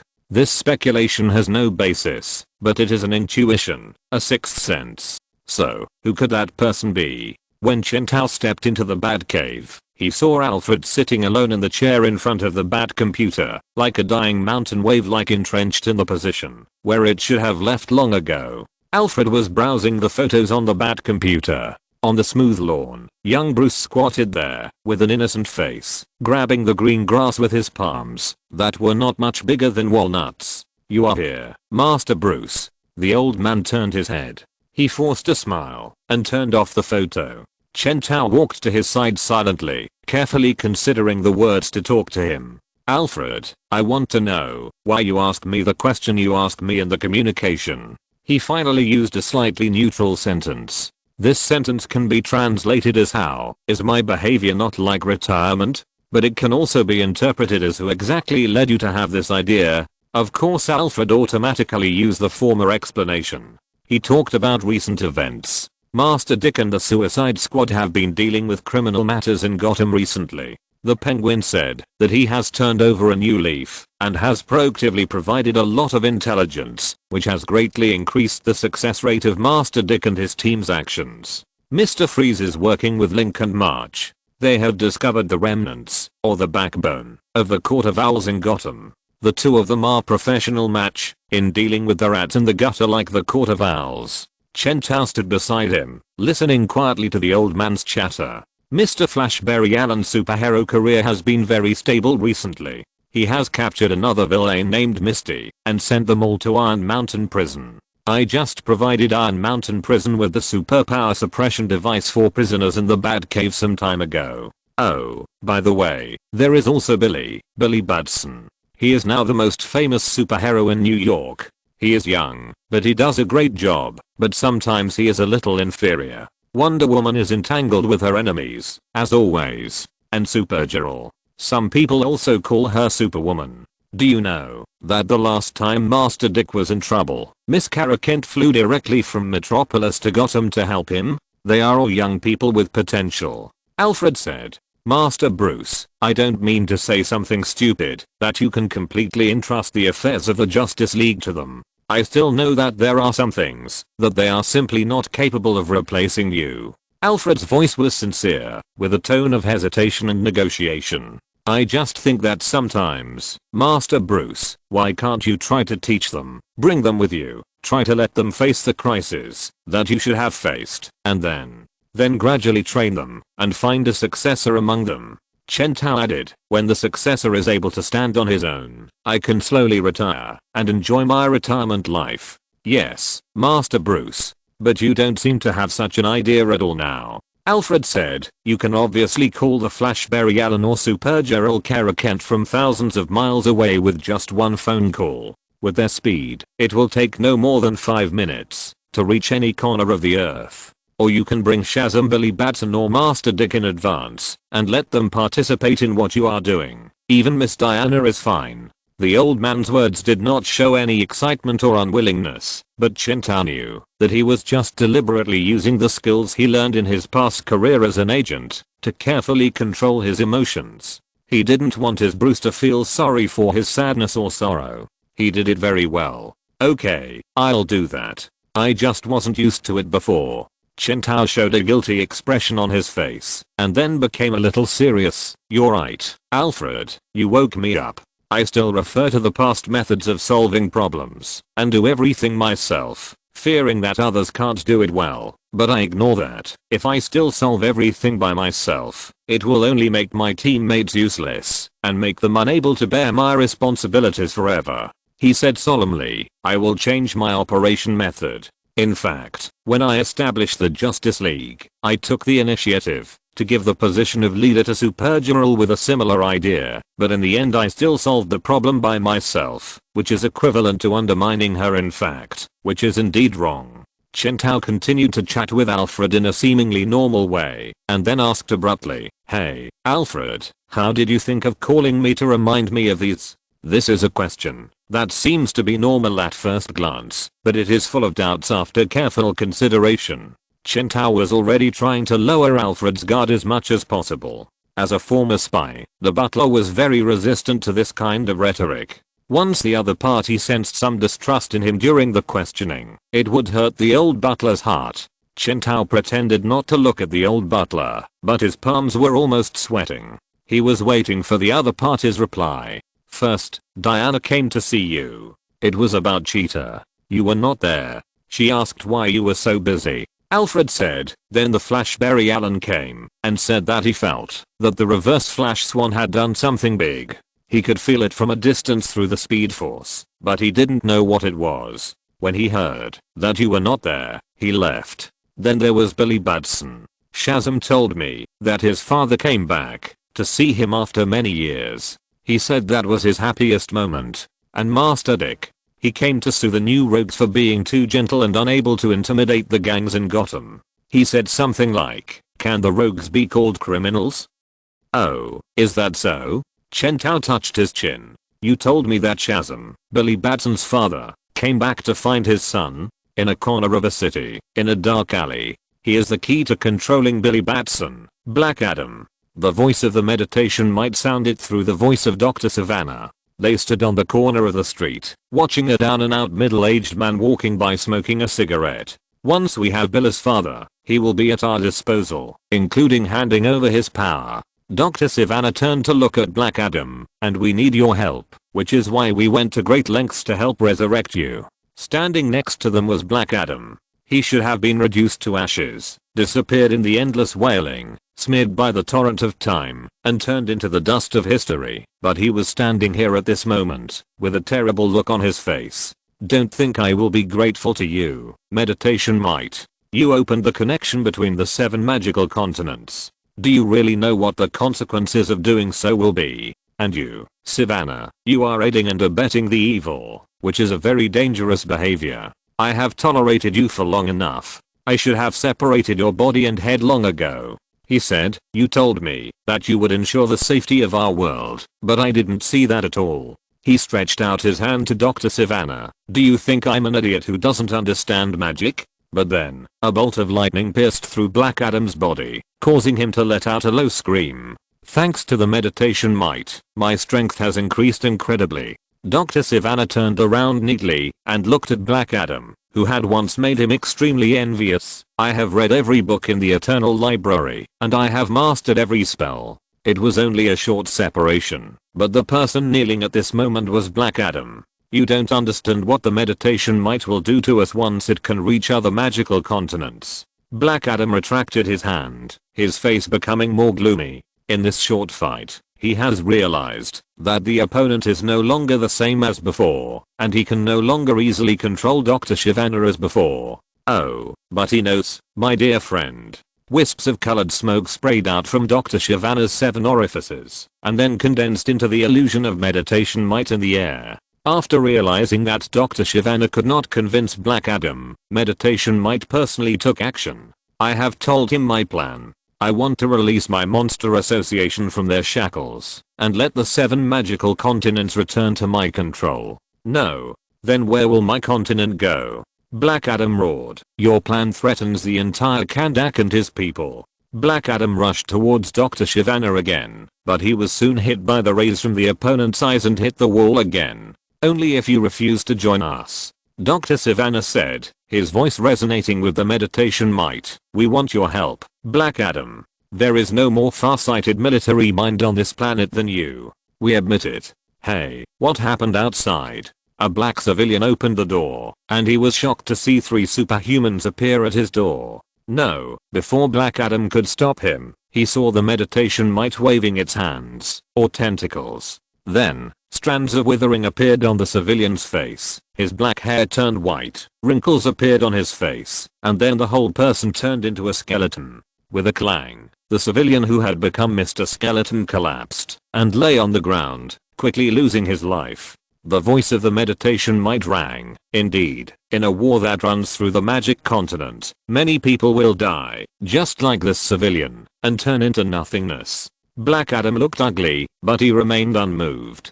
"But if you stand on our side, not only will Kandak survive, but I, the meditation might, will also unlock the true power of the Darkland, the kingdom of those undead tricksters, the land of the dead. He will bring back your wife and children, or Iris and Osiris, if you prefer to call it that. We can help you get back everything you want." Black Adam was finally moved, but he didn't dare to believe it completely. "I have tried many times myself, and no one can bring them back to life," he said. "Resurrecting the dead is absolutely impossible. I understand your distrust of me, Great Black Adam. First of all, I must ask for your forgiveness for our last conversation, and secondly, show me my new ability." The voice of the meditation might sounded. "I offer you the 7 deadly sins. They will fulfill all wishes anytime, anywhere." Black Adam turned his head and saw 7 wisps of colorful smoke appear in front of him. "It is indeed them. These monsters sealed by the Wizard Council, by the Wizard Shazam himself. You summoned them and controlled them. How did you do it?" My power has become stronger, and so can yours. The meditation mite said. Did I tell you we have other allies? Tigger, infinite evolution from Galzan lineage, accidentally traveled to the world of Ultraman Tigger and found himself transformed into the ancient monster Galzan, and he had just dismantled the pyramid and was beaten away by Tigger. What the hell should he do? Same as the original plot, find a volcano to absorb energy to strengthen himself and then be killed by Tigger, or should he find a way to seize power and evolve to the peak bit by bit? Chapter 243, The Trap of Meditation Mites. You are sure you have seen the light? Black Adam opened his eyes. In the dark rainy night, his eyes were like a burning flame, illuminating the darkness in front of him. The previous conversation was still echoing in his mind. But you still put yourself in things you don't understand, Savannah. There is no place for you in the magical world, especially in the hub connecting various continents. He looked up and saw Billy Batson's foster home, which was now lit and shining.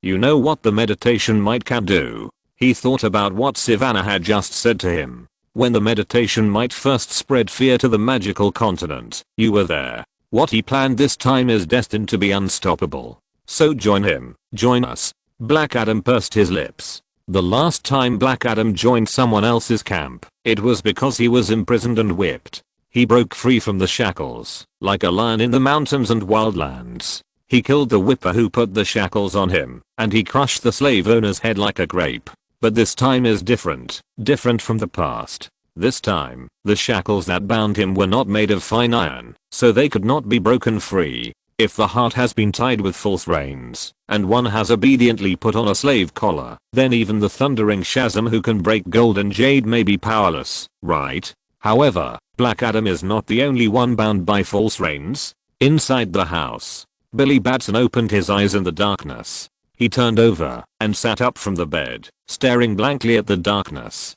He climbed down from the bed carefully, stepping over Darla, the youngest black child in his foster family, a cute but noisy little girl, and he didn't want to disturb her as much as possible. Billy stood in front of the window. The things that happened recently made him exhausted physically and mentally. What he meant was that after the initial excitement and surprise, the career of a superhero was not as easy as he imagined.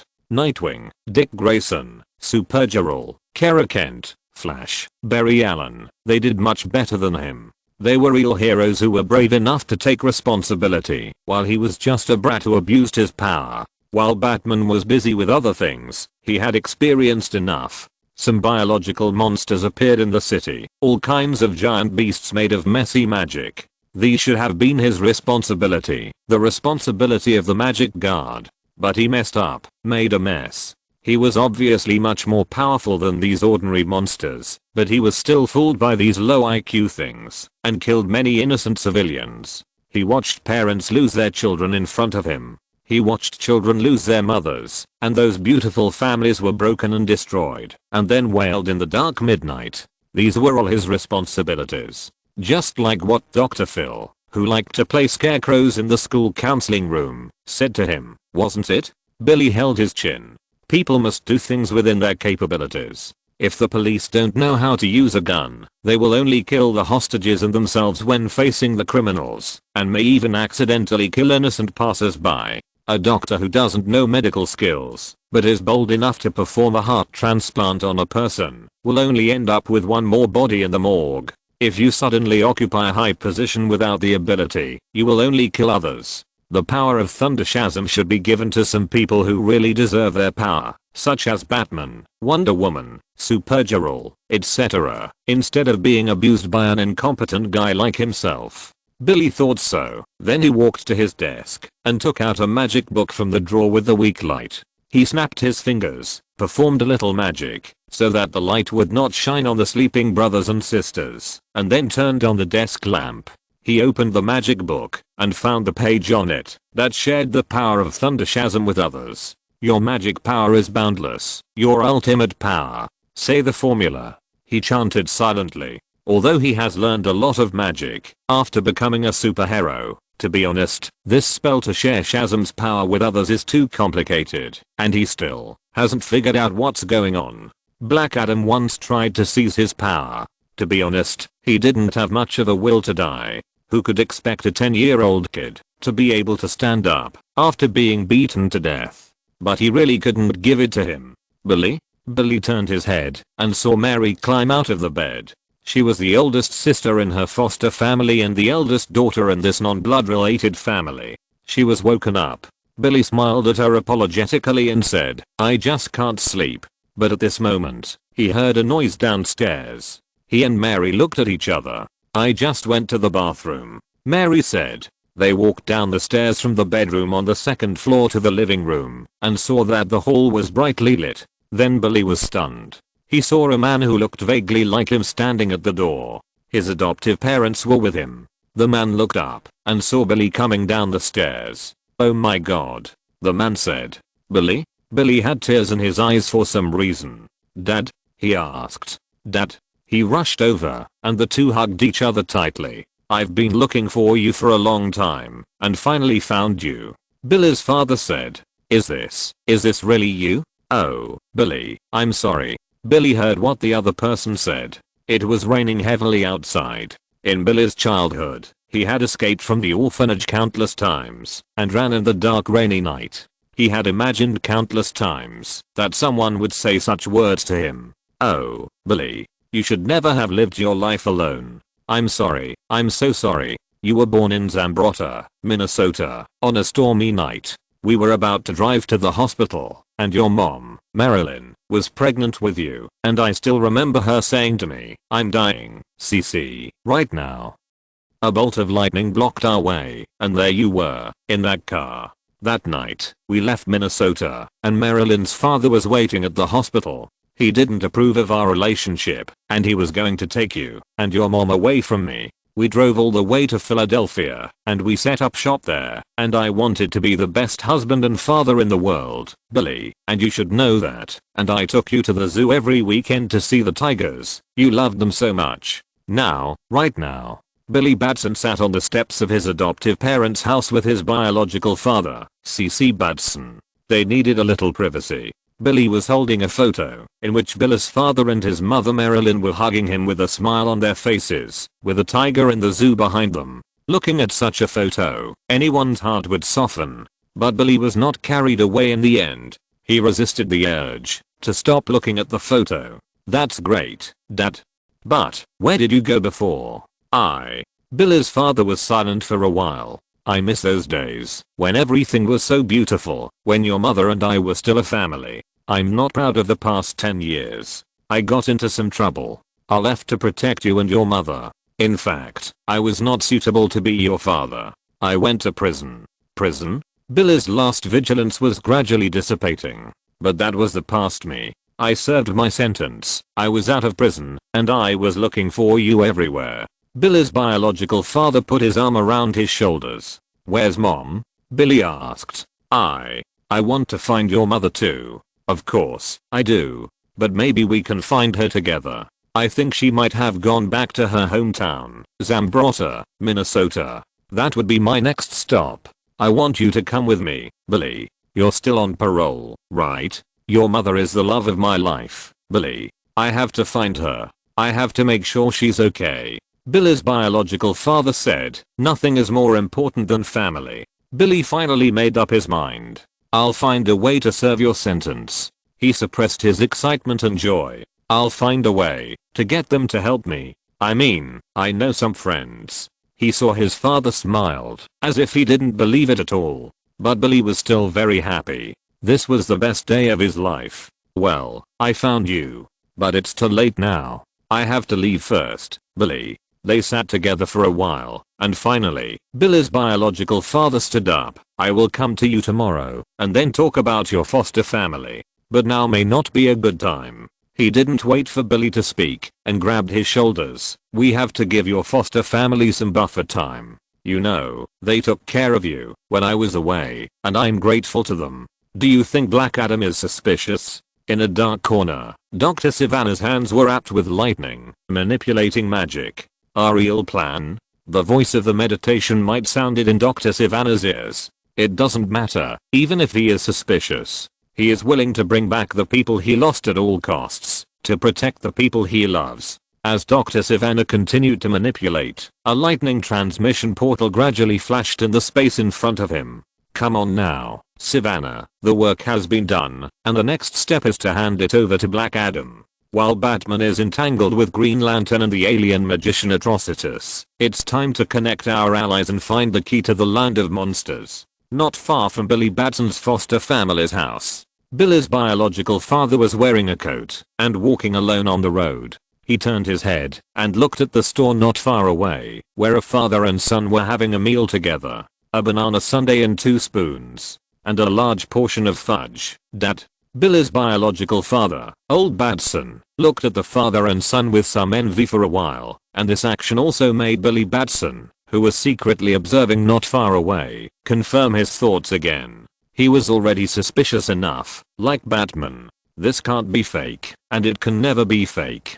Mr. Batson. However, at this time, Billy's heart stopped for a second. He saw 8 figures flying down from a tall building not far away, led by Black Adam. You have to come with us. Black Adam, wrapped in lightning, floated in front of Billy's biological father, scaring him back a few steps. Seeing that the situation was not good, the people on the street also hurriedly fled. Old Batson looked at the 7 deadly sins around Black Adam. What are those things? Who are you? Billy will finally know what real pain is, and I will have great pleasure from now on, as long as you die first. Lightning wrapped around Black Adam's eyes, but faster than it was Billy who turned into Shazam and rushed towards him like a whirlwind. Billy punched Black Adam and sent him flying. The 7 deadly sins lined up in a row just stared blankly. Oh my god, you are that superhero. Billy's biological father said. Yes sir, now I need you to come with me. I have to take you to a safe place. Tell you, you don't have to worry. Billy said hesitantly, but he finally showed a bright smile. Everything will be fine. The same is true for me, and for Kandak, but it has nothing to do with you. But then Black Adam came back at a faster speed. He grabbed Billy's collar and pressed him to the ground. We caught the father. What are we going to do with him? Billy turned his head and saw his father C.C. Batson being pulled into the sky by the 7 deadly sins with bloodshot eyes. What do you want him to do? He struggled to resist the fist swung by Black Adam. In the end, I will let him die, and you will follow closely. Bang bang bang. Billy tried his best to block the opponent, and then he saw that the monsters were going to take his father away from his sight. Dad. He roared and rushed towards the 7 deadly sins, but strangely, Black Adam did not stop him. In the melee, he saw his father fall down and fall to the ground. No. Dad. He's dying, warrior. Your weak heart has weakened you, Billy Batson. Please let me save him. I can't lose him now. Billy roared, but the 7 deadly sins entangled him and wouldn't let him leave. He saw his father about to fall to the ground. He remembered the formula in the magic book, the once obscure spells, and the words of the old wizard Shazam. Not only flight and strength, and the spells you can weave. There are too many. You must learn to protect your family, just like I should have done. Family is what it can be, not what it should be. This is your secret spell, your ultimate power. Now, say the name. Shazam. Boom. A bolt of lightning struck Billy's biological father, and with it came the endless power of Thunder Shazam, which was shared into his body. Old Batson looked at his hands in amazement. He had changed into a new look, wearing the cloak of Thunder Shazam, with lightning flashing on his chest. Oh my god. A ferocious look of surprise appeared at the corners of his mouth, as if a bug was singing maliciously. If you're listening to this novel on a channel other than Fanfic World, it means they downloaded and uploaded it without effort. We cordially invite you to visit our channel, Mundo Fanfic Novelos. There you'll find the original version of this story and you can explore many other novels of various genres. We're waiting for you to immerse yourself in a world of incredible novels. Chapter 244, Shazam's Power. You, the villain, can steal it, but why can't I? Batman, steal it? Fawcett High School. This high school is the school where Shazam Billy Batson is currently studying. It was just after 10 o'clock in the morning. In the psychological counseling room, the Gotham City villain Scarecrow, who was disguised as the school Dr. Dryfill, was packing up. A few months ago, a mysterious man who called himself Outsider rescued him from prison and gave him the task of constantly using his professional knowledge to seduce Billy Batson. But now, the mission is over. Under his repeated psychological suggestion that power for people without ability will only cause disasters, Billy Batson shared his power with his father, that is, his biological father, C.C. Batson yesterday. The Outsider's goal has been achieved. So now? It's none of Scarecrow's business. Scarecrow knows very well that from the beginning of giving Bane a nuclear bomb to try to murder Batman, to now quietly hiring him, using his knowledge of phobia to guide Billy Batson's fear, and then letting the other party share his power. The man who calls himself Outsider in front of him has always been the ultimate black hand hidden behind the scenes. Are you going to silence me? When you finally told me your plan without any scruples a few days ago, I knew you didn't intend to let me leave alive. A mocking look appeared on his face. He turned his head to look at the meditation mite and Dr. Sivana. Stop this damn poison gas. The meditation mite said, but where did Scarecrow learn the magic of the wizard Shazam? Wait, Billy Batson's magic book. Scarecrow must have sneaked a peek at that book as Billy's psychiatrist. However, when he turned his head, he saw the black muzzle of the Outsider's gun. Facing the Outsider's confused eyes, Dr. Sivana stepped forward and picked up the Scarecrow who had been electrocuted and unconscious. As he walked over, balls of colorful mist sprayed out of his ears, condensing the image of the meditation mite. Dr. Sivana snapped his fingers, and the lid of the bucket opened. He sniffed from a distance, and then immediately closed the lid. He turned around and took out a bucket filled with yellow liquid from the cabinet behind him. Strong fear gas, 30 times more powerful than the regular version on the market. The Outsider's face also turned extremely ugly in an instant. Behind him, Dr. Sivana, whose eyes were filled with lightning, followed closely. Whatever he wanted to do this time, it must be a big conspiracy. What? Scarecrow said without turning his head. The Outsider did not speak first, but Dr. Sivana, with a fake smile on his face, walked to Dr. Clean in a familiar manner. Drive Clean. The original name of the Gotham villain Scarecrow. Long time no see. Of course. Scarecrow turned around slowly, looking defenseless, and continued to pack his luggage. Then, my mission is also completed. I will. Bang. However, he hit the magic barrier like a bullet, and Scarecrow immediately realized the current situation, and despair appeared in his eyes. He looked very familiar with the Scarecrow, but before he could greet the Scarecrow, the Outsider spoke first. Drive Clean. Where is what I want? The mite was silent for a while. Then he stretched out his hand and smeared it on the face for a while, wiping off all the makeup on the face. The spray head of the fear gas was quickly blocked by Dr. Sivana's magic. A lightning bolt shot out of his eyes, mercilessly electrocuting the Scarecrow's whole body and causing it to twitch. Swish. The Scarecrow rolled over and put on his Scarecrow mask, and then the corner of the room also suddenly sprayed out fear gas. He rushed towards the window, as if he wanted to jump out of the window and escape. He took off the Scarecrow hood on the other's face, revealing the thin face underneath. It seems that the famous Scarecrow, Dr. Clean, has fooled us all. Dr. Sivana said he had long been aware of our intention to silence him and hypnotized a teacher in the school in advance, using psychological suggestion to distort the other's mind, making this poor guy think that he is the Scarecrow, and stayed in the psychological counseling room to wait for our arrival instead of him, while he himself escaped early. His face did not change at all in the increasingly dense fear gas. Do you really think this thing will work on me? Puff. The bullet hit the ceiling, but did not penetrate, but slowly stopped, as if it hit something sticky. The invisible thing not only absorbed the kinetic energy, but also the sound waves emitted by the gun. The meditation mite had already set up a magic barrier in this room. No matter what it was, it could not get out.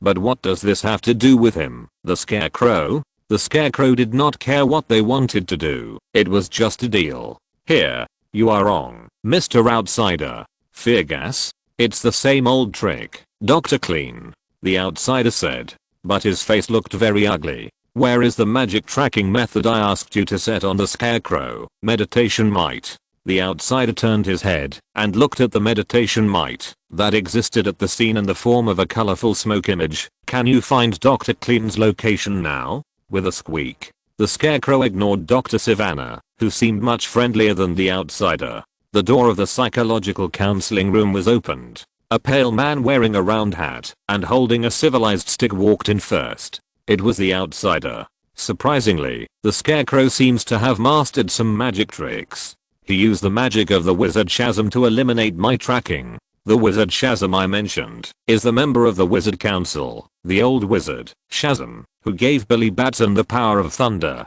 His power is unquestionable, so much so that his name has become a spell, to summon the power of thunder. Only his spell can resist my magic. Since you are here, come in earlier. Good stuff. You are really worthy of being a scarecrow. I can't do it. Bang. However, the bullet missed. The outsider turned around and looked at Dr. Savannah, who had just extended his hand. The other party had just used magic to deflect his arm, which in turn affected the trajectory of the bullet. Goodbye. The outsider's answer was concise. The magic worm exclaimed from the bottom of his heart, "What an amazing magical talent. People in Gotham City can often surprise me. So now that Scarecrow has run away, he may leak our plan." The outsider said, "Don't worry, my friend." The meditation might said, "Drive clean knows only a limited amount, and everything is too late. And our cooperation is about to end." Meditation might. The outsider said. He pointed to the barrel of fear gas left by Scarecrow. "I also brought you what you want. Now it's time for me to go back behind the scenes." He turned around. "Bring me Pandora's box." Meditation might, "And we will have no relationship from now on." Of course, of course. Meditation might said, "My ally, don't worry, everything is going according to plan. We have mastered the power of Thunder Shazam. We have mastered the key. What else can stop us? Your experience is too much. It can't be Mudface pretending." Chen Tao said.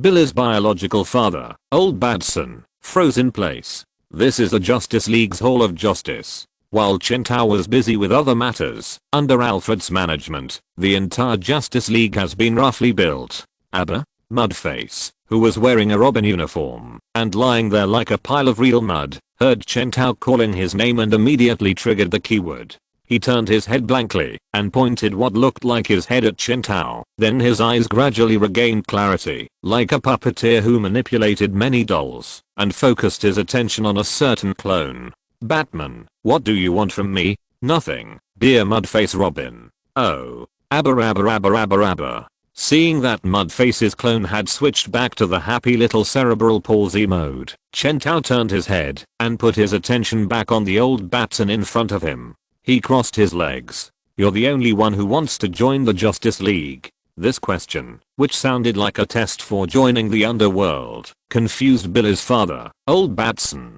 He turned to look at Billy for help, so Billy hurriedly said, "Batman, he is your biological father, I know." Chen Tao looked at old Batson with a scrutinizing look. "But I'm obviously asking your father himself." It was strange that, although he had a preconceived notion that Billy, the biological father who suddenly appeared from a corner, must have a problem, Chen Tao had already used a lot of means to identify the other party after the other party came in, but to no avail. However, this made Chen Tao more convinced of his judgment. I don't want to join the Justice League," but Billy said. He suddenly smiled brightly. "Oh, I'm not kidding you." He laughed and patted old Batson's back, and then his face suddenly calmed down. "You are now a member of the Justice League. Welcome to become a superhero, Mr. Batson." He stood up and patted the Mudface beside him, and the other party suddenly turned into a blonde and blue-eyed half-naked beauty. Chen Tao's face suddenly turned black. "You changed wrong. Try again." Mudface turned into an oversized dog with a swish. Chen Tao took his reins and led the confused dog towards the Hall of Justice. "Let's go, Billy and Mr. Batson," he said like a tour guide. "I will check you in first. The first meeting of the Justice League will be held tomorrow afternoon." He turned to them and said, "We need to discuss how to encircle and suppress Steppenwolf and a magical worm called Meditation Might." He looked at old Batson. "Things are so busy, and people are not allowed to rest, right?" After the outsider and Meditation Might separated, they arrived at a place where there was no one. The pale man turned on the projector on the stick. The person who appeared on the image was none other than the Cyborg Superman. The voice of the Cyborg Superman rang out. "Well done, outsider. Everything is going as planned. The Mind Might has done most of the things we couldn't do. The bug thought that helping me open the passage to Apocalypse and summon Darkseid's arrival was just a trick to trick me into joining, just like he tricked the alien blood mage Atrocitus into joining. He was stupid enough to think that he was the one who pulled me into our alliance, instead of us two deliberately designing all this. He was stupid enough to think that Pandora's box could open the passage to Apocalypse was just a lie. He said, in the end, only Darkseid controls everything. Of course, my ally. The outsider bent down a little exaggeratedly. Everything belongs to Darkseid. In a corner that the cyborg Superman couldn't see, the outsider's mouth curled up a smile. Stupid guy. Batman, what do you want to talk to me about alone? In the room, Billy was a little flattered and took the tea that Batman poured for him. This was a training room. Chen Tao called Billy in under the pretext of individual combat training, and then used the magic of the Bat Wizard to completely seal the room where they were talking. Then he said, although I've heard it from Alfred, I still want to ask, Black Adam and the 7 deadly sins are still at large, right? Ah, that's right. Billy nodded like a chicken pecking at rice. Oh, I'm just asking. He heard Batman say, hey, Billy, I have something to ask you. Sometimes, have you ever thought about being an ordinary person? Billy was stunned, then said honestly, of course. I'm not a superhero. He complained. I'm not a hero. Batman, I lack the talent to be a hero. In such a short time as a superhero, I have killed a lot of civilians. Even though I have acquired the ability for so long, I'm still a novice. My dad did much better than me, you know? After he just got the power of Shazam, he beat Black Adam to the ground. Maybe the wizard made a mistake in choosing me. I should. Billy kept talking. He was embarrassed to tell these things in front of his biological father, whom he just met, and he couldn't tell these things to his adoptive parents, who didn't know anything about his superhero career. Phil, the psychologist who likes to play with scarecrows in school, might be a good target, but the other party also doesn't know his superhero identity. So looking around, in daily life, he didn't have anyone to tell the truth to. Therefore, when facing Batman, he was actually somewhat self-pitying and uncontrollable. But what he didn't notice was that the look in Chen Tao's eyes was getting colder and colder. It was almost certain that someone was instilling his ideas into Billy. It was so simple to instill one's own ideas into a teenager. It was as easy as pie. I really want to comfort you, Billy, but I'm sorry. Sometimes it's true. Due to your age, you sometimes really can't afford the power given to you by the wizard Shazam. Chen Tao said slowly, the situation facing our planet is extremely serious, and every bit of power is very precious. So, Billy, have you ever thought about share the power with me, just like you shared it with your father?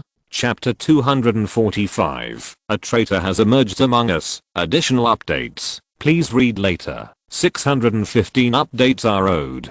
Tomorrow is the first meeting of the Justice League. Why are you so excited? On a refreshing night, Wonder Woman Diana and Chen Tao, who was dressed in casual clothes, walked together on the newly built Justice Hall Square. This new landmark building is located in the city center of the Metropolis, facing south and north, magnificent and huge, and every inch of land exudes the smell of money. The square was built in the style of a football field, but the area is more than 10 times larger. I'm just a little confused, Diana.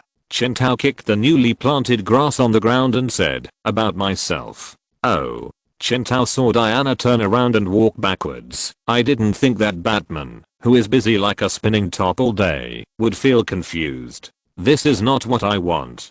Chen Tao shook his head. He said to Diana, you know I promised Alfred that I would retire with him in Fiji. But what about now? Well, Diana said, should I feel honored to be one of Batman's backup plans? Who is secretly selling this information to my enemies? The people in the Rogues. They are only loyal to money. Although they are united, they have no organization or discipline. If someone. Wonder Woman Diana made a shushing gesture. She saw Chen Tao raised his eyebrows. I can't tell you, Diana. Some things are better to rot in your heart. Chen Tao said, these are just some small backup plans. Only you, Diana. I can only trust you. Wonder Woman didn't speak. She stretched out a hand and put it on Chen Tao's shoulder. Darkseid, the mites, the blackest night, one thing after another, never stopping. Everything seems to be arranged. Why does Billy fail in his missions repeatedly and even accidentally kill civilians? Why was the cyborg able to tell so much information about Krypton and Kara's family situation so accurately when he first met Supergirl Kara Zor-El? The Flash? With his super speed and ability to penetrate walls, he has every opportunity to steal any information from Amanda Waller without anyone knowing and notify anyone, or fake the death of civilians before Billy can react, making Billy mistakenly believe that it was caused by him. This is the effect. I'm asking about the principal. Amanda Waller. She's just an ordinary person, and it's easy to manipulate her mentally. Wonder Woman laughed. He said, I suspect this, I suspect that. I'm thinking all day long, I'm either fighting, or on my way to fight. Did Cyborg really know this, by absorbing the knowledge from the Kryptonian spaceship as in the comics? Chen Tao watched her shake his hand, indicating that he knew, and then slowly walked away. Then she saw Chen Tao put something like a remote control in her hand. She raised the remote control. Okay, but I don't quite understand how this works. It sounds like a cheat code for some game. Also, how can my enemies grasp my whereabouts so accurately? I have been very wary of Cyborg. He definitely can't be able to get my schedule, not to mention that I made a sudden decision to go back to have dinner with Alfred and meet Waller and Green Lantern a day late. Diana paused and then took a deep breath like a groan.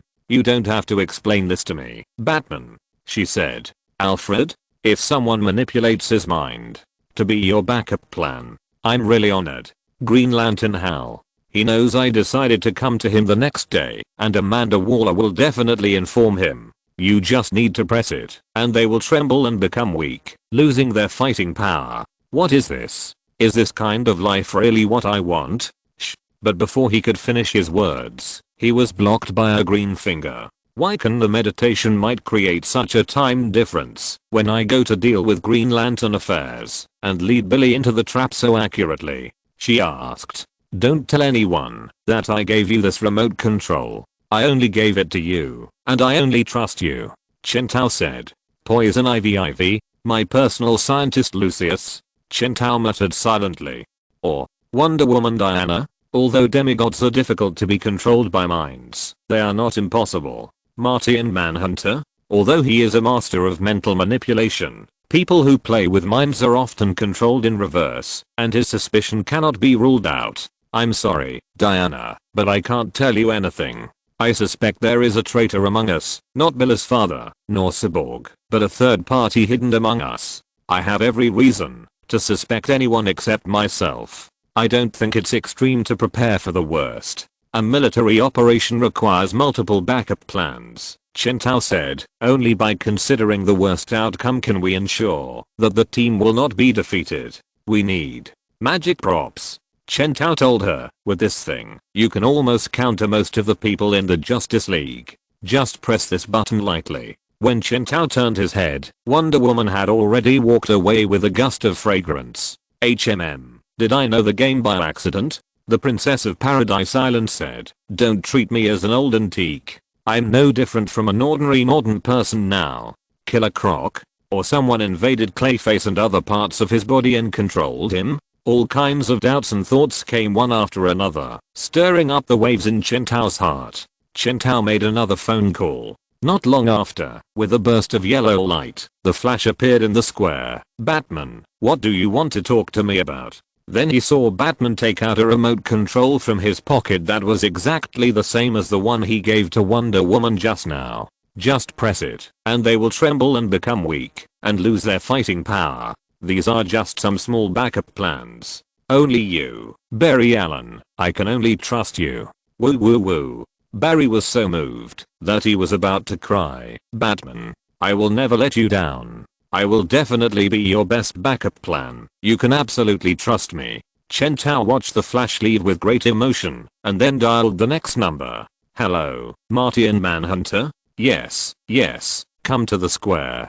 Just click it. I only trust your small backup plan. I know. Batman, don't worry, I won't ask any more questions. Marty and Manhunter nodded seriously. Thank you for your trust, I promise. Next. I can't believe you trust me so much, Batman. Green Lantern Hal said in shock, then said seriously, don't worry, I won't let you down. Entrusting important matters to me is definitely the best choice you have made in your life. The members of the Green Lantern Corps will protect. Chen Tao waved his hands impatiently. Next. Oh, I will always be ready. Supergirl Kara said, but what use can this iron lump be? Next. Are you kidding me? I'm so moved that I'm about to cry. Captain Cold said. Next. Killer Croc hugged Chen Tao directly, stuck out his tongue, and licked his face wildly. Woo woo woo woo. Batman. I will always be your most loyal Robin. Chen Tao wiped the saliva on his face expressionlessly. Continue. Earthling, I didn't expect you to entrust things to me. Sinestro said, I will return the things to you before leaving Earth. Oh. Chen Tao said, okay, you are okay, you can go back. Hurry up. You are afraid of being seen by others, right? You are quite thoughtful. Ah, right. Damn, why do I have so many people under me? After Sinestro left, Chen Tao thought about it for a while. I have to time it well. If the people coming here and the people going back meet and then they chat and fight, it will be sure a field. But now it's almost done. Oh, by the way, there is one more. Chen Tao turned his head and looked at the Mudface next to him. Mudface, Abba? Chen Tao, swallow this thing into your stomach. Mudface, Abba.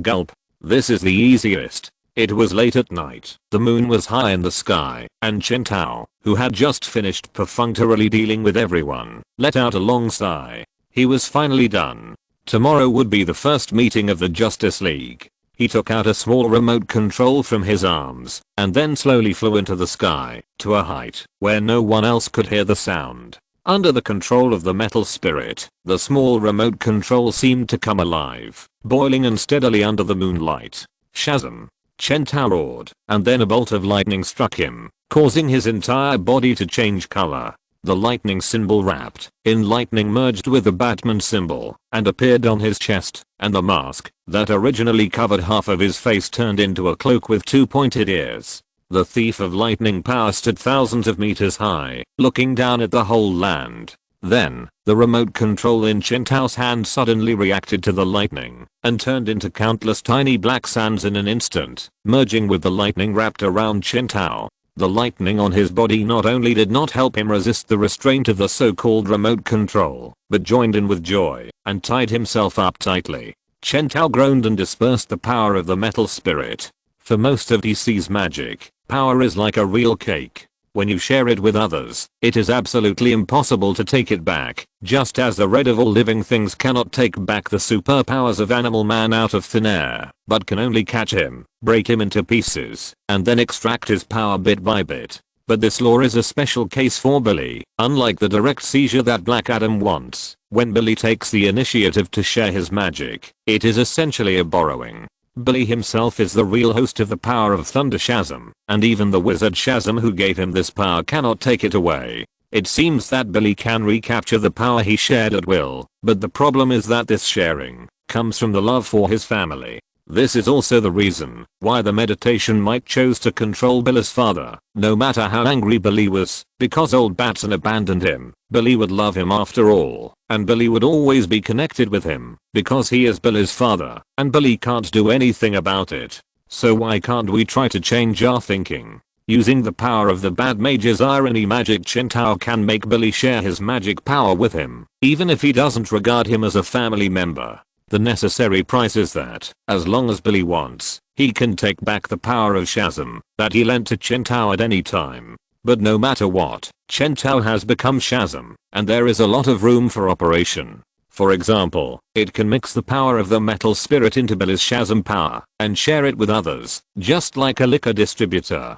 Billy gave him the purest white wine, without anything else. Chen Tao, the black-hearted businessman, mixed a large amount of alien magic energy called metal spirit into it, and what was even more crazy was that he also added a lot of control magic. Not only did he want to give this mixed wine to others to drink, but he also equipped everyone with a so-called remote control. This thing is called a remote control on the surface, but it is actually an accelerated reactor of the metal spirit. It can react with the power of Shazam that has been added to the metal spirit, greatly accelerating the metal spirit's ability to control the host. It is equivalent to making people drink fake wine and putting beetle nuts in it. It is extremely unethical. Chen Tao thought about this while turning on the communicator. Then, a message from Lucius attracted his attention. "Batman, you have to take a look at this. Clark also mentioned this to me before, but you were very busy, so he didn't bother you in the end."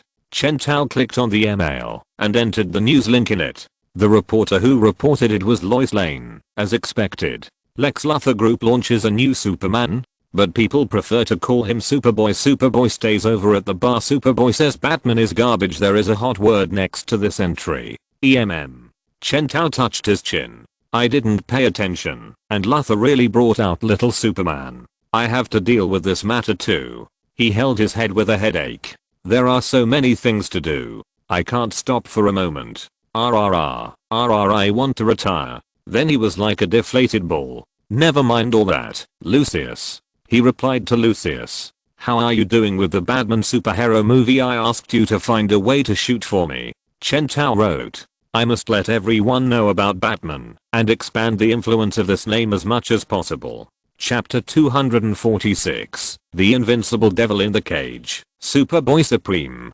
Let's go back a few days. This is the Eternal Rock, a magically protected and opened up space, and the headquarters of the Wizard Council. After the last member of the Wizard Council, the old wizard Shazam, gave all his power to Billy. Originally only the magic guard Billy Batson was supposed to be able to set foot here. However, at this time, because the meditation mites took advantage of the time difference when Batman was dealing with the Green Lantern, they successfully used Billy's father to steal Shazam's power. Using this Thunder Shazam power that originated from Billy, they finally succeeded in entering here. And this is the beginning of the conspiracy. The two of them walked through the long empty conference hall, used magic to open dozens of sealed or hidden secret passages, and then they entered a room, and a huge portal appeared in front of them. Dozens of thick iron chains wrapped with golden spells in the shape of lightning sealed the door tightly. Except for this door, the room was empty and covered with thick dust. At this time, only the voice of the meditation mite was whispering. The Wizard Council blocked the 7 magic continents from each other so that they could enjoy the magic of the whole world alone. They also cast a sealing spell that no one could break to prevent anyone from taking back the magic. Except for the two of us, meditation mites. Dr. Shyvana said. With the knowledge of the two of us, and no wizard or warrior to make trouble. The golden wrinkles on the chain were lit up bit by bit, and then the entire iron chain was ignited red.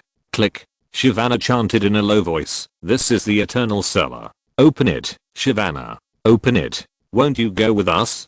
Dr. Shyvana asked him. Dr. Shyvana stretched out his hand, and wisps of lightning entangled in his palm. It was the same power as that of Billy Batson, the living power of lightning, the power of Thunder Shazam, which came directly from the last member of the Wizard Council, the old wizard Shazam. Dr. Shyvana paddled the canoe and stopped at the edge of the island covered with spikes. He went ashore and climbed up the stone steps. Then, at the top of the steps, a magnificent and hideous castle with crimson steam appeared in front of him. The meditation mite seemed a little excited.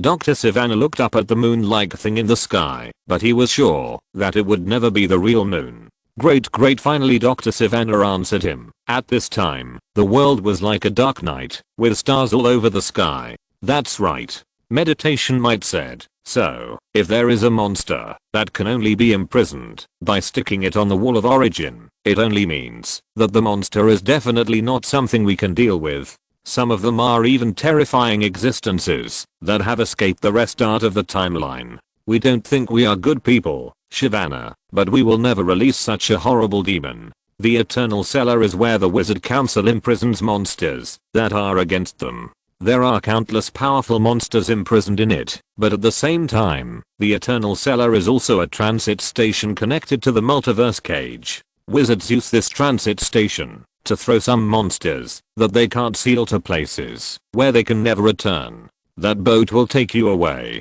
said the puppet. Those wizards thought they could put the monsters to rest by trapping them, but we will have revenge one day. The human world they have tried so hard to protect, that is, the Earth, will eventually be under my control, and I will completely obtain the magic power that they have enjoyed exclusively, and become the most powerful magical being. And here, the cage, eternal cellar, that the Wizard Council used to imprison those who oppose them, will be the place where I will imprison those who oppose me after the war. The moon seemed to be a living thing, staring at him. He lowered his head, and dared not look again. It's best not to fall into it. Meditation Might answered him. Dr. Shyvana asked Meditation Might in a low voice. This is the key to open the portal. Who is this guy? A ventriloquist puppet. Meditation Might introduced. Through the eternal cellar, the connecting hub, you can even connect to some terrifying monsters pasted on the origin wall. He looked at the inky black sea with some fear. They followed the puppet who was pointing the way, along the path behind the gate, and soon came to a place that looked like the seaside. There was only a small dock that stretched straight out to the sea, and a wooden boat was docked on it. He was once a man who had fought with the heroes of yesterday, and was cursed by the wizards of the early years. Meditation Might said, okay. Dr. Shyvana climbed onto the wooden boat along the small dock. Then, Dr. Shyvana and Meditation Might heard a voice. Are you here to release us? Dr. Shyvana looked up and saw a strange wooden puppet covered with spider web standing at the gate. They paddled the wooden boat on the dark sea. The magic worm paused, then said, do you know what the origin wall is?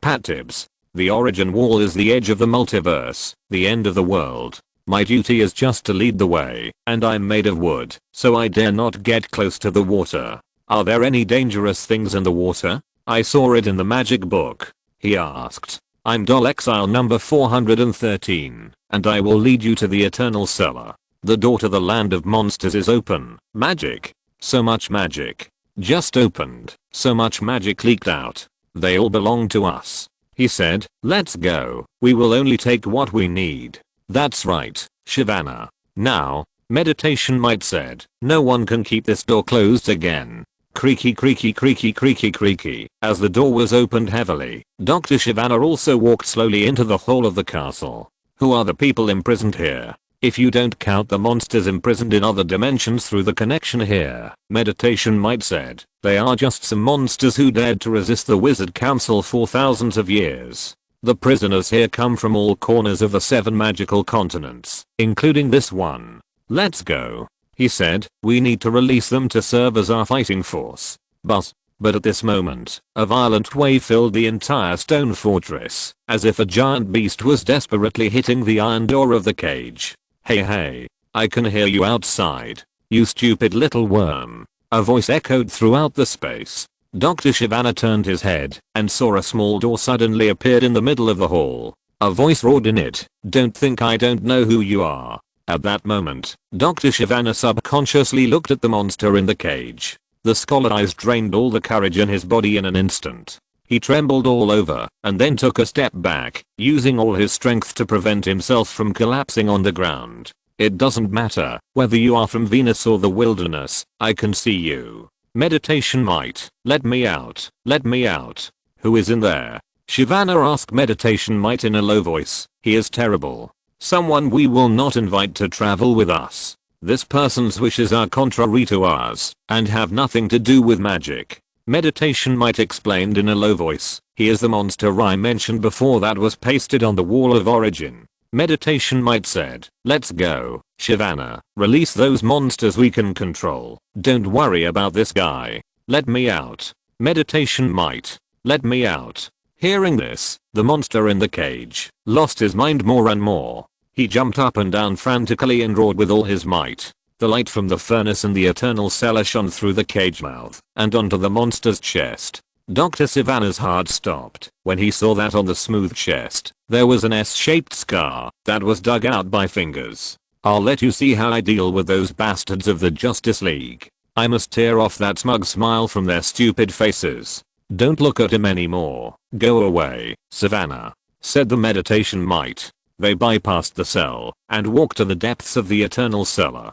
Time goes back to the present. Chen Tao, who has synchronized with the Bat Mage, is flipping through Billy's magic book. Before this, he was a complete magic idiot who knew nothing about magic. Even if he mastered the power of the metal spirit, he was still limited to rough application. But the synchronization with the Bat Mage made him suddenly become a senior mage who has practiced magic for many years. However, many contents in the magic book still made him confused. Chen Tao pursed his lips, and then silver particles flashed on his body. The Bat Gorilla Detective obtained by killing the giant ape Titano when dealing with the Flash incident was also synchronized with him at the same time.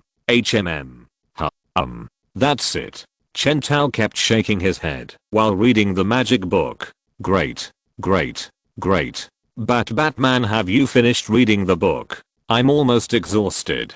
Behind him, Barry Allen was standing on the cosmic treadmill and running so fast that he almost became a shadow, while Gorilla Grodd and Turtle were running on the two machines next to him with wooden faces. The stasis force plus speed force created by the three of them were sucked into a strange looking machine in front of them through a tube and then connected to Batman, who was sitting there reading a magic book through another tube. The speed force continued to fill his whole body. This machine was previously used by Gorilla Grodd to create a speed force storm that enveloped the entire central city, but now after a slight modification by Chen Tao, it has become a human charger. Hold on, and hold on is victory. Chen Tao casually said a few perfunctory words to Barry, and then took the magic book to Billy. It records the Eternal Vault, the door to countless sealed monsters. Yes, and this door was broken through a few days ago. Billy's face looked very ugly. I just checked with magic as you asked, and someone did secretly open the seal of the door. He said, the book says that it will be a very serious situation. Chen Tao said, it's okay. Although the book writes about the dangers of those monsters, it also records a spell that can send those sealed monsters back. Yes, I have read this page. What's wrong? Billy asked. Then he went on to say, these spells that send monsters directly back are very demanding, requiring powerful magic power, and you also need to be close enough to the released monster, and then open the door and let the monster in. But when you really fight, the monster will not wait stupidly for you to finish the spell, and then walk into the door and return to the cage obediently. That is to say, as long as these conditions are met, and the monsters are successfully allowed to walk into the portal, even if the monsters are powerful, they can only be trapped again, right? Billy was a little confused by the other party's eager expression. That's true, but what do you want to do, Batman? Look, this book records a guy called Superboy Prime. If we let him out, and let him fight Darkseid. Hiss. Billy took a breath. Don't ever have such an idea. He hurriedly stopped Batman. The book says that they are all extremely terrifying monsters. No matter who it is impossible to control their actions. Okay, you're right. I give up. Then he saw Batman open his hands. I really give up. I just said it casually. Billy looked at him suspiciously, but Batman quickly changed the subject. He turned his head and said to the exhausted Flash, you can stop. As the cosmic treadmill stopped running, Barry Allen walked over with her exhausted face and lay directly on the table. 4 hours. You've been reading for 4 hours without stopping, and I've been charging your phone for 4 hours. I'm dying of exhaustion. He looked up at the time. In a few hours, the first meeting of the Justice League will officially begin. You should stop, Batman. As he spoke, he yawned and complained loudly. Is it over? Can I go to rest? You won't surprise me again, will you? Nonsense. Then he heard Batman's voice. I have something else I need your help with. Come to, Billy. The two looked at each other in surprise. Soon they were led by Batman to a room not far away. In the middle of the room were more than a dozen chairs with strange bottles and jars hanging on them. The Flash Barry Allen immediately recognized what was in those bottles and jars. Isn't this the chemical that caused me to become the Flash? He quickly checked it, then turned to look at Batman in disbelief. What do you want to do? Try to replicate your accident and see if you can deepen your connection with the Speed Force. Chen Tao smiled shyly. I'll have to trouble you for help, Barry. I found Pirate Kingship. Fate is never kind because of love, nor fair because of greatness. The law of the jungle is the king. The only use of artillery is to measure the territory. Everything within the range is the truth. And in this era of navigation dominated by giant ships and cannons, the only truth is, take it.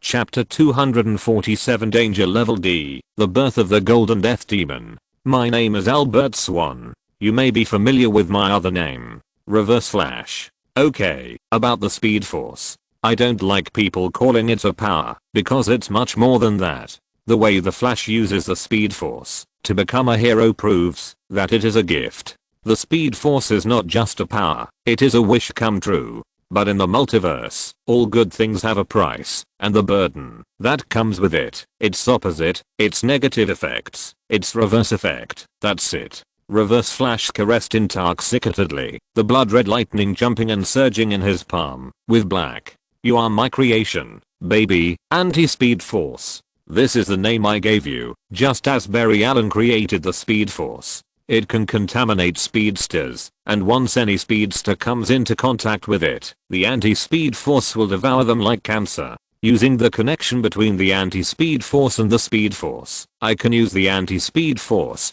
to speed up the Flash at a critical moment. I can distort his thoughts, interfere with his love and hate, and amplify his inner emotions. The anti-speed force has given me many gifts, one of which is that I can speak at a frequency with a hypnotic effect, a whisper that, at a specific speed, can make people do things they have never done before. I can plant an idea in his mind, in or out before anyone notices. Use it. I can make the future I see a reality. I will be the driving force behind history. I will be the one who makes history, and when those ideas burst out of my mind, the direction in which the wheels of history will move, will be the direction of my fingers. What do you want to do, Batman? Replicate your accident. Say it again. I want to copy your ability. That's impossible, Batman. Barry Allen said, excuse me, your affinity for the Speed Force is not high. Not high is only relative. Chen Tao knew very well that Barry was evaluating others' affinity for the Speed Force based on his own qualifications.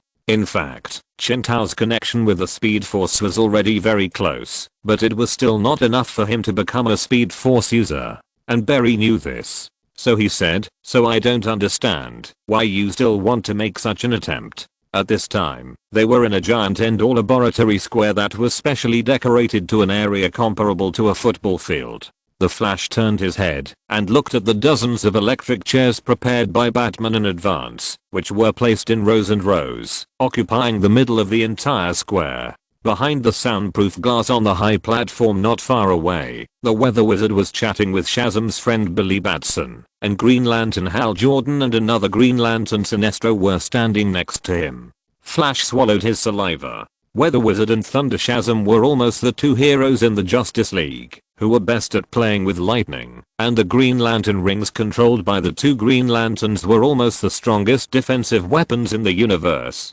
Now that they were all here, it looked like a big battle. He turned to Chen Tao and said, listen Batman, I'm serious. Maybe it hurts to say this, but as a user of the Speed Force, I have to tell you the truth. No matter how many times you try, I don't think the Speed Force will turn you into a speedster. He said, although I know you are not afraid of lightning, to get the Speed Force, it's basically impossible, unless I force it. Chen Tao said. Flash's face turned green all of a sudden. Some memories of being tied to the front of the car and screaming suddenly appeared in his mind. He stammered, Batman, you did that last time. You should know that you can't completely force the Speed Force. At most, you can use your method to take away a little. Barry became a little incoherent. Morally, he was embarrassed to refuse Batman. For so long, everyone has witnessed Batman's heroic deeds of protecting the whole world by himself, and after personal contact, Batman's work attitude, which is busier than that of a speedster, is also sincerely admirable. So for Barry, no matter what Batman wants to ask of him, he will not hesitate at all. But the Speed Force, that kind of thing is far beyond his control. He can't help Batman ignite a barrel of explosives that neither of them can control. Then he saw Batman patting his back. I know what you mean, Barry. But I'm just doing an experiment. What experiment? You'll know when you see it. The Flash saw Batman clapping his hands, and then two transparent cages rose and fell from the ground. Inside were the Gorilla Grodd, whose face was as stinky as a pile of shit, and the Turtle Man who was still plugged in with tubes, and was seriously injured, and not yet healed. Flash, I swear to pry open your skull, and eat your brain alive. And Batman, you. Chen Tao snapped his fingers, and the soundproofing device on the cage was activated instantly. Soon, Flash could only see the Gorilla Grodd's mouth opening and closing, constantly spitting out fragrant words, just like an actor performing a pantomime. After realizing that he was being played like a monkey, the Gorilla Grodd became even angrier. The golden speed force wrapped around his body, making it blur into a golden afterimage in the square transparent cage, but it was unable to break through the glass that looked very easy to break. There was a bed in the turtle's transparent cage. The turtle hummed and groaned. "What are you going to do to me?" Chen Tao pulled out 2 wires from their cage and connected them to the chair he would sit on later, to ensure that he could use them to share the pressure of the Alfred Protocol transformation. Then he slowly began to talk about his plan. "I hope you can use pure speed force to wash my body." "Very pure speed force. I don't understand." "You don't need to understand. Shazam and the Weather Wizard will use their ability to manipulate certain lightning to guide the direction in which you create lightning, and Sinestro and Hal will use the Green Lantern ring to materialize the channel for lightning to be infused into me in advance, to ensure that the guided speed force will not deviate. Gorilla Grodd and the turtle will ensure to help me share the pressure of transformation and prolong my transformation time. And you, Flash, you will run and create speed force in the form of living lightning. And forget it, I'll show you first." Chen Tao walked to the side, as far away from the dozens of chairs as possible, and then under his control, the ceiling opened with a mechanical sound, revealing the not so strong sunlight in the morning. Then he opened his mouth loudly. Shazam!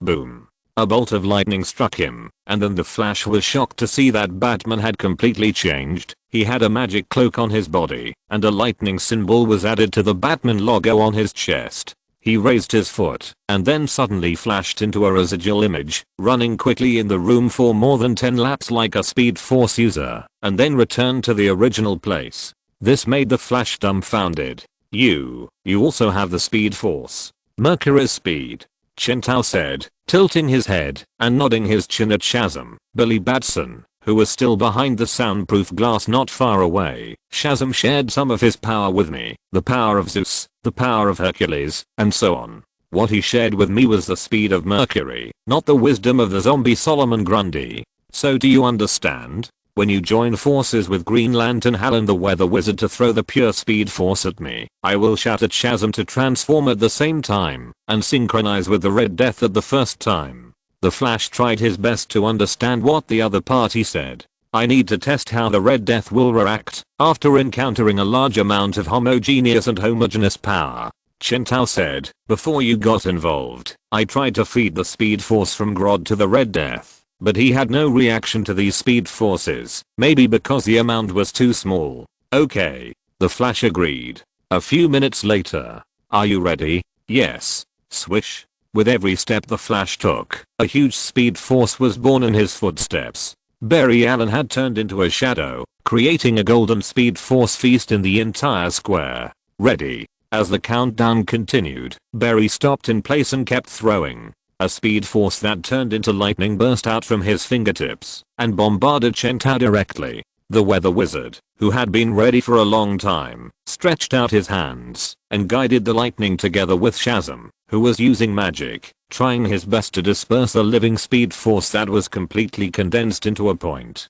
In front of Chen Tao, who was sitting on the chair, Sinestro and Hal had already used the Green Lantern ring to construct a huge tube, at the end of which were countless small green tubes connected to Chen Tao's body. This helped to further distribute the lightning that had been dispersed by Shazam and the Weather Wizard, and evenly injected it into Chen Tao's body, instead of condensing into a point like at the beginning, causing a destructive attack effect. Any material will be shattered under the impact of the speed force. Only the structure of the Green Lantern ring, which is a product purely materialized by will, can withstand such an impact. Shazam! As Chen Tao roared, silver white particles condensed on his body almost at the same time. The Gorilla Grodd and the Turtle Man wailed, and blood spurted out of their mouths and noses. Chen Tao synchronized with a part of the Ravager at the same time as the Red Death. With the power of Grodd and the Turtle Man, they still could not completely synchronize the Red Death and the Ravager at the same time.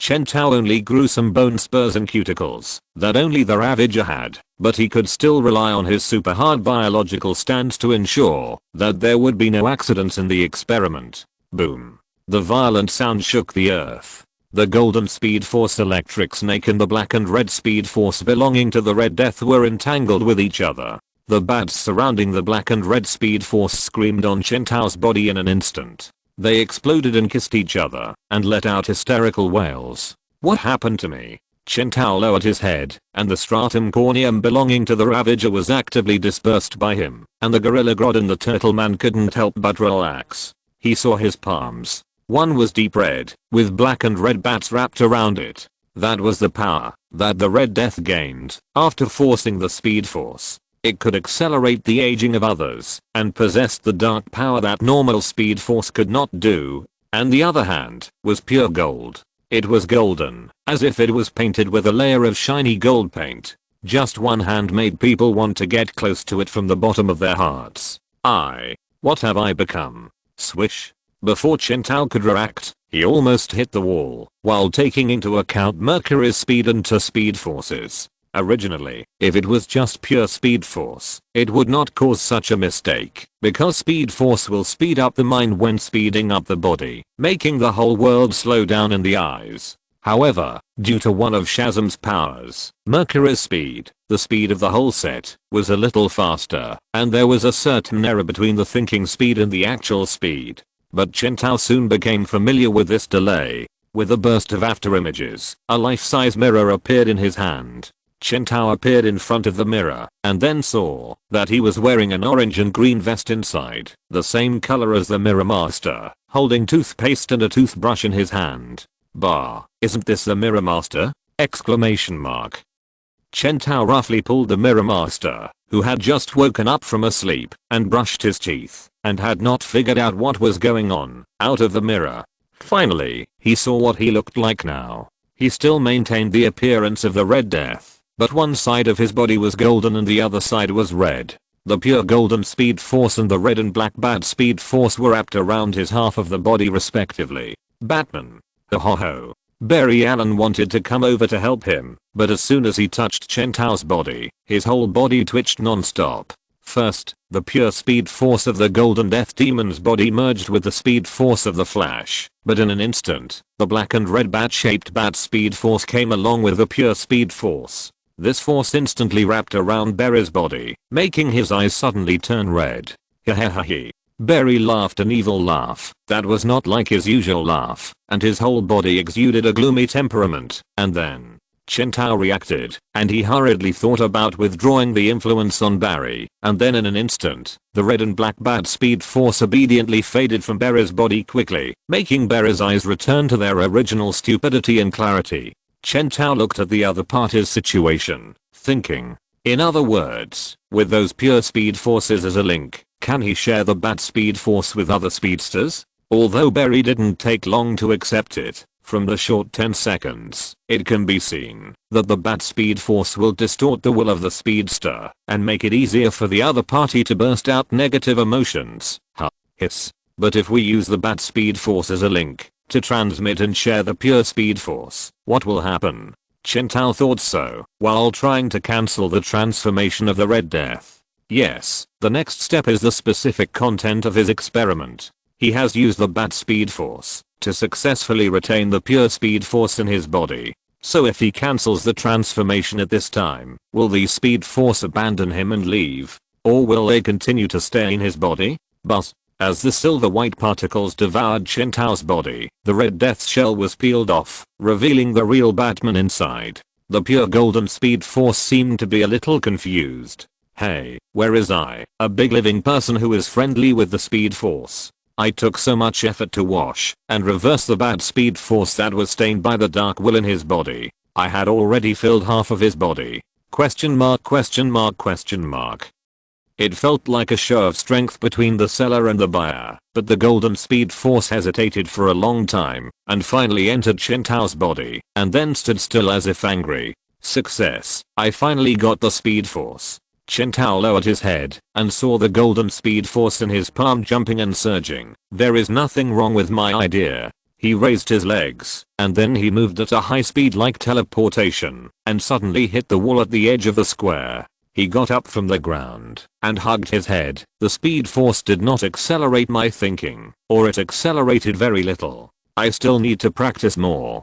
But he was still very excited. Warning. Warning. At this moment, Chen Tao saw the silver white font on his retina begin to emerge after a long time. Batman number 52, your danger level is D. You have reached the corresponding danger level protection requirements. Batman of the same level as you is now ready to be loaded. Please murder a living clown and absorb the laughing gas contained in the opponent's spine to complete the installation of Earth 3 Batman Joker. Error. Error. Error. Correcting. Loading. Loading completed. Corrected. Please find a living clown. To complete the installation of Earth 3 Joker I can summon outrageous partners Droopy, Wolf, Mickey Mouse, Tom and Jerry, SpongeBob. The prize pool of my system seems a little strange. Chapter 248 Justice League Meeting, Plan, Happy Mid-Autumn Festival. Come read it, please help. In a dark corner of the multiverse, in a ruined, dark universe on the verge of destruction, the Ravager, one of the Dark Knights, whispered to the laughing bat, I feel something strange. They were traveling on a desolate planet, with ruins of buildings everywhere, and many places could still show their former glory. But at this moment, they were already dilapidated and collapsed, just like countless other dark multiverses. The Ravager stared at the direction where the Red Death had just disappeared from the street corner with his eyes that still retained some of Bruce's wisdom under his bone spurs and scales. He said, do you see that golden color? He snorted, and 2 white breaths spurted out of his nasal cavity like sharp swords, making 2 small pits on the ground, and then a layer of solid ice formed. Roar. This movement attracted the attention of some monster under the ruins. Suddenly, a weird-looking zombie crawled out from behind the ruins. His face was covered with black lines. His eyes were white. He sniffed the air blankly, and after confirming the location of the 2, his eyes turned red. Roar. He roared and rushed towards the destroyer and the laughing bat, and the next second, fire spewed out of his mouth and nose. This was a zombie with superpowers. Hiss. But in front of the destroyer, it was as fragile as a rag doll. The destroyer patted off the remaining blood on his hands without caring, and then sniffed the air. This planet is full of viruses, although they can't break through my doomsday spores. Seriously, did you see the golden color that just appeared on the Red Death? I saw it, Bruce. The laughing bat answered him. I've known that the Scarlet Runner is not pure Batman, but I didn't expect that he is even less pure than I thought. He isn't trustworthy. I've already started preparing a plan. Once he betrays us, we can kill him immediately. But now, let's just use him for now. Note, the Red Death is the product of the fusion of Bruce from the Dark Multiverse and Barry the Flash and the Speed Force, and there is still some remnant of Barry's personality in his body. In the original comics, the Red Death was indeed washed by pure cosmic energy, causing Barry's personality to awaken and become the Golden Death. But he was killed immediately, revealing that the Batman who laughs had never trusted the Red Death from the beginning. Let's go. The Batman who laughs said, if the Batman that is the fusion of Luthor and Bruce that we found this time is strong enough, maybe we can directly replace the Red Death. Several other superpowered zombies came frantically from the corner of the street, followed by a larger zombie. The Ravager defeated them easily, and then said, there are too many zombies here. The Luthor Batman of this universe developed the Emojo virus and destroyed the world. The laughing bat said, but he will be fine. Bruce always has the last laugh, doesn't he? Be patient, Ravager. Note, in the 6th volume of the New 52 Justice League, Luthor developed an Emojo virus that can create superpowered zombies, and unfortunately it was leaked, triggering a superpowered version of the Resident Evil. He later teamed up with the Justice League to solve the crisis. In this dark multiverse, the fused version of Batman and the Justice League fought each other, eventually leading to the collapse of the world. The 2 of them disappeared at the corner of the street. Hey, Batman, you're out. Chen Tao had just walked out of the experimental plaza when he saw Billy Batson jumping up and down to greet him, followed by the weather wizard who always had a melancholy expression. Ever since his biological father C.C. Batson found him, Billy's temperament has started to turn cheerful. In the past, He was a melancholy boy like the melancholy uncle weather wizard next to him. After all, weather wizard's brother died, and his brother was killed by his brother's wife. Billy had no father and no mother, and moved around in host families. Both of them experienced the pain of losing their families, and weather wizard had an additional betrayal by his family. There were many similarities in temperament. But now Billy's father is back, and the difference between him and weather wizard suddenly appeared. Chen Tao looked at Billy, who was still in high spirits, with sympathy. During the time when he took them to the newly built Justice Hall of the Justice League 14 building and waiting for the meeting, he deliberately separated Billy's biological father, Old Batson, and Billy Batson, and kept finding him other errands, intending to prevent their relationship from developing further, and avoid Billy from being sad if there were any problems in the future. But now it seems the effect is minimal. If his father, Old Batson, is really controlled by the meditation might, how should he tell Billy about this? Chen Tao curled his fingers and thought silently in his heart. He turned his head to look at the exhausted Flash Barry. Barry, please charge me later. After synchronizing with the Batman, I will look through Billy's magic book. Noticing Chen Tao's gaze, Barry shuddered. What do you want to do? Nothing, just take a look. Chen Tao shook his head. Let's go. He raised his hand and looked at the watch. It's almost afternoon, and the meeting is about to start.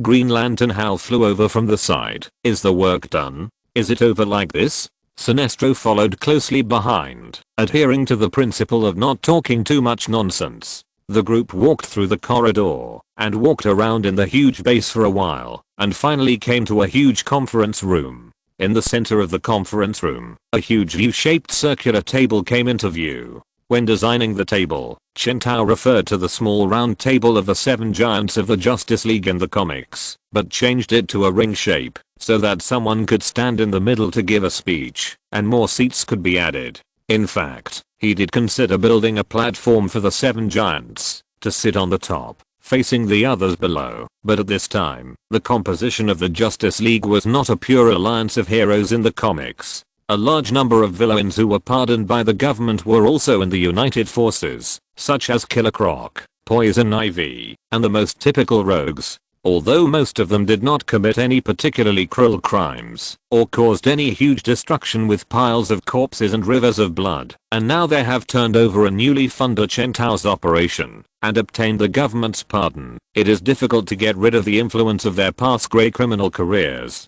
There is a natural division between heroes and villains, and not every hero and villain can have a personal friendship like the Flash and the Rogues. Although the two camps have never shown any discord in front of Chen Tao, he knows that when Batman does not come out, the relationship between heroes and villains is far from being as harmonious as it seems now. Only a brat like Billy would be so foolish as to chat with the weather wizard without any prejudice. However, such a split is only a small hidden danger, and it has not yet reached the point of causing confrontation. Therefore, Chen Tao prefers to let everyone sit together and eliminate such clues of confrontation in the bud at all times. I'm sure this is my seat. Hal was the first to fly to one of the seats in the middle of the U-shaped circular table. There was a small green OA logo on this chair. The Flash also sat in his own lightning seat. Sinestro, Shazam and the Weather Wizard also found a seat to sit. Not long after, as time went on, more and more people entered the conference room, and the 7 main seats were gradually filled. When Cyborg, Supergirl, Flash, Green Lantern, Batman, Martian Manhunter, and Wonder Woman were all in place, Chen Tao stood up. At this moment, it feels like we are shouldering the weight of the world. It looks like everyone is here. Everyone, he said. Today's topic is clear and of great importance. We must not act rashly. Chen Tao looked around at the faces around him. Today, the decision we make will guide the future survival of our world. He said, please take a seat. We have something important to discuss. He turned his head and nodded slightly to Amanda Waller sitting next to him. I can explain the current situation to everyone, Miss Waller. Amanda Waller stood up, twisted her waist, and then took out a remote control, and then an image appeared on the big screen behind them. An invincible and powerful enemy. Darkseid, his vanguard.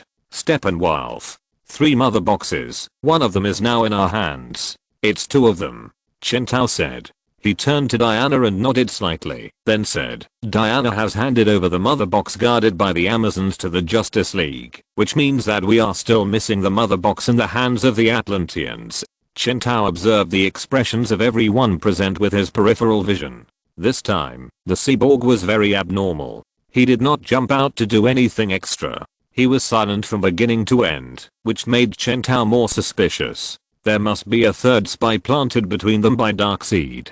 It was not Billy Batson's father, old Batson, who was controlled by the meditation might, nor was it the cyborg who had been exposed long ago. The government has found the whereabouts of Arthur, the king of Atlantis. Colonel Steve Trevor, who was next to Amanda Waller, said, a few months ago, some deep sea monsters that eat people alive attacked the coast of Port Clement in eastern Maine, causing casualties. After Batman and the government jointly explored without success, these monsters all returned to the deep sea 3 days later, and have not appeared since then. Because of this, I also missed many things such as Bane pretending to be Batman, to deceive people and Superdog Krypton coming to Earth. Chen Tao thought. Colonel Trevor's words were still ringing. We infer that someone must have solved this crisis behind our backs. After the government has sent more people and a large number of submarines for several months, and after the civilians who were once rescued by Aquaman by word of mouth have pointed out, we finally successfully found the traces of Aquaman, and then confirmed the existence of the legendary underwater city, Atlantis.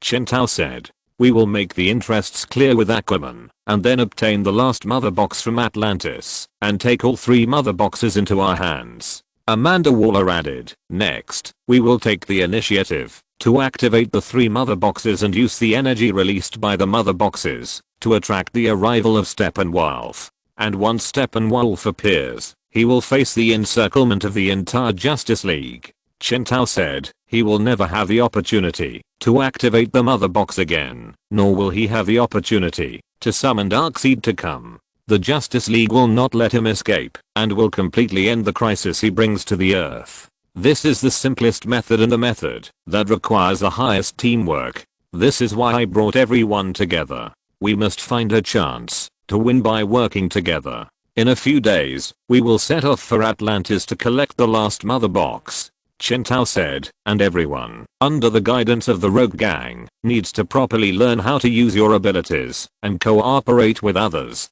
And the person who leads the task of retrieving the mother box from Atlantis. Chen Tao's eyes swept over the 7 giants. It will be Supergirl Kara Zor-El. Kara, who had been squatting on the main seat of the 7 giants pretending that she didn't exist, turned her head suddenly. What, me? Of course it's you. After all, you are the leader of the Justice League. Chen Tao patted the other party on the shoulder. So the first important league level affairs of the Justice League will of course be handled by you. Huh. Supergirl was a little incoherent because of Chen Tao's unconventional move, because the other party had never communicated with her beforehand. While Chen Tao said this, he carefully observed the expressions of everyone present. Of course, I will go to Atlantis with Supergirl and try to solve the problem at once. As soon as he said this, many members of the league showed an expression of relief. Supergirl looked at the reactions of many members below, then looked at Chen Tao, and then realized that she was just a mascot in the past, and suddenly she didn't feel much pressure.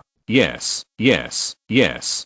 She nodded repeatedly, as long as the problem can be solved. Okay, then we will soon prepare a list of participants in Atlantis affairs, and then communicate privately one by one. We won't waste time on this in the meeting. Chen Tao looked at his watch. Then, adjourned the meeting. Everyone. He looked at the cyborg out of the corner of his eye. The false plan was already in place. Chapter 249. How should I merge with the clown? Oh, but, my Bat, you haven't come to see me for a long time. You're so cold. The Batcave is not a single story building. Perhaps no one except Batman knows how many floors of secret rooms it actually has. Going down the steps of the Batcave, crossing several portals that require authentication, and hidden secret passages, we can reach the bottom of the cave, the cell where the Joker is imprisoned. At this moment, Chen Tao appeared here. He hasn't visited here for a long time, and even the food is provided by robots. For him, there is no obligation to feed the Joker well, just to keep him from starving to death. Don't pretend that you have been fighting me for so many years. Joker number 33, codename, martial artist. He slowly walked to the transparent cage. The Joker was tied up by countless chains, tied up like a dumpling. Chen Tao's face covered by the mask could not show any joy or anger. You are just a defective product, a pathetic substitute used to maintain the myth of the real Joker when he can't fight me, Chen Tao said, but we all know what this is about. It's nothing more than an antelope relay race. Antelope relay race means that two antelopes that look the same disguise themselves as the same one in front of the hunter and then relay race with the hunter. When one gets tired, it hides behind a rock and then another one pretends to be the previous one, creating a visual effect that the antelope seems to have infinite physical strength. Antelope relay? No, but you are completely wrong. But he heard the clown in front of him sneer. Don't you understand? A clown is a clown. There is no such thing as a copy or the original. Every clown is a clown. We are a whole, understand? He spoke a little confusingly. Every clown is a part of the clown. Chen Tao pursed his lips. This has nothing to do with him. He is not here to compete with the martial artist clown in front of him for the status relationship between clowns. He has more important things to do. Clown. The Joker is outdated. In the face of Darkseid or any other multiverse crisis, it is obvious that the Joker is not as important as them. To be honest, this is not that he wants to deliberately anger the Joker. The important thing is that the fact is that he has forgotten the Joker. If it weren't for the Jokerman's loading requirement of a clown, he would not look at the Joker again and would not even contact him again unless one day he needed to use the Joker's mind to disgust his opponent like Brainiac did. He pressed the button on the transparent cage and then the door opened. He walked in front of the Joker and looked up and down at the chains on his body. He had loaded a car, Batmobile, F-Class, and a living dinosaur, Batasaurus, E-Class, before, but he had never loaded a living person. This doesn't make sense. Is he going to merge with the Joker, like he merged with the car dinosaur? What on earth is the Alfred Protocol doing? Chen Tao couldn't help but think of a scene. He was wearing a combat suit in the style of Dragon Ball. Then he bent his waist 90 degrees, intersected his index fingers with the Joker, who made the same move, and then shouted fusion. And then just like Gotenks in Dragon Ball, he merged into the laughing bat in a dynamic light effect. This is too ridiculous. Although he thought so in his heart, he still put his hand on the Joker's shoulder. Alfred Protocol had no reaction. If it was normal, he should say something like, "Dear Batman number 52, you have found a Joker." But now the other party was like dead. This made Chen Tao breathe a sigh of relief. He was very entangled when he came here before. After all, the Joker was not the dinosaurs and cars he had loaded before. Even if the other party was crazy and perverted, he was at least a living person. If he loaded the other party without hesitation like before, and let the other party merge into his body like a wax solution, what would that be? The cannibal Dr. Hannibal Batman version? The joke he made to Red Hood before, "I want to eat people," came true. Even the Batman who laughs can't do such a heavy thing. Now it's obvious that he made a mistake in the loading method, which avoids the ethical issues and he doesn't have to worry about it now. However, how to load the Joker has become another problem. He also plans to load the Joker before going to Atlantis. Among the countless Batmen he has synchronized with so far, the Joker is undoubtedly a strange existence. Not only because he is the only synchronization object related to the Joker, and not only because the Alfred Protocol repeatedly error, Batman who laughs, error, but during synchronization. Let's talk about the most important problem. The Joker is not the Batman of the parallel universe at all. The Joker is the kind version of the Joker from Earth 3. The Joker in that world fell into the chemical raw materials and did not turn him evil. Instead, he continued to uphold justice and fight against the evil version of the Justice League crime syndicate in that world. Logically speaking, if Chen Tao wanted to synchronize with the Batman of that parallel universe, the object of synchronization should obviously be the evil version of Batman, Night Owl, not the Joker. The Alfred Protocol often gets confused when dealing with things related to the Joker. He has gotten used to it after 2 times, but it is different now. He wants to load the Joker and urgently needs the Alfred protocol to give a clear loading method rather than an abstract description like find a clown. Now that he has found the Joker, he still can't load it. Is he stuck? The Alfred protocol is not a question and answer robot that is smart enough to easily respond to Chen Tao's doubts in real time. It is impossible to answer him, so the situation suddenly fell into a deadlock. So why not ask the magical sea? Well, he naturally has other ways. Goodbye, he said to the Joker. But, are you leaving now? Sit for a while. Chen Tao walked away expressionlessly. Hey, but, you can't just leave like this. He stretched out his hand, and the transparent cage closed again. The Joker will come back. I will come back. Don't think of leaving me behind like this. You know, Batman's biggest enemy is the Joker. Ignoring the other parties shouting, Chen Tao took the elevator and slowly ascended to the cave. He walked to the Bat computer. Soon, the silver-white particles began to stir, and Chen Tao's appearance changed into that of the Batman. He took out Shazam's magic book. Where is the place where I can load the Joker? That's right, problems that science can't explain can be directly handed over to magic. He wants to see where the divination magic will lead him. The divination that combines Shazam's magic and irony magic will at least not deviate too much in terms of accuracy. Chen Tao lowered his head and frowned. How does loading the Joker have to do with this place again? He stood up.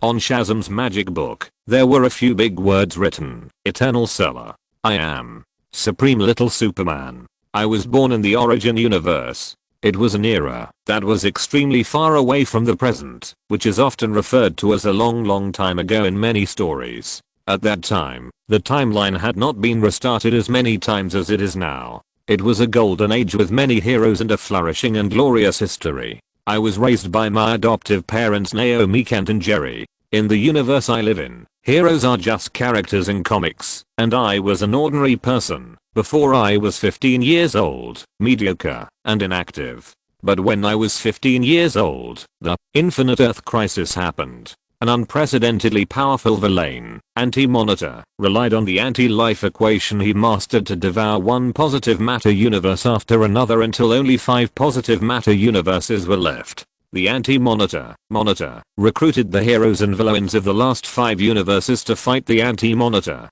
It was at that time that the old Superman from Earth 2 accidentally traveled to the origin universe where I existed, and the Halley's Comet that passed through the sky also triggered my power and gave me the ability of a Superman. The old Superman invited me, and at that time, I was full of energy after suddenly getting power, and I readily agreed to go with the old Superman to save the universe. However, as soon as I left, the Anti-Monitor devoured my original universe, and my parents and girlfriend all died. I lost everything. But the Infinite Earth Crisis was over. I saved everything, right? Although the price was that countless universes merged into one, and I could only survive in the heaven latitude, and could not come to the new universe. But I saved the world. I'm a hero. However, what did that new world give me in return? Exclamation mark. Look, Robin was beaten to death by the Joker. Family death event. Green Lantern Hal Jordan was bewitched by the Parallax monster and almost destroyed the world. Emerald Twilight event. Wonder Woman hanged criminals in front of the whole world. 0 Hour. Identity crisis. One tragedy after another. I originally thought that we sacrificed so much and would create a paradise where everyone could live and work in peace. But this new universe is simply hell. Those heroes of the new world are greedy and evil. They are suspicious of each other and wary of each other. They have low morals and start to do evil easily. They clearly have such a beautiful new world, a new world created by countless sacrifices, but they don't know how to cherish it. Why can I only curl up in the heaven dimension and silently bear the pain of losing my family? They don't deserve to be heroes at all. I saved the wrong world. The universe in front of me should be erased, not saved. Little Lex Luthor, who fell into the heaven dimension with me, prepared a plan with me. I tried to restore the multiverse, so that everyone can live in a perfect life like in the past. But those garbage who don't deserve to be called heroes united. They actually besieged me. I just want to do something good. I want to restore the prosperity and peace of the past universe. As long as the multiverse is restored, we can return to the golden age. Note, in the era of Superboy Prime, all heroes were morally noble, good people were good people, and there was no more complex character core. Therefore, he was in contact with heroes with high morals, and could not tolerate the character flaws of the heroes in the new world after the world was restarted. In that era, every hero was a moral role model. But those trash who were not worthy of being called heroes regarded me as a bad guy and rushed up to besiege me, causing me to not stop and kill one of them, becoming a murderer, a villain. It was all the stupid heroes of this world who forced me to do this. I was extremely disappointed with this world, and I went on a killing spree. They didn't understand at all that, as long as I destroyed OA and caused a cosmic explosion to destroy this universe, I could restart the universe again and create a new world. A perfect world. My former mentor, the old Superman, also stood on the opposite side of me. He knew that this world was so evil and dark, and that our past sacrifices had become meaningless. The golden age will never come back, but the old Superman still believes in those idiots. I beat him to death. But it didn't change my final defeat. I was trapped in a cage. As a monster, I was trapped on the origin wall until now. This is the edge of the universe. Unless someone helps me, even I can't break free. But it's impossible. No one is willing to release me. A few days ago, a little maggot called Meditation Might visited my cell, but the damn bastard would rather release those weak chickens that I could crush to death with one hand than look me in the eye. I'm afraid I still have to stay in this dark corner. Prime little Superman in the cage raised his head. At this time, half of his body was stuck on the origin wall. He could only use his head to see who was coming. A small iron door condensed in the void in front of him. Behind the iron door was the Eternal Cellar, a transit station that could lead to unknown places in countless universes. The previous Meditation Might also passed through the origin wall where he was imprisoned from that position.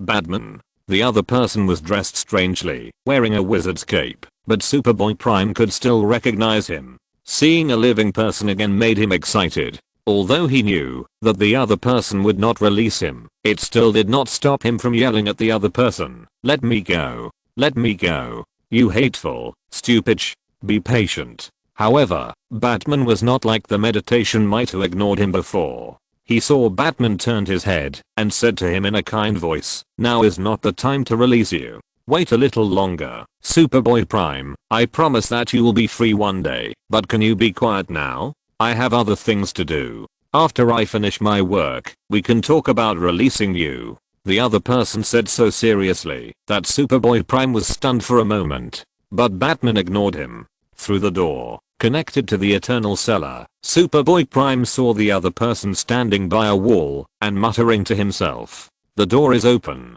The door is open. I understand. The Eternal Vault can connect to the cages of those terrifying monsters in the multiverse, and it can also be used as a transit station to reach other places. Just cast the right magic."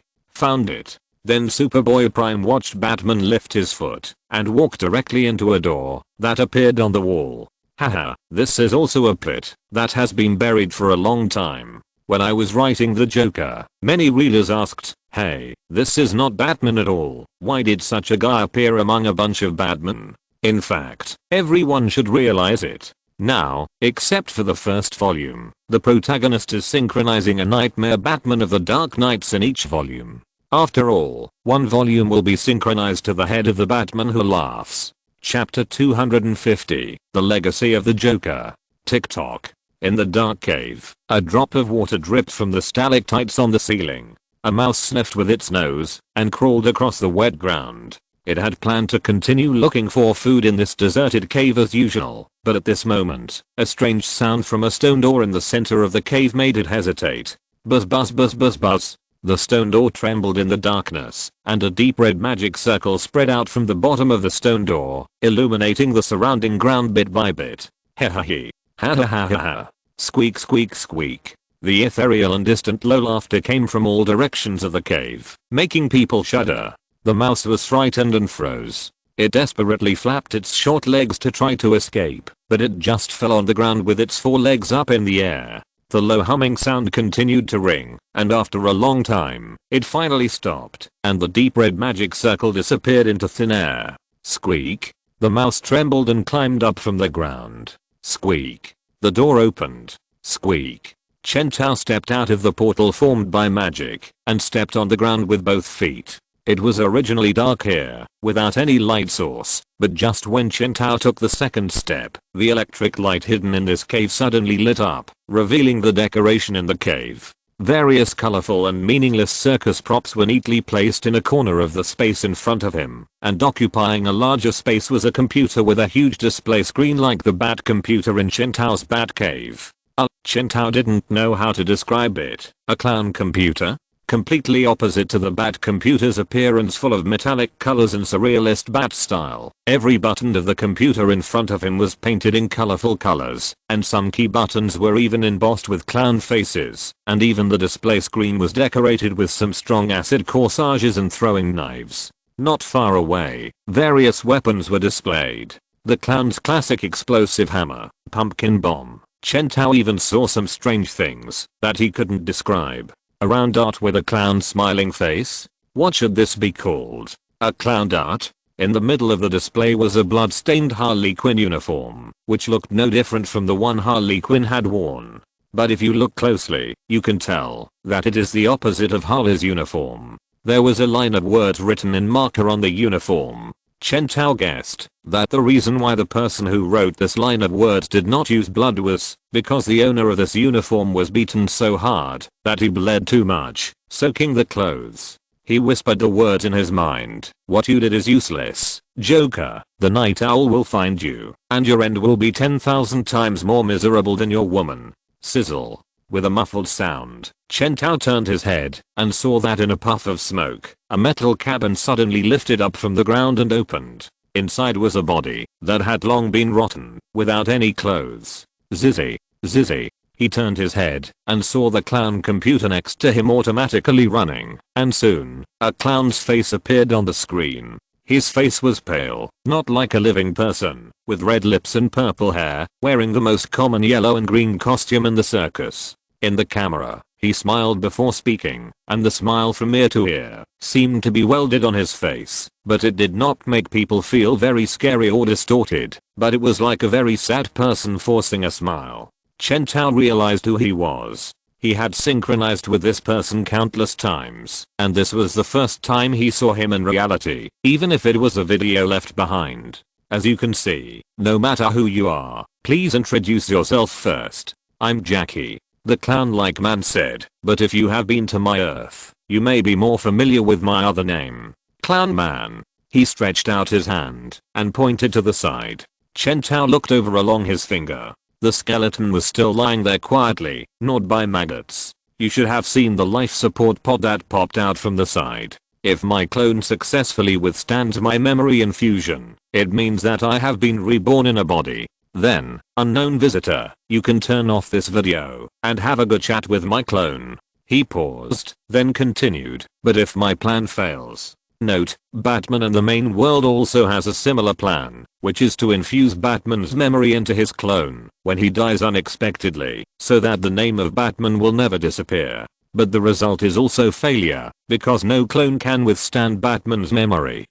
If my clone cannot withstand my memory, then I'm sorry, unknown visitor, I have to trouble you to listen carefully. Chen Tao touched his chin. He had read about the Joker in the comics. The Joker came from the parallel universe Earth 3. This world is a universe where good and evil are reversed. The sun rises in the west and sets in the east. The poles of the world are filled with frozen corpses of refugees, all of whom are those who tried to escape from the domination of the crime syndicate. The crime syndicate, which consists of Superman, countering Superman, Night Owl, countering Batman, Queen Superman, Wonder Woman, Johnny Quick, Flash, powering Green Lantern, Deathstorm, Firestorm, and Aquaman. Aquaman rules this universe, while the villains of the main universe are all good guys in this parallel universe. For example, Captain Cold and Mirror Master have no superpowers on Earth 3, but they are honest policemen, and they are killed by the evil version of the Flash, Johnny Quick. Obviously, it turns out that the evil version of the Justice League kills people, and it is easy for them to kill the heroes who are villains in the main universe. After years of bloody killings and brutal repression, the good guys are almost killed. The bad guys are rampant, and the Joker is almost the only surviving superhero in their universe. To some extent, although Earth 3 is not the dark multiverse, it is darker than some of the dark multiverse. Here, we specifically criticize the dark multiverse Flashpoint, a typical case of negative and positive. The story of Flashpoint was already hellish enough, but it was changed to the dark multiverse. The two hells were superimposed on each other. The Flash died suddenly, and the Reverse Flash directly changed his career to become a superhero.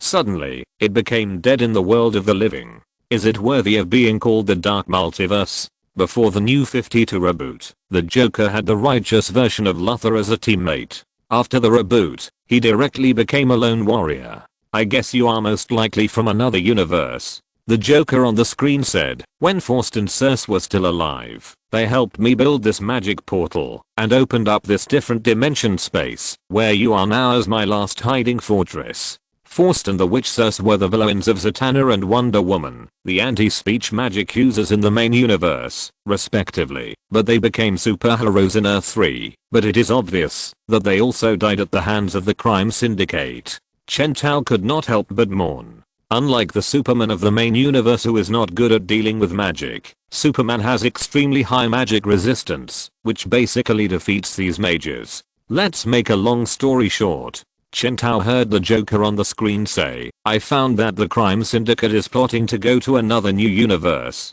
If the magic of the two sacrificed mages is not wrong, unknown visitor, you are probably from the universe targeted by the crime syndicate. The crime syndicate has secretly sent Alfred Pennyworth to your universe to prepare for their invasion. Visitor, no matter what kind of person Alfred in your universe is, and how kind he is, Alfred in our universe is definitely a real scumbag.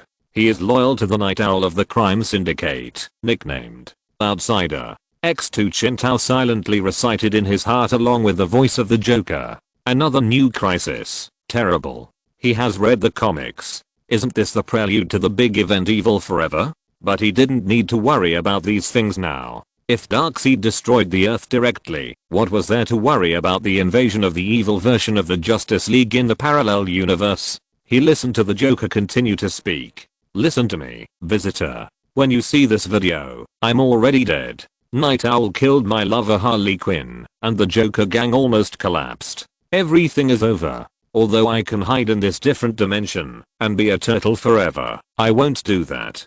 Gotham needs me, and those who are oppressed by the crime syndicate also need me.